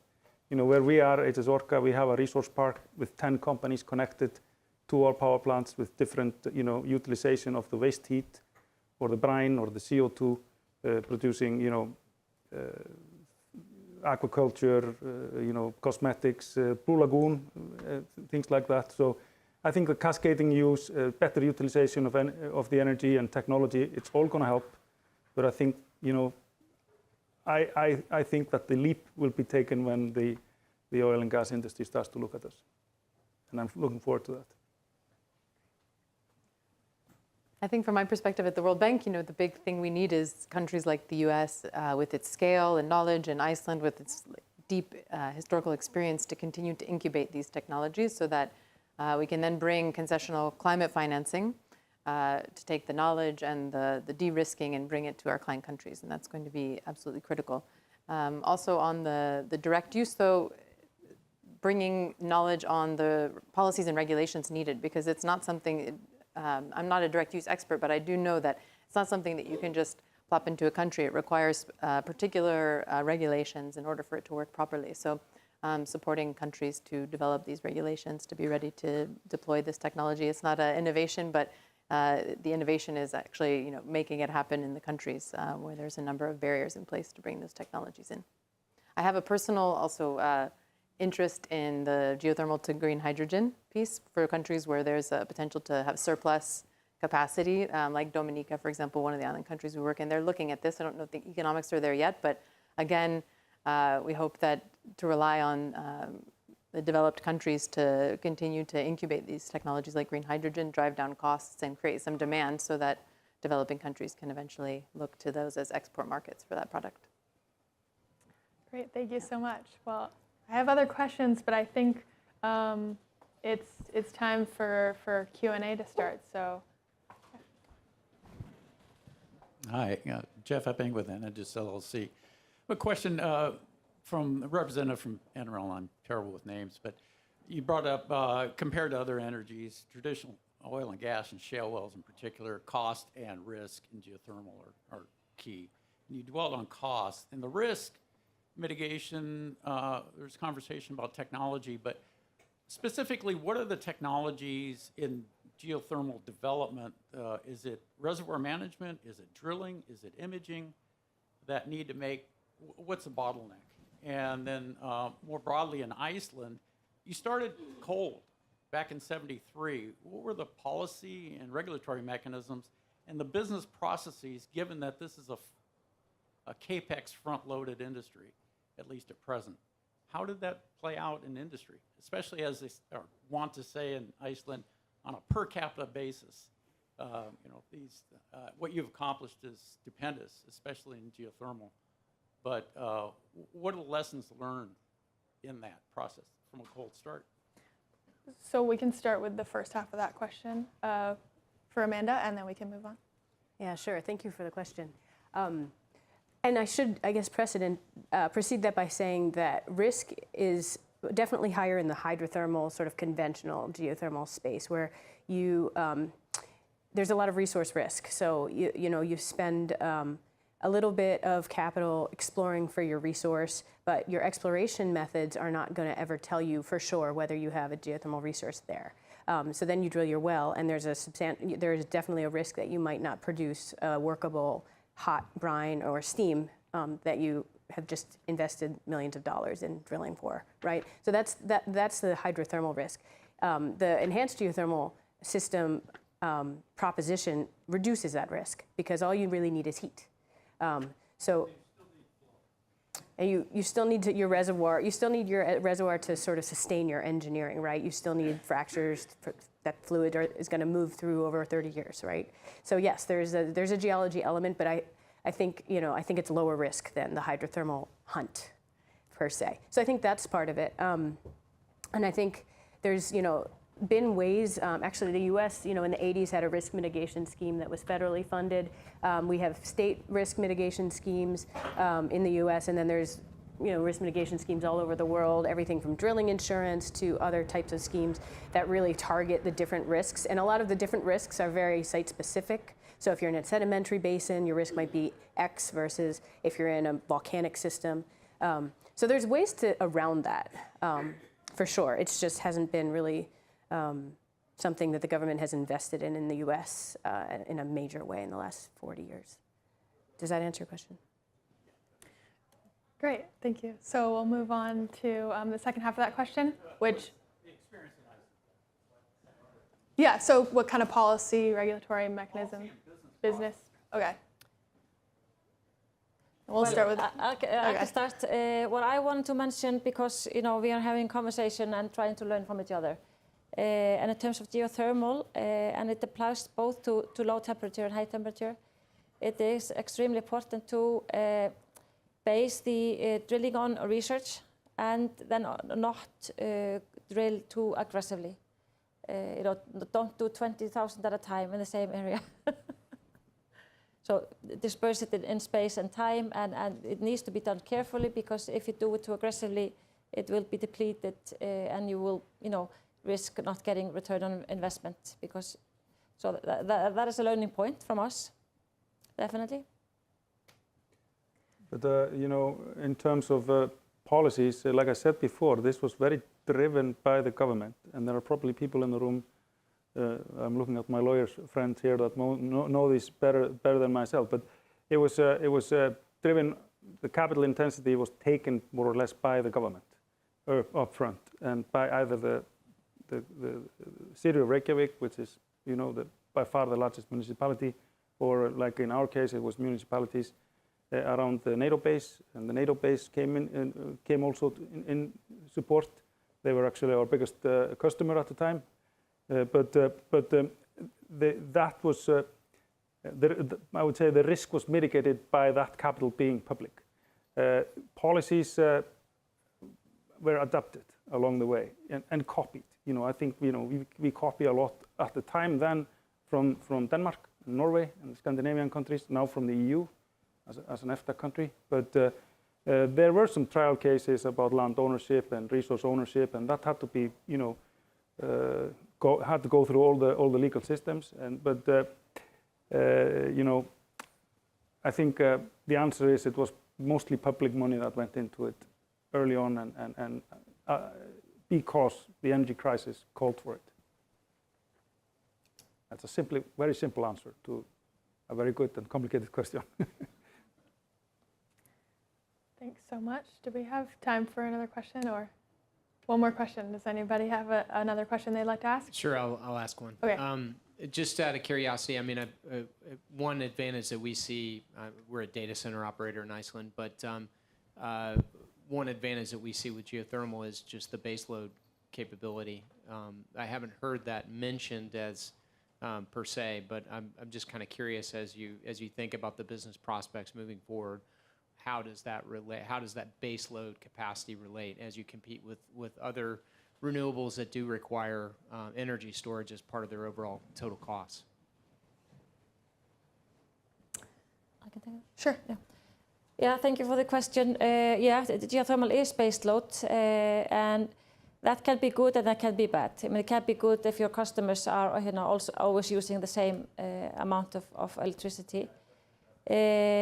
If your customers are using more during the daytime than in the nighttime, then it's not as good. And one of the things that we are doing in terms of innovation and trying to make our operations better and better every day, we are working on changing how we operate in the power plant to make the production more flexible. Because some of our market is flexible, and that will save us money. It will never be as flexible as hydro, but some. And then, the time will come when we will have energy storage, and I think making geothermal power plants flexible is more important, now, because we are expecting other flexible sources like wind and maybe even solar one day. So yeah.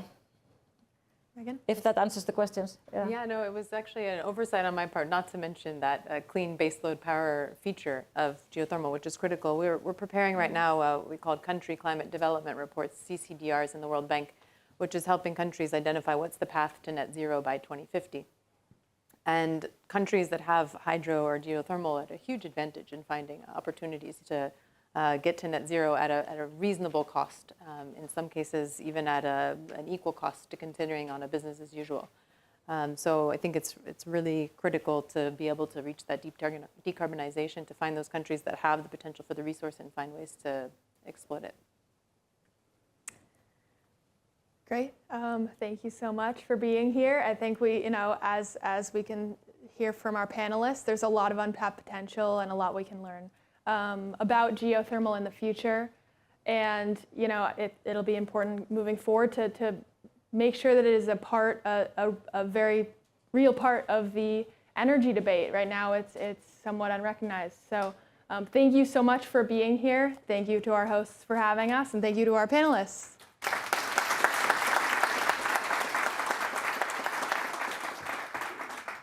So, ladies and gentlemen, now it's the stretching of legs part of this conference. Network Coffee, it's called. But I want to remind you that we have one last panel.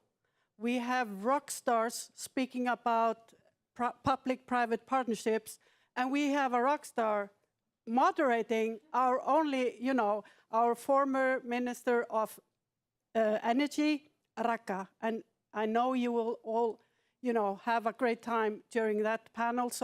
And after that, if you don't have time enough to network during this, is it half an hour? Half an hour. We're all going to network a lot up on the rooftop after this with some cold drinks. So thank you.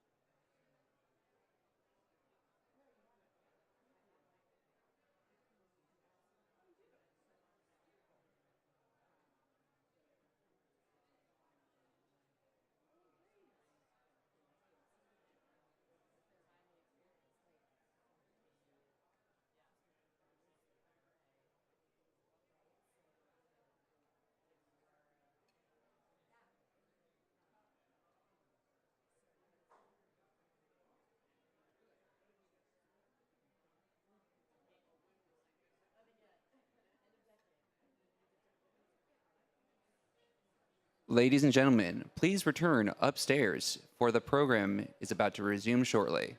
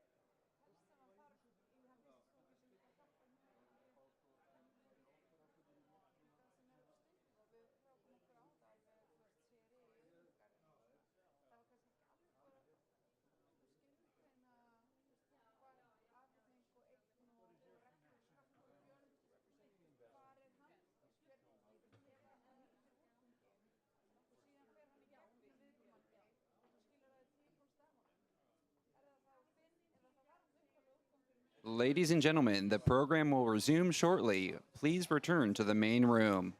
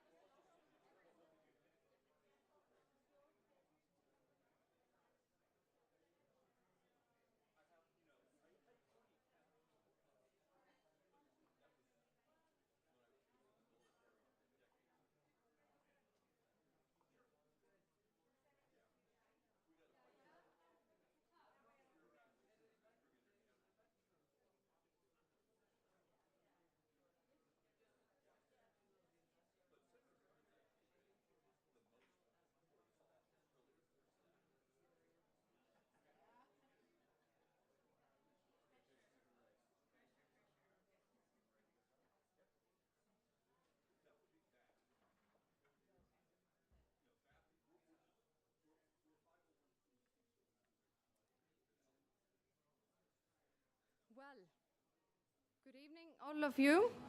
It's an honor to be here with you and have had the pleasure to listening to so many good panels today.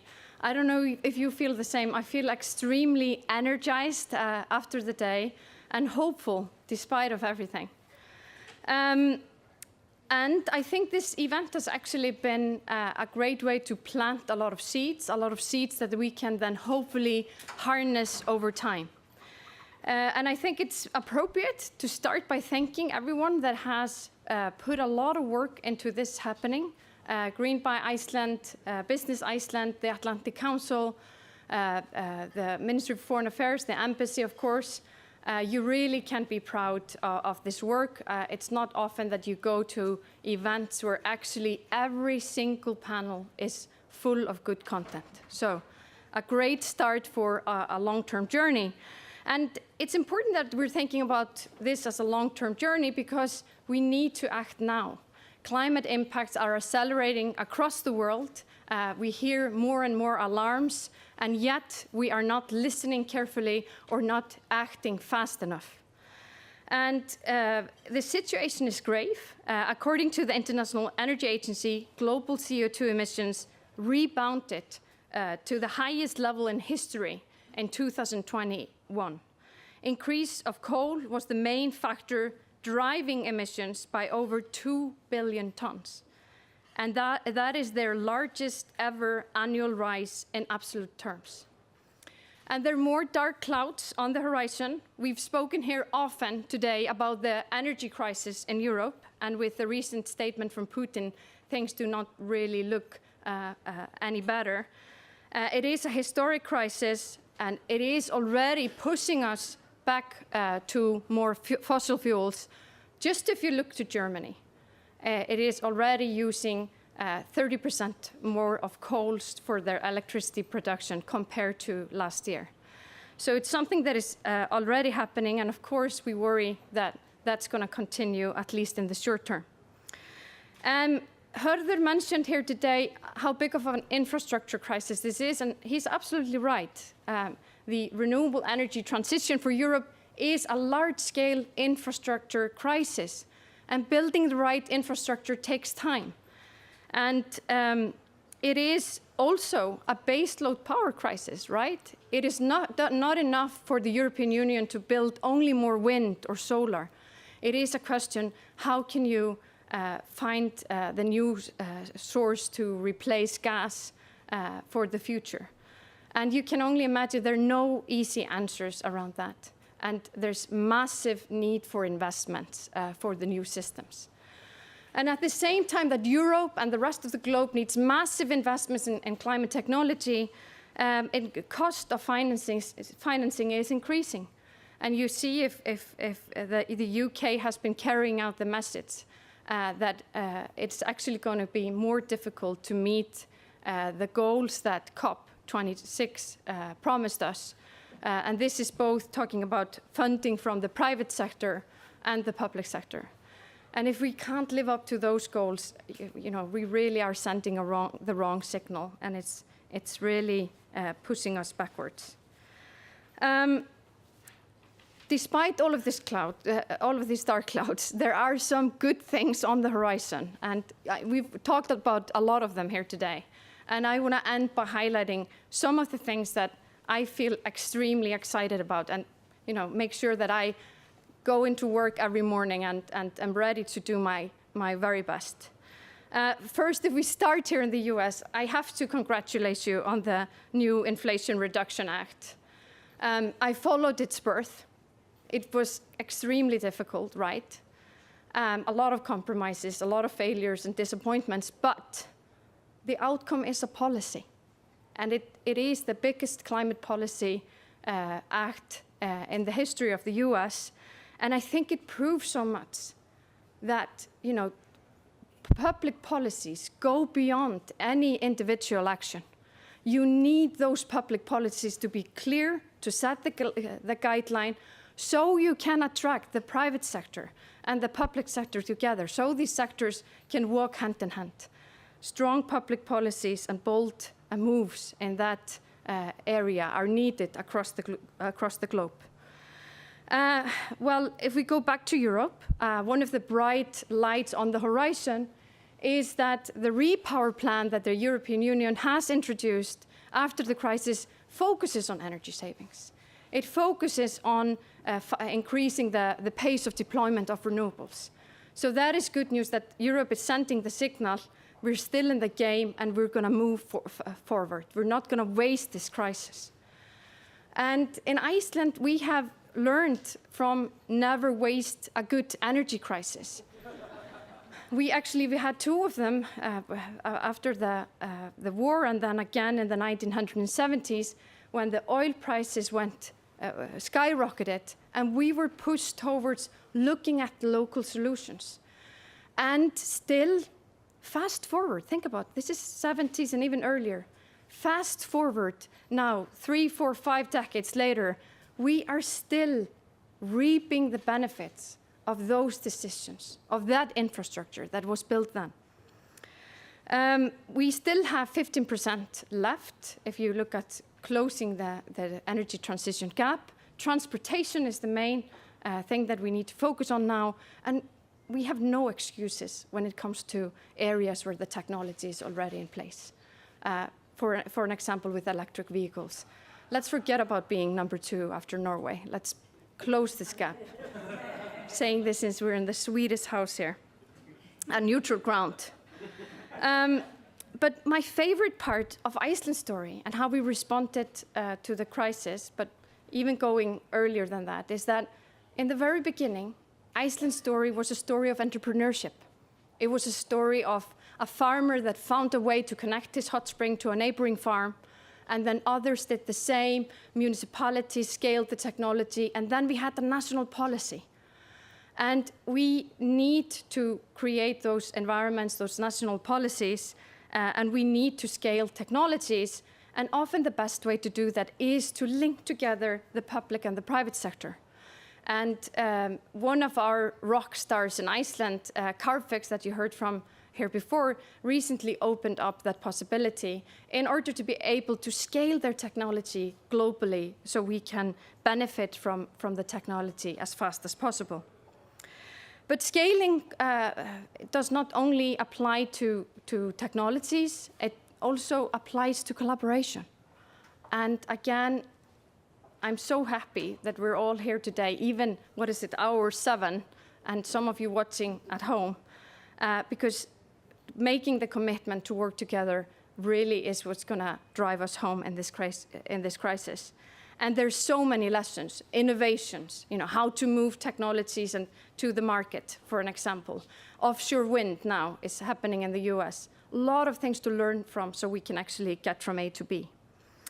And then finally, I will end by saying that we've talked a lot about how we can collaborate together to achieve our goals here today, both in the US and Iceland. And I think there's also an untapped potential for us to look at all the multilateral organizations where Iceland and the US are members of and say, how can we make sure to channel funding from those international organizations, funding and resources, to developing countries, where there's going to be massive need for private investment and where there's high risk that can only be overcome with international collaboration. So let's get work done at home and also collaborate to scale technologies and have impact across the world through public and private partnership. Thank you.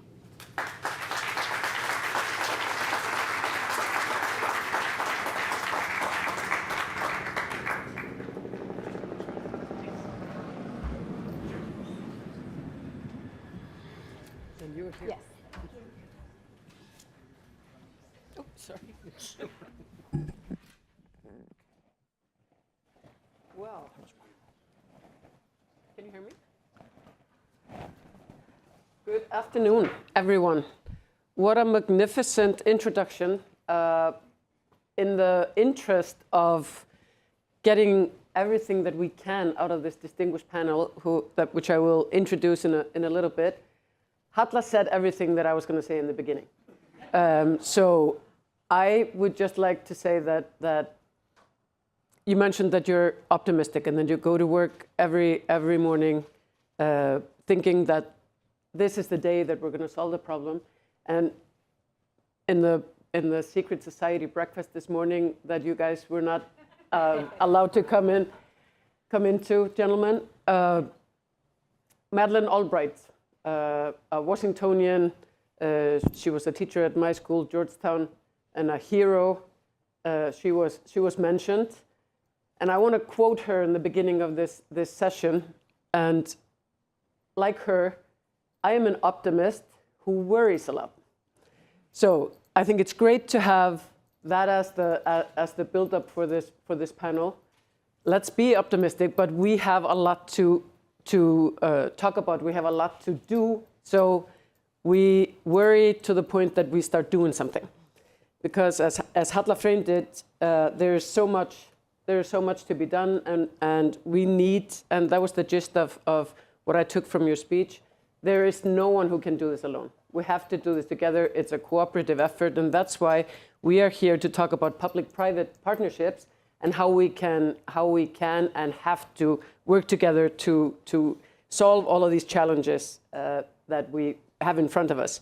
And I want to start by introducing this distinguished panel that comes from the broad spectrum. Here on my left is Assemblywoman Luz Rivas. She is the chair of the Natural Resources Committee from the state of California. And we were talking in the green room. And in my previous life as energy minister, I went to California with, where's Einar? Einar was here somewhere, from Green by Iceland, for a working visit of many sorts, but also to meet with a number of California organizations and individuals, because there's an MOU between Iceland and California on geothermal energy. So we need to dig this up and get it going. Dig it up and get it going. Dig it up and get it done. Let's do it. Let's do it. Okay, one actionable output from this panel. Then we have Rich Powell, who is the CEO of ClearPath, which is an organization doing all sorts of innovation, which I'm very interested in hearing about. You know Halla Hrund Logadóttir. She is the director of the National Power Authority. Am I doing this? Orkustofnun Íslands? Yeah. And a long-time friend, and she is doing a fabulous job, I can tell you. And then we have a woman with a difficult name that I hope I will not butcher, but my name is Ragnheiður Elín Árnadóttir, so we can swap. Diep Nguyen Van Hout? Van Hout. Perfect. Van Hout. Okay, and now you do mine. She is the senior manager, upstream global infrastructure at the IFC, the International Finance Corporation, and is going to bring the financial aspect. And what Halla also touched upon in her introduction was it's not enough that we are doing really well in Iceland. We have all of the rest of the planet, and we have the developing world that we need to help facilitate this energy transition. And then last but not least, my colleague from the Atlantic Council, Ken Berlin. He's a senior fellow at the Atlantic Council's Global Energy Center, and a former a lot of things. For example, the president and CEO of the Climate Reality Project, which was an organization founded and chaired by former Vice President Al Gore. And he's going to tell us, has a very good knowledge of the potential barriers that we have for the business, the public-private partnerships. I want to remind you that at the end of the panel, we'll be taking questions from you here in the room. So you will have to wait a little bit before your burning questions.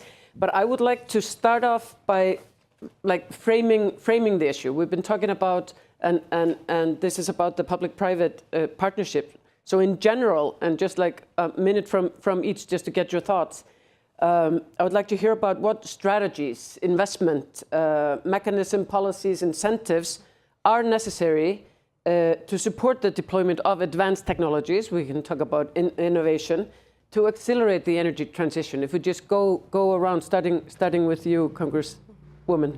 No, Assembly. Council, yeah. Thank you. Sorry. No problem. I'm Luz Rivas from California, and California has been working on these issues for a long time. We have a sense of urgency for climate policies. We've worked on major policy regarding reducing greenhouse gases. Now we just recently announced that by 2035 the state will stop selling gas-powered vehicles. And so I think it's a great place because we're at the forefront. And a lot of times we like to think that other states in the US will follow us after we establish a climate policy. In terms of accelerating the clean energy transition, we have public financing in California, a lot of clean energy-based, California-based companies that through what we call the iBank, which is an infrastructure and economic development bank, we do provide public financing for these projects. In my role as a policymaker and through the Natural Resources Committee, which I'm the chair of, a lot of the policies that come through are about streamlining, and that's what we've been discussing lately. How do we get these clean energy projects done faster without all of these regulatory hurdles that we hear a lot from, the stakeholders involved. And, that's what we're working on. We're going to be doing something next year related to that. We just went through, the last few weeks of our legislative session. The governor wanted to keep our nuclear power plant open and also, sign some major climate policies, bills that came from us. I was involved in those negotiations, but concurrently, not all of us agreed on keeping our nuclear plant open, but what we all agreed on is that we need to accelerate clean energy projects so that by 2030 at least, we're not relying, that it's a form of energy that we can rely on, especially now that we go through these extreme heat waves where, we came close to blackouts a few weeks ago, and it was scary for our state. And we want to make sure that these projects are deployed faster through policy, our regulatory agencies. How can we, even internally in the state, different agencies work better together to streamline this, to help this happen faster? Mm-hmm. You mentioned other states that you would think that they would be following you. Are they? I think so, and I don't think I can name a specific state, but over the years, they have in the U.S. Again, the importance of role models in this business and peer pressure. I think that is something that needs to be adopted. That's something as California legislators that we have, because we know that other states are going to be looking at the policies that we pass related to clean energy. Great, thank you. Rich, innovation, incentives. How do we get there? How do we accelerate the energy transition? Well, it's a big topic. Let me first say thank you to the Atlantic Council for arranging this wonderful event, to the embassy. I had the privilege of visiting Iceland for the first time just last month and seeing the remarkable suite of technologies that are being deployed and demonstrated both at the mature scale and the early scale. I think Iceland, if anyone has not been to Iceland, I suspect that I maybe was like the last person in this room to visit Iceland, but it's... this is not sponsored by Icelandair. Right, okay, yes. It's truly extraordinary what your nation has accomplished. So thank you for presenting that role model to the world. It is an immense challenge, and as you mentioned, the issue of whatever you want to call it, baseload power, highly reliable power, ultra resilient power, flexible power, is something where, with a few exceptions like the remarkable geothermal reserves that you have, is not something we have solved in a global fashion right now. And we see all of this reporting about how inexpensive wind and solar have become, and that is true in many cases. And yet, then why is the developing world continuing to build so much darn coal? And it's because that coal is extremely inexpensive to build, especially on a system basis. It's very, very quick to build on limited amounts of land, so a politician can run for office on electrifying a region and fulfill that campaign pledge in a single electoral cycle. And it's an extremely secure energy source. There's a huge, liquid market for seaborne thermal coal, especially around the Asian region. And you can just be very guaranteed that you're going to get that, unlike everyone is seeing right now with the global LNG market or intermittent sources, right? And so that's the challenge. That's the bar. We need a like-for-like substitute for that if we're not only going to meet these, energy and resilience challenges in rich countries like ours, but more importantly, if we're actually going to change the trajectory of the rapidly developing world. And that is a formidable challenge.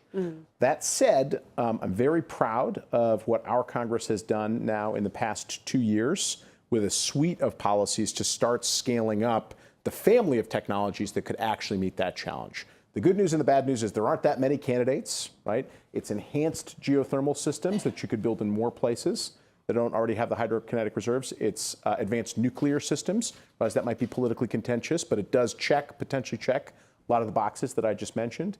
It's continued use of fossil fuels, but with carbon capture systems, and it's very long duration energy storage systems, which when paired with wind and solar and increasingly, unfortunately, variable hydropower actually could provide, long-term flexible baseload systems.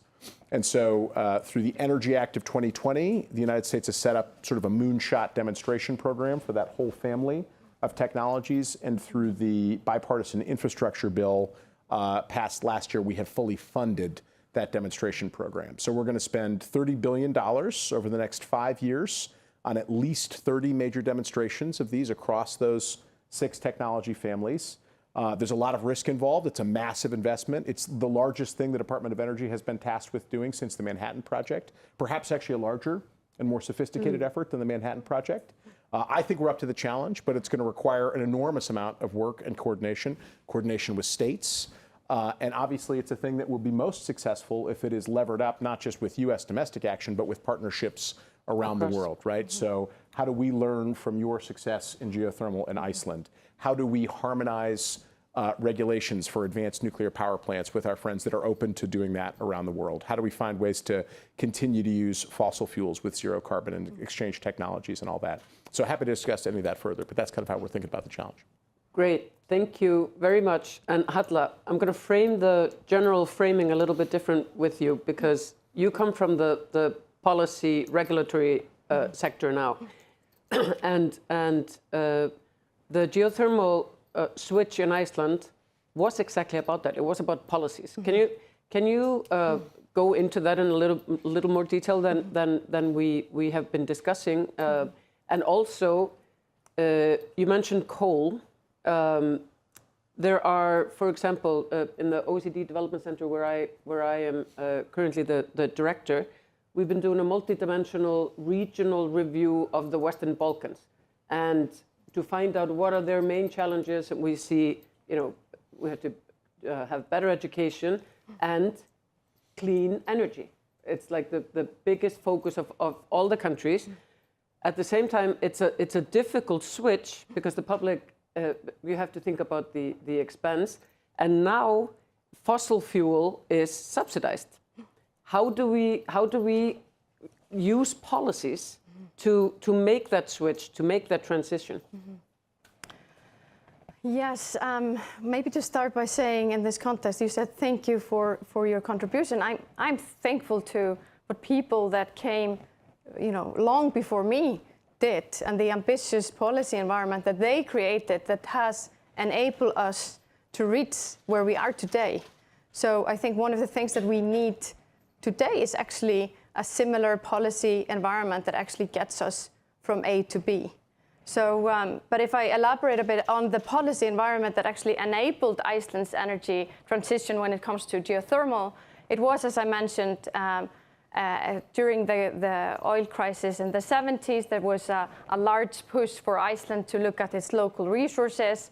An energy fund was founded a little bit earlier, and its primary goal was to encourage municipalities to look to develop geothermal.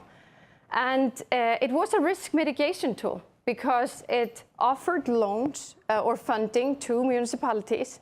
And if the drilling was successful, that funding turned into a loan, so it was manageable. But if it was not successful, a part of the cost was canceled.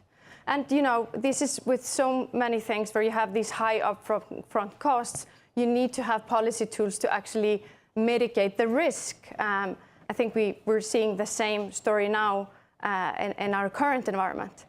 And between 60, over a period of 20 years or so, this fund issued about 350 loans and 20 different heating systems were built in Iceland. And again, that is the success that we're still building on today. I think that kind of frames this year's second. It was such a long question. Yes, we can come back to it. It's the subsidies for fossil fuels. Right. I mean, I think that's a major challenge. It's a major challenge for an example here in the U.S. and across the world. Like, how do you unwind all these interests that have actually been built around these subsidies? It needs a lot of political courage, I would say. You know, it's not going to be an easy thing to enter into for politicians that are elected for certain, when the election term is so short, because those are, I wouldn't call it a suicide mission, but it's really hard for politicians to actually advocate in some sense for that. You at least would need a political parachute of some sort. Yeah. Says the ex-politician. Ms. Van Hout, you come from the international finance environment. You're the closest to the money on this panel. So what is your take on the sort of the general question? What is the most important way that we can do it out of the toolbox that we have? Yeah. Well, look, in the international finance world, we say two things. First, we can't really win this climate war if we don't address the developing countries. As you know, in the next decade, the developing countries will account for higher emissions, GHG emissions, than the developed countries. But the good news is, as of 2017, new generation projects in developing countries already accounted for the majority, more than 50%. So that's good news. We need to continue that momentum. However, the challenge in developing countries is that what we say in the finance world is there's more financing available than projects. And there are challenges at multiple levels. First, at the policy level. And when we're talking about policy, we're talking many levels. First, at the national level. And then we go down to the state and provincial level, and even the municipal level. And then after that, in the private sector world, we deal with organizational level. So at the policy level, what the US has done with the Inflation Reduction Act is a major milestone. And we at the IFC, private sector arm of the World Bank Group, we work with governments to define their climate policy and hopefully get them to support policies that would incentivize private sector investment. Same for state policies and city level policies. At the organization level, we not only have a climate strategy and action plan for ourselves. In the infrastructure portfolio that I manage at the IFC, we have increased climate co-benefits in our portfolio from 35% to 65% in the last couple of years. So it's central to our strategy. But at the same time, we also offer support to our private sector companies, developers, and co-investors. What we do is we provide what we call sustainable advisory support. We go to a company of either a financier or a developer in multiple infrastructure industries, and then we ask them, what is your climate plan? What is your net zero plan? The good news is there are many companies, especially the larger multinational companies these days, that are very much interested in this type of support. So we help them define their climate strategy. And then we do the data collection to define the baseline. And then after that, we help them establish the KPIs or the targets for climate co-benefits. After that, we work with them to develop the projects, to define the projects that are going to get them to their climate targets. And then we provide incentives through our financing structure. The incentives could include, for example, green bonds. We finance green bonds. We also do sustainability-linked financing, and that's basically corporate financing, where we say, you know, here's your climate plan. If you achieve these targets, the interest rate will be lower. If you don't, then the interest rate will be higher. So that's how we provide the incentives for these corporations to achieve climate targets. Mm-hmm. That said, in developing countries, there are many challenges, and the advantage of an international organization such as the IFC is we get to work with the governments on the policy side. At the same time, we work with our private sector partners to help them advance the project. When you're working in developing countries, whether it be Asia or Africa, Latin America, there are many risks involved. There are political risks, there's project level risks. And so we have a variety of instruments to help de-risk. We have partial risk guarantees at the project level. We have political risk guarantees. And we help the financiers we co-fund the studies, the project development studies, whether they be feasibility studies, environmental and social safeguard studies, technology studies. We do all these studies, and then we also look at the commercial and financial bankability of these projects. We do all of that support to get the project to bankability. And at the end, we co-finance the project with the private sector development partners, and for PPPs, also governments. Mm-hmm. This is very interesting, and the point that you made, we can't do this without thinking of the developing countries. And this is the debate. I mean, it's a cliche, there's only one planet and no planet B, but it's not enough that we have our everything all right. And also the narrative, and can you have worked with like gathering public support for difficult projects and energy transition, and with developing, let's in Africa, a lot of the viewpoint is, listen, we have contributed to maybe 3% of this climate problems, and we want to develop, and you are telling us that we have to develop while being green, which you didn't do. How do we gather public support? That could be like a B part of the question, but if you would like to start with the framing or just dive right into this, it's your call. Yeah, Ken. Hello, everybody, and thank you. Just a second of framing. As everybody's been saying, we face an amazingly challenging task in transitioning to a clean energy economy in really a very, very short period of time. We have to recognize that we're really rebuilding almost every nation's economy at a fundamental level when we change the energy sources that we're working with. And that creates both political and economic issues. On the political side, it's been my view, and we've argued this a lot, that we are not going to succeed in this until, not fully succeed anyway, until we make clean energy, energy efficiency, regenerative agriculture, clean cars, until they become cost competitive with fossil fuel-based systems. And we're hopeful because we think we can do that. We're now at a stage where a lot of renewable energy projects, most solar and wind projects, are cost competitive or cheaper at the project level. The system level is another story, but they're cost competitive at the project level. We've got to figure out how to make them cost competitive at the system level. Once things are cost competitive, we can deal with that anywhere in the world. I mean, and you don't have to worry like people did 100 years ago. We've had a time to develop it. You don't need a time to develop it if you can come up with a cost competitive product today that replaces the fossil fuel-based project you were going to build. So our goal is to build a cost competitive products. Now, how do we do it? And cost competitive systems. The the first thing we have to do is we have to recognize that technologies come down a cost curve. Very few technologies are born cheaper than the technologies they're replacing. Wind and solar have been coming down a tremendous cost curve over the years. Geothermal in the United States still has a ways to go to come down a cost curve. Nuclear has a major cost problem. How do we bring these technologies down the cost curve? That's the first question.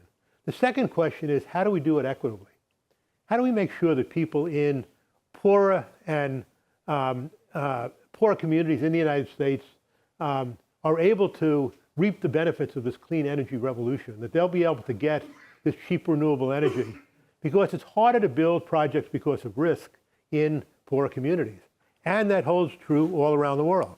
How do we make sure that we can build these projects in poorer and less developed countries where financing is harder because of the risk, where it's harder to get the funds in? The way I look at the availability of funds, slightly different than what you said, which is that there's lots of funding out there, but it's not necessarily available.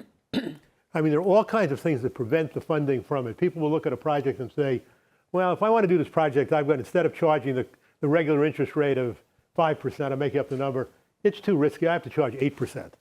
That immediately can kill the project. And it certainly kills the project if you're trying to get a project that's cost competitive or cheaper. So in this public-private partnership area, and as a part of this, there are a million things you have to do to address this.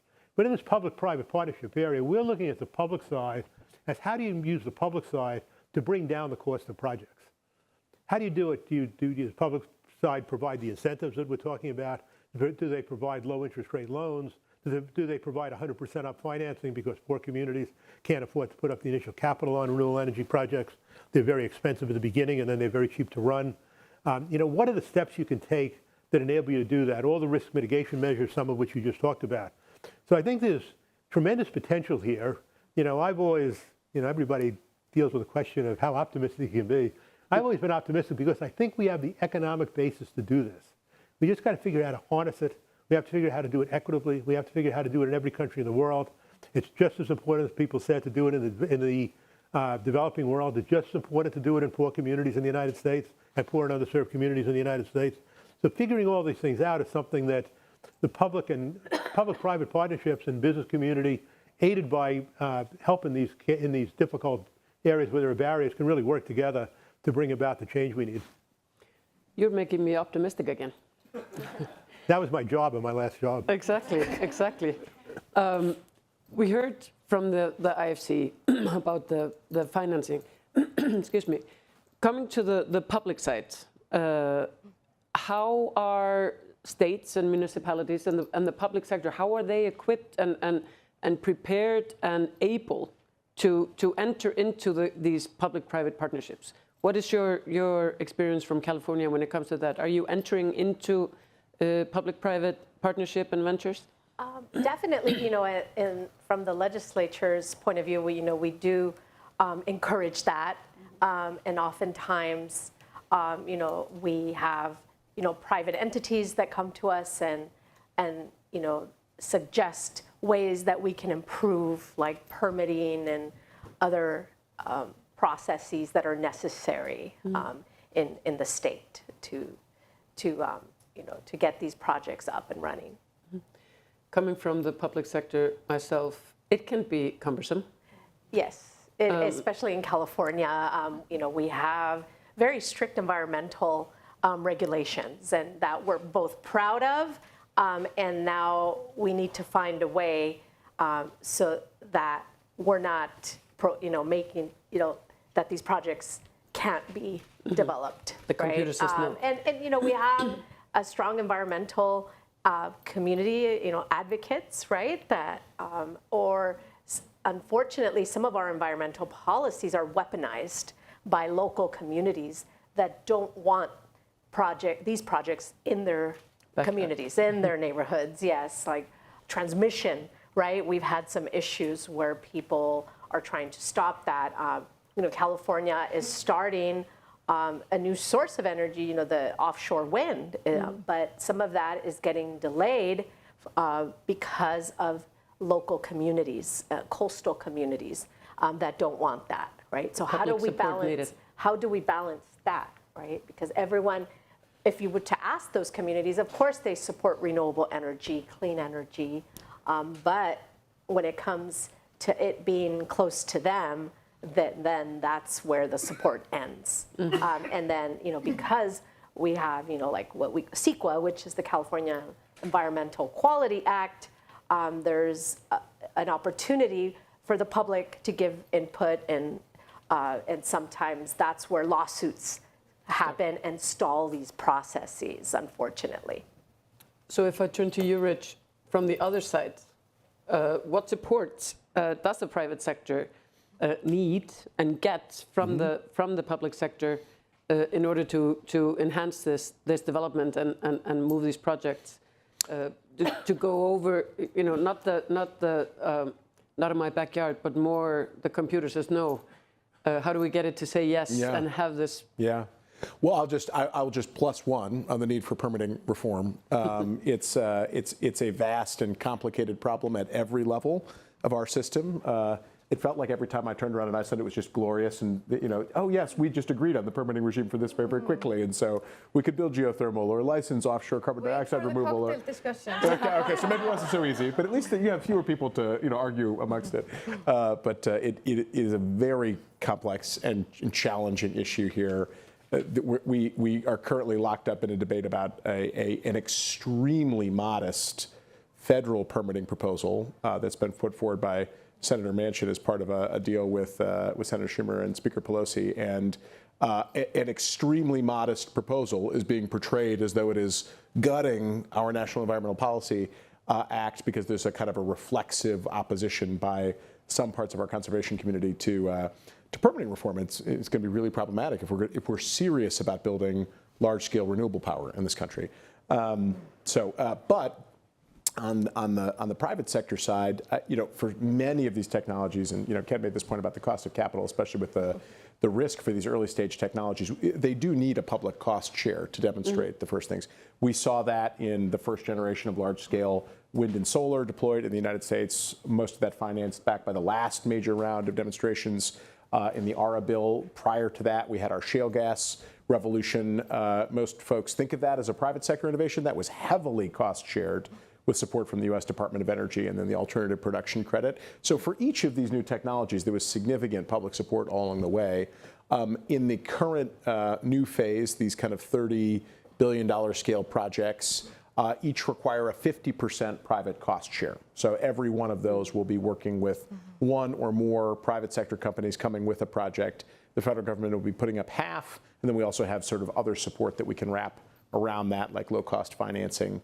But just to come back to permitting, unless we get the permitting regime right, many of those projects may be the only one of their kind if we can't figure out how to permit, new geothermal, for example, on public lands. It would be very, You told me that you told everyone that you went to Iceland for the first time. And speaking of permits, you had an interesting example that you shared with us in the green room.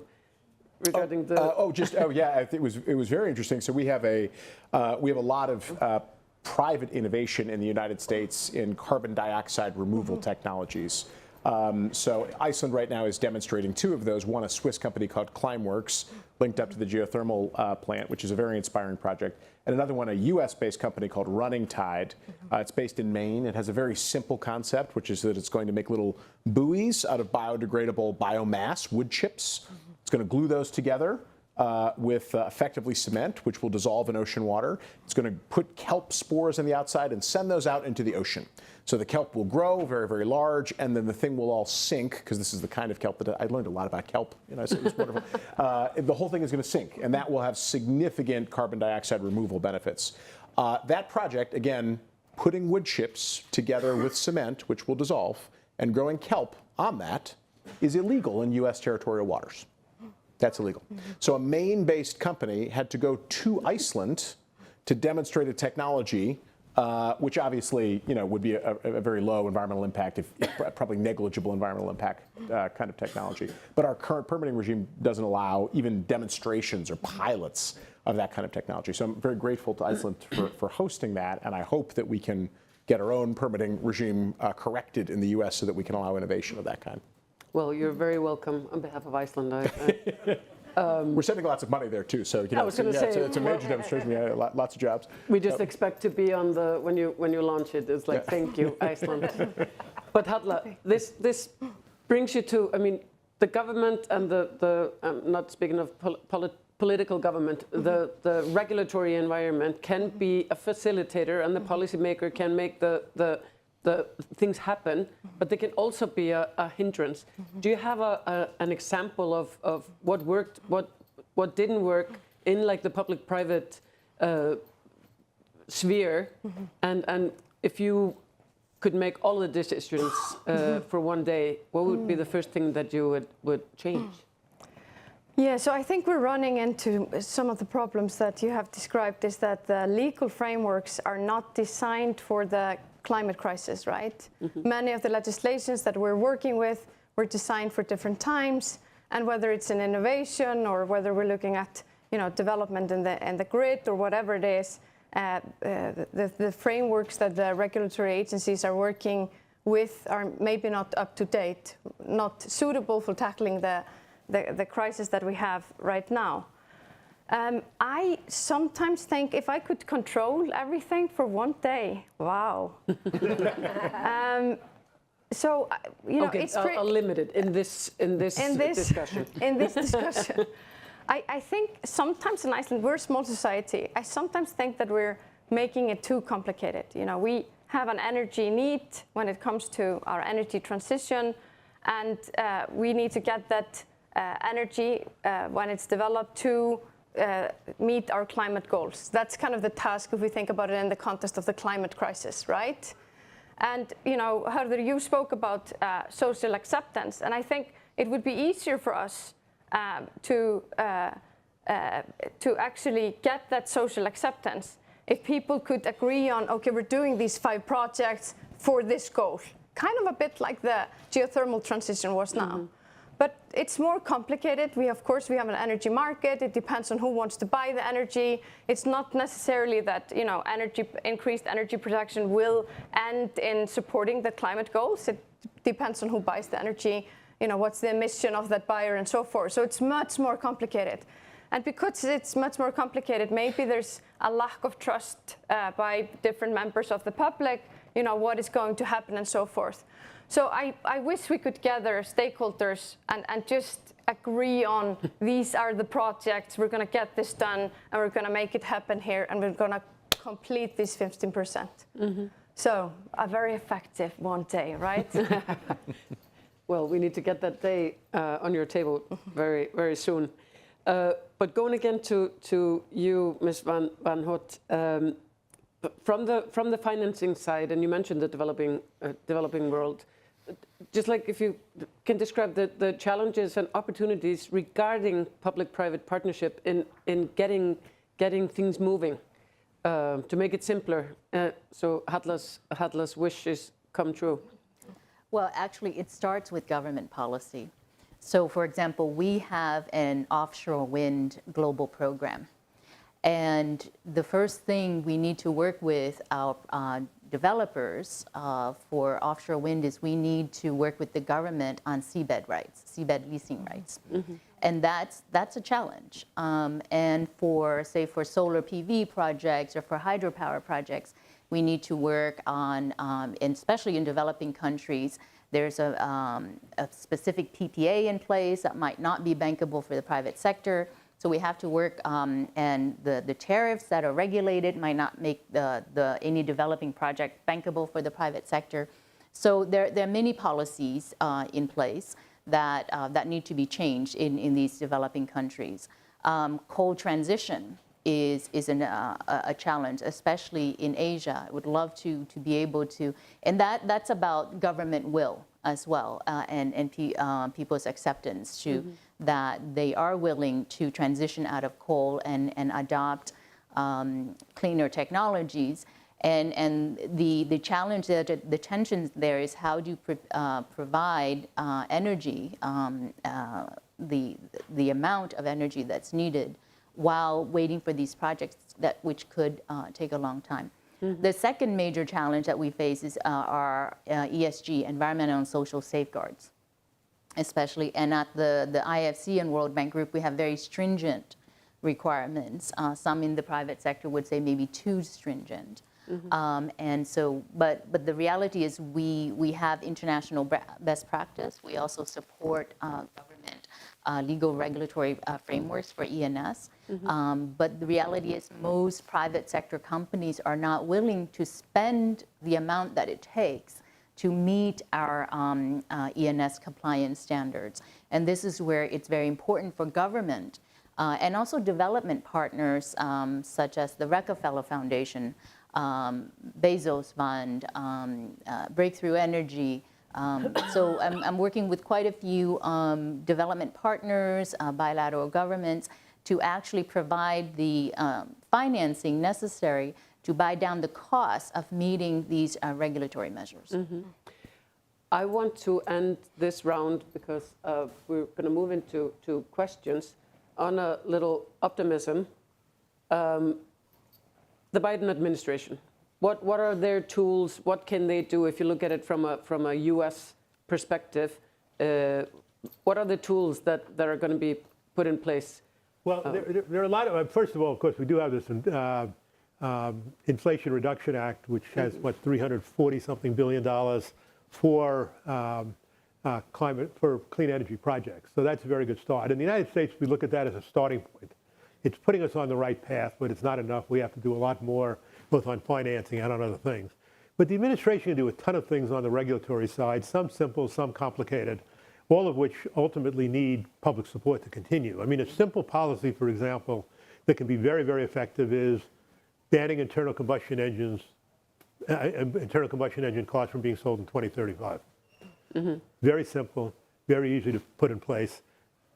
Whether it works is another question. So you got to do all the things you have to do to make sure that you can replace those cars, again, in my view, economically, or this policy won't hold up. It'll eventually, 2035 is a long way away. It eventually won't really work. And right now, electric vehicles are not yet cost competitive. We thought we were getting very close. There are all these new problems with the minerals that go into them that may raise costs again. But we will eventually, certainly way before 2035, get to that stage. There are other policies they can do that are, some are simple, appliance standards, energy efficiency standards, energy efficiency programs. They're working on all of those kinds of programs. I think at least 20 states in the United States have dates by which you have to have 100% clean energy generation in the state. We don't have that on the federal level yet. That was in the initial bills that were taken out of the bills that eventually passed that we worked here. Doing that, of course, is very complicated. You know, a bill like that could have 1,000 pages to go with it of the measures you need to get to that level. But the administration will take many, many regulatory actions that will, in fact, reduce emissions. And it will do the funding and the financing that will enable many, many projects to be built. We need, again, in the United States, we certainly need some changes to our law to do this. We have a very conservative Supreme Court. It's going to throw out a lot of things that you could have done 5 years ago that you can't do today. We're a ways away from changing that. But even within that context, we can do a lot. We certainly need more legislation. We need more funding. And, again, that's what, everybody on my side of the aisle is going to be working on over the next couple of years and trying to win the elections that enable us to do that. See, I told you that we would end that section on an optimistic note. We have time for a couple of questions. Please, here in the front row, the microphone is coming your way. And if, just for the sake of time, maybe if you can not address it to everyone. Thank you, Mai. Two things. First of all, regarding the fossil fuel subsidies, I think the dinosaur at the, if anybody hasn't seen the dinosaur ad at the UN, Google it. It's masterful, since we're in the week of Climate Week in the UN General Assembly. He did say fossil fuels were a ticket to extinction. Part of these public-private partnerships, though, have to provide ways for women, minority-owned businesses, veteran-owned businesses, disabled-owned businesses to get this funding, to find out about these partnership opportunities. These are small businesses. This is where the cutting-edge technology is coming from, and only 2% of the funding is going to these people. They don't know about it. I'm in a lot of these circuits, and they have no idea. And I mentioned even SBIR. Sometimes I don't even know about them. So this is all plenty of money that's available, and you want the new technology. So what has to happen to have some of those regulatory criteria that you speak of include that they have to have a substantial percentage go to women and minority-owned businesses? That's a great question. Who wants to take the ball? Hadla? I can start by saying I think you're pointing out a very important issue that has being more and more dealt with. I mean, if you look at academia, for an instance, when it comes to funding allocation there, it's already in place in many funds that you need to meet certain criteria. I'm thinking now about Arctic funding, that sometimes you need to make sure that you're working with indigenous communities, or including local collaboration and so forth. And I will have to agree with you that I think this is exactly where governments play a major role in making sure that this is a just transition. And level playing field. Yeah, and using public funding when it's partnered with private equity or private funding, using the kind of regulations and the criteria on the public side to meet the goals that we want to see with just transition. So excellent point. Thank you. Should we go? I'll just say very quickly, I mean, at least in the United States now, in the Biden administration, they're attempting to get at least 40% of all funding to go into poor and disadvantaged communities. Not directly, it's not necessarily business related, but trying to get that money to go in. And the issue I worked on the most, something we call the Green Bank here, which is funding for that. The bill has $20 billion in funding, $8 billion of which has to go to poor and disadvantaged communities. Mm-hmm. So we are getting money into that part of the thing. Get it into there, and then again, I don't know the programs directly, but to get it into women-owned businesses, minority-owned business, an area I don't know very well, but I know there's a lot of effort to try and do that. And the training and education, as you're saying, is incredibly important and difficult to do. And even in poor and disadvantaged communities, you'll have this money out there. It's still an art applying for the funds, and we've got to train people on how to do that. So that has to be part of those programs. Criteria needs to be simplified. Was here. There was a question from the innovation community in Iceland. My name is Kitty. I'm the general manager of Running Tide in Iceland. And I just one comment. It's not illegal in the US. It's just that the people that look at the laws decided that placing something in the ocean for the purpose of trying to save it is not a legitimate purpose. So I think, which is like, it's just how you look at placement and dumping laws internationally. And I think that kind of brings me to my question. We talk about policy a lot, but at some point somebody needs to execute that policy.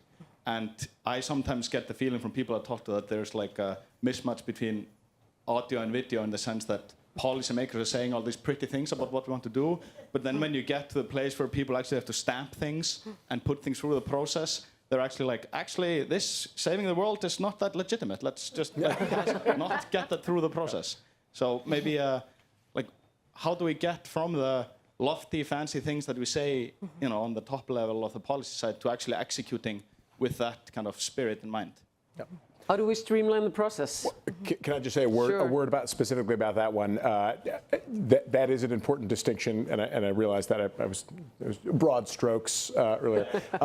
On that very specific issue, though, in many cases, you find that that regulators are not exercising the flexibility that they actually have today. So, for example, the most important thing for U.S. domestic geothermal development would be for the Department of Interior to issue a categorical exclusion from NEPA for geothermal development on public lands, which, by the way, the oil and gas development has on U.S. public lands. But the same drills drilling for hot water have to go through a full NEPA review, unlike the drills that are drilling for hydrocarbon reserves that will then be burned, right? So the Department of the Interior could grant that categorical exclusion tomorrow. And yet it doesn't. And so the bill that's being currently discussed in regulatory reform encourages the Department of the Interior to take that step, but doesn't require them to do it. So there's actually currently legislation that Senators Collins from Maine and Cantwell from Washington State have just introduced called the CREST Act that would not only provide additional demonstration programs in federal procurement for CDR services like Running Tide. Running Tide was very, very helpful in developing this legislation, but also effectively requires by statute, a clarification of this thing, which would allow this kind of, would fix this impermissible use issue for our domestic permitting regime with all that. But so sometimes it's going to require the legislatures at both the federal and the state level to just step in and order things, order the bureaucrats to take steps, which technically they could already take, but for a variety of reasons are not doing today. Could you please order the bureaucrats to do what you said? Next year, yeah, no. We find ourselves sometimes having to do that, even though, like you said, they could already do some of this. And my colleagues and I, introduce legislation sometimes to do that, right? Because it isn't being done. No. You were asking for the floor. Well, I'm not only in the project finance world, but project development world. So we actually go out there, scout for projects, potential projects, design them from scratch, and pilot them. And then once we have a working model, try to roll them out all over the world. And only when you're in project development do you find all of the detailed problems that could ever come about. And so the amount of problems that you could face each step along the way is tremendous. And so we at the IFC as project developers work with both the governments and the private sector companies to negotiate every step of the way. And almost everything requires negotiation, even negotiating with the local communities about whether a certain project could be there and what would it take for them to support this project that over the long term does benefit them, but they need something else in the short term. So we're not just advocating governments to change a policy, we're actually solving problems every step of the way during the full life cycle of project development. Hadla, you have some stampers in your organization. Can you get them to stamp the correct and implement the policies? Well, I think you're touching up on a very important issue. How do you actually get the lofty goals or the big goals into implementation? You mentioned what is kind of the key here. The devil is in the implementation. And sometimes the implementation fund is underinvested in. You need capacity, often both in the public sector, to live up to these expectations, as well as how you engage the private sector in that journey. So not undermining the implementation phase. And I really think, for an example, in Iceland, we have an opportunity to actually draw better. Okay, we know these goals. We're going to get there. What are the strokes between A and B exactly?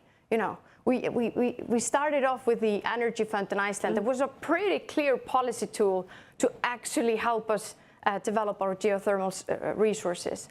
Maybe we need to do an even better job in drawing these lines, and that is something that I am very excited about in trying to accelerate the transition.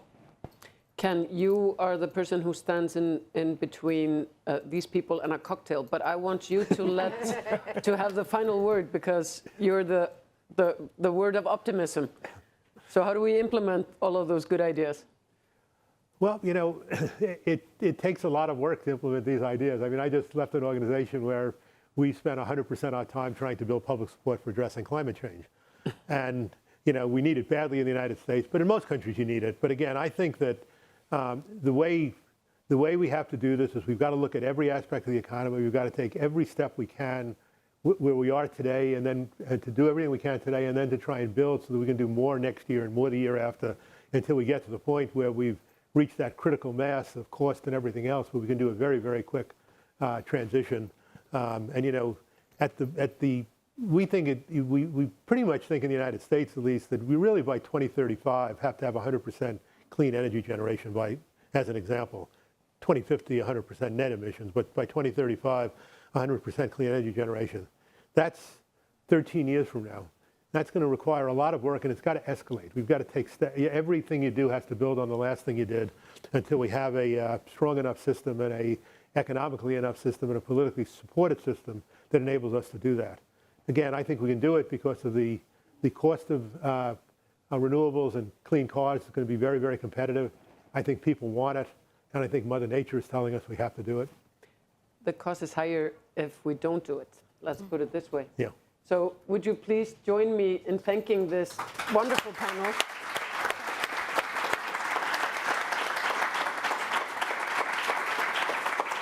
And I want to thank all of you for your excellent questions, and thank you for the opportunity to have me be here sharing a stage with these impressive people. Thank you.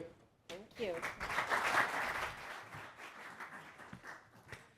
So thank you all. Before you leave, the cocktails are ready and cooled upstairs. We even have Icelandic gin.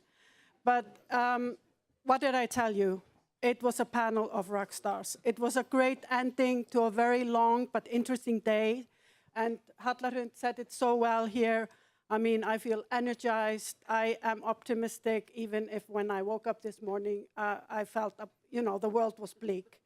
All that is left for me is actually to make a typical Oscars speech, thanking everyone. I want to thank all the great, great speakers, panelists, the moderators. I mean, you've all been great. I was asked, so is this like a one-time event? And I said, no, this is the beginning. This is the beginning of a cooperation. We have a lot of follow-up to do. I will be reaching out to all of you. So I have your numbers and email addresses. And I'm just looking forward to what will come out of this. I was also asked, so will you be doing this every year? I have to think about that, I must say. But this has been great. And I want to thank all of those who helped make this happen. The Atlantic Council, Global Green and Green Center. I will never learn this. Thank you. You have been great.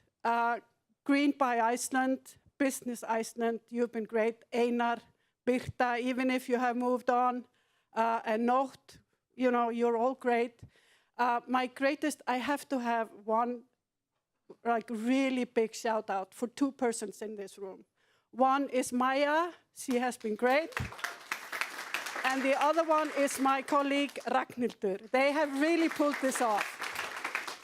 So thank you for all of you who came. Some came from Utah, some came from Maine, others came from California, Minnesota, DC, and all these great people from Iceland. So up on the roof for cold drinks. Thank you.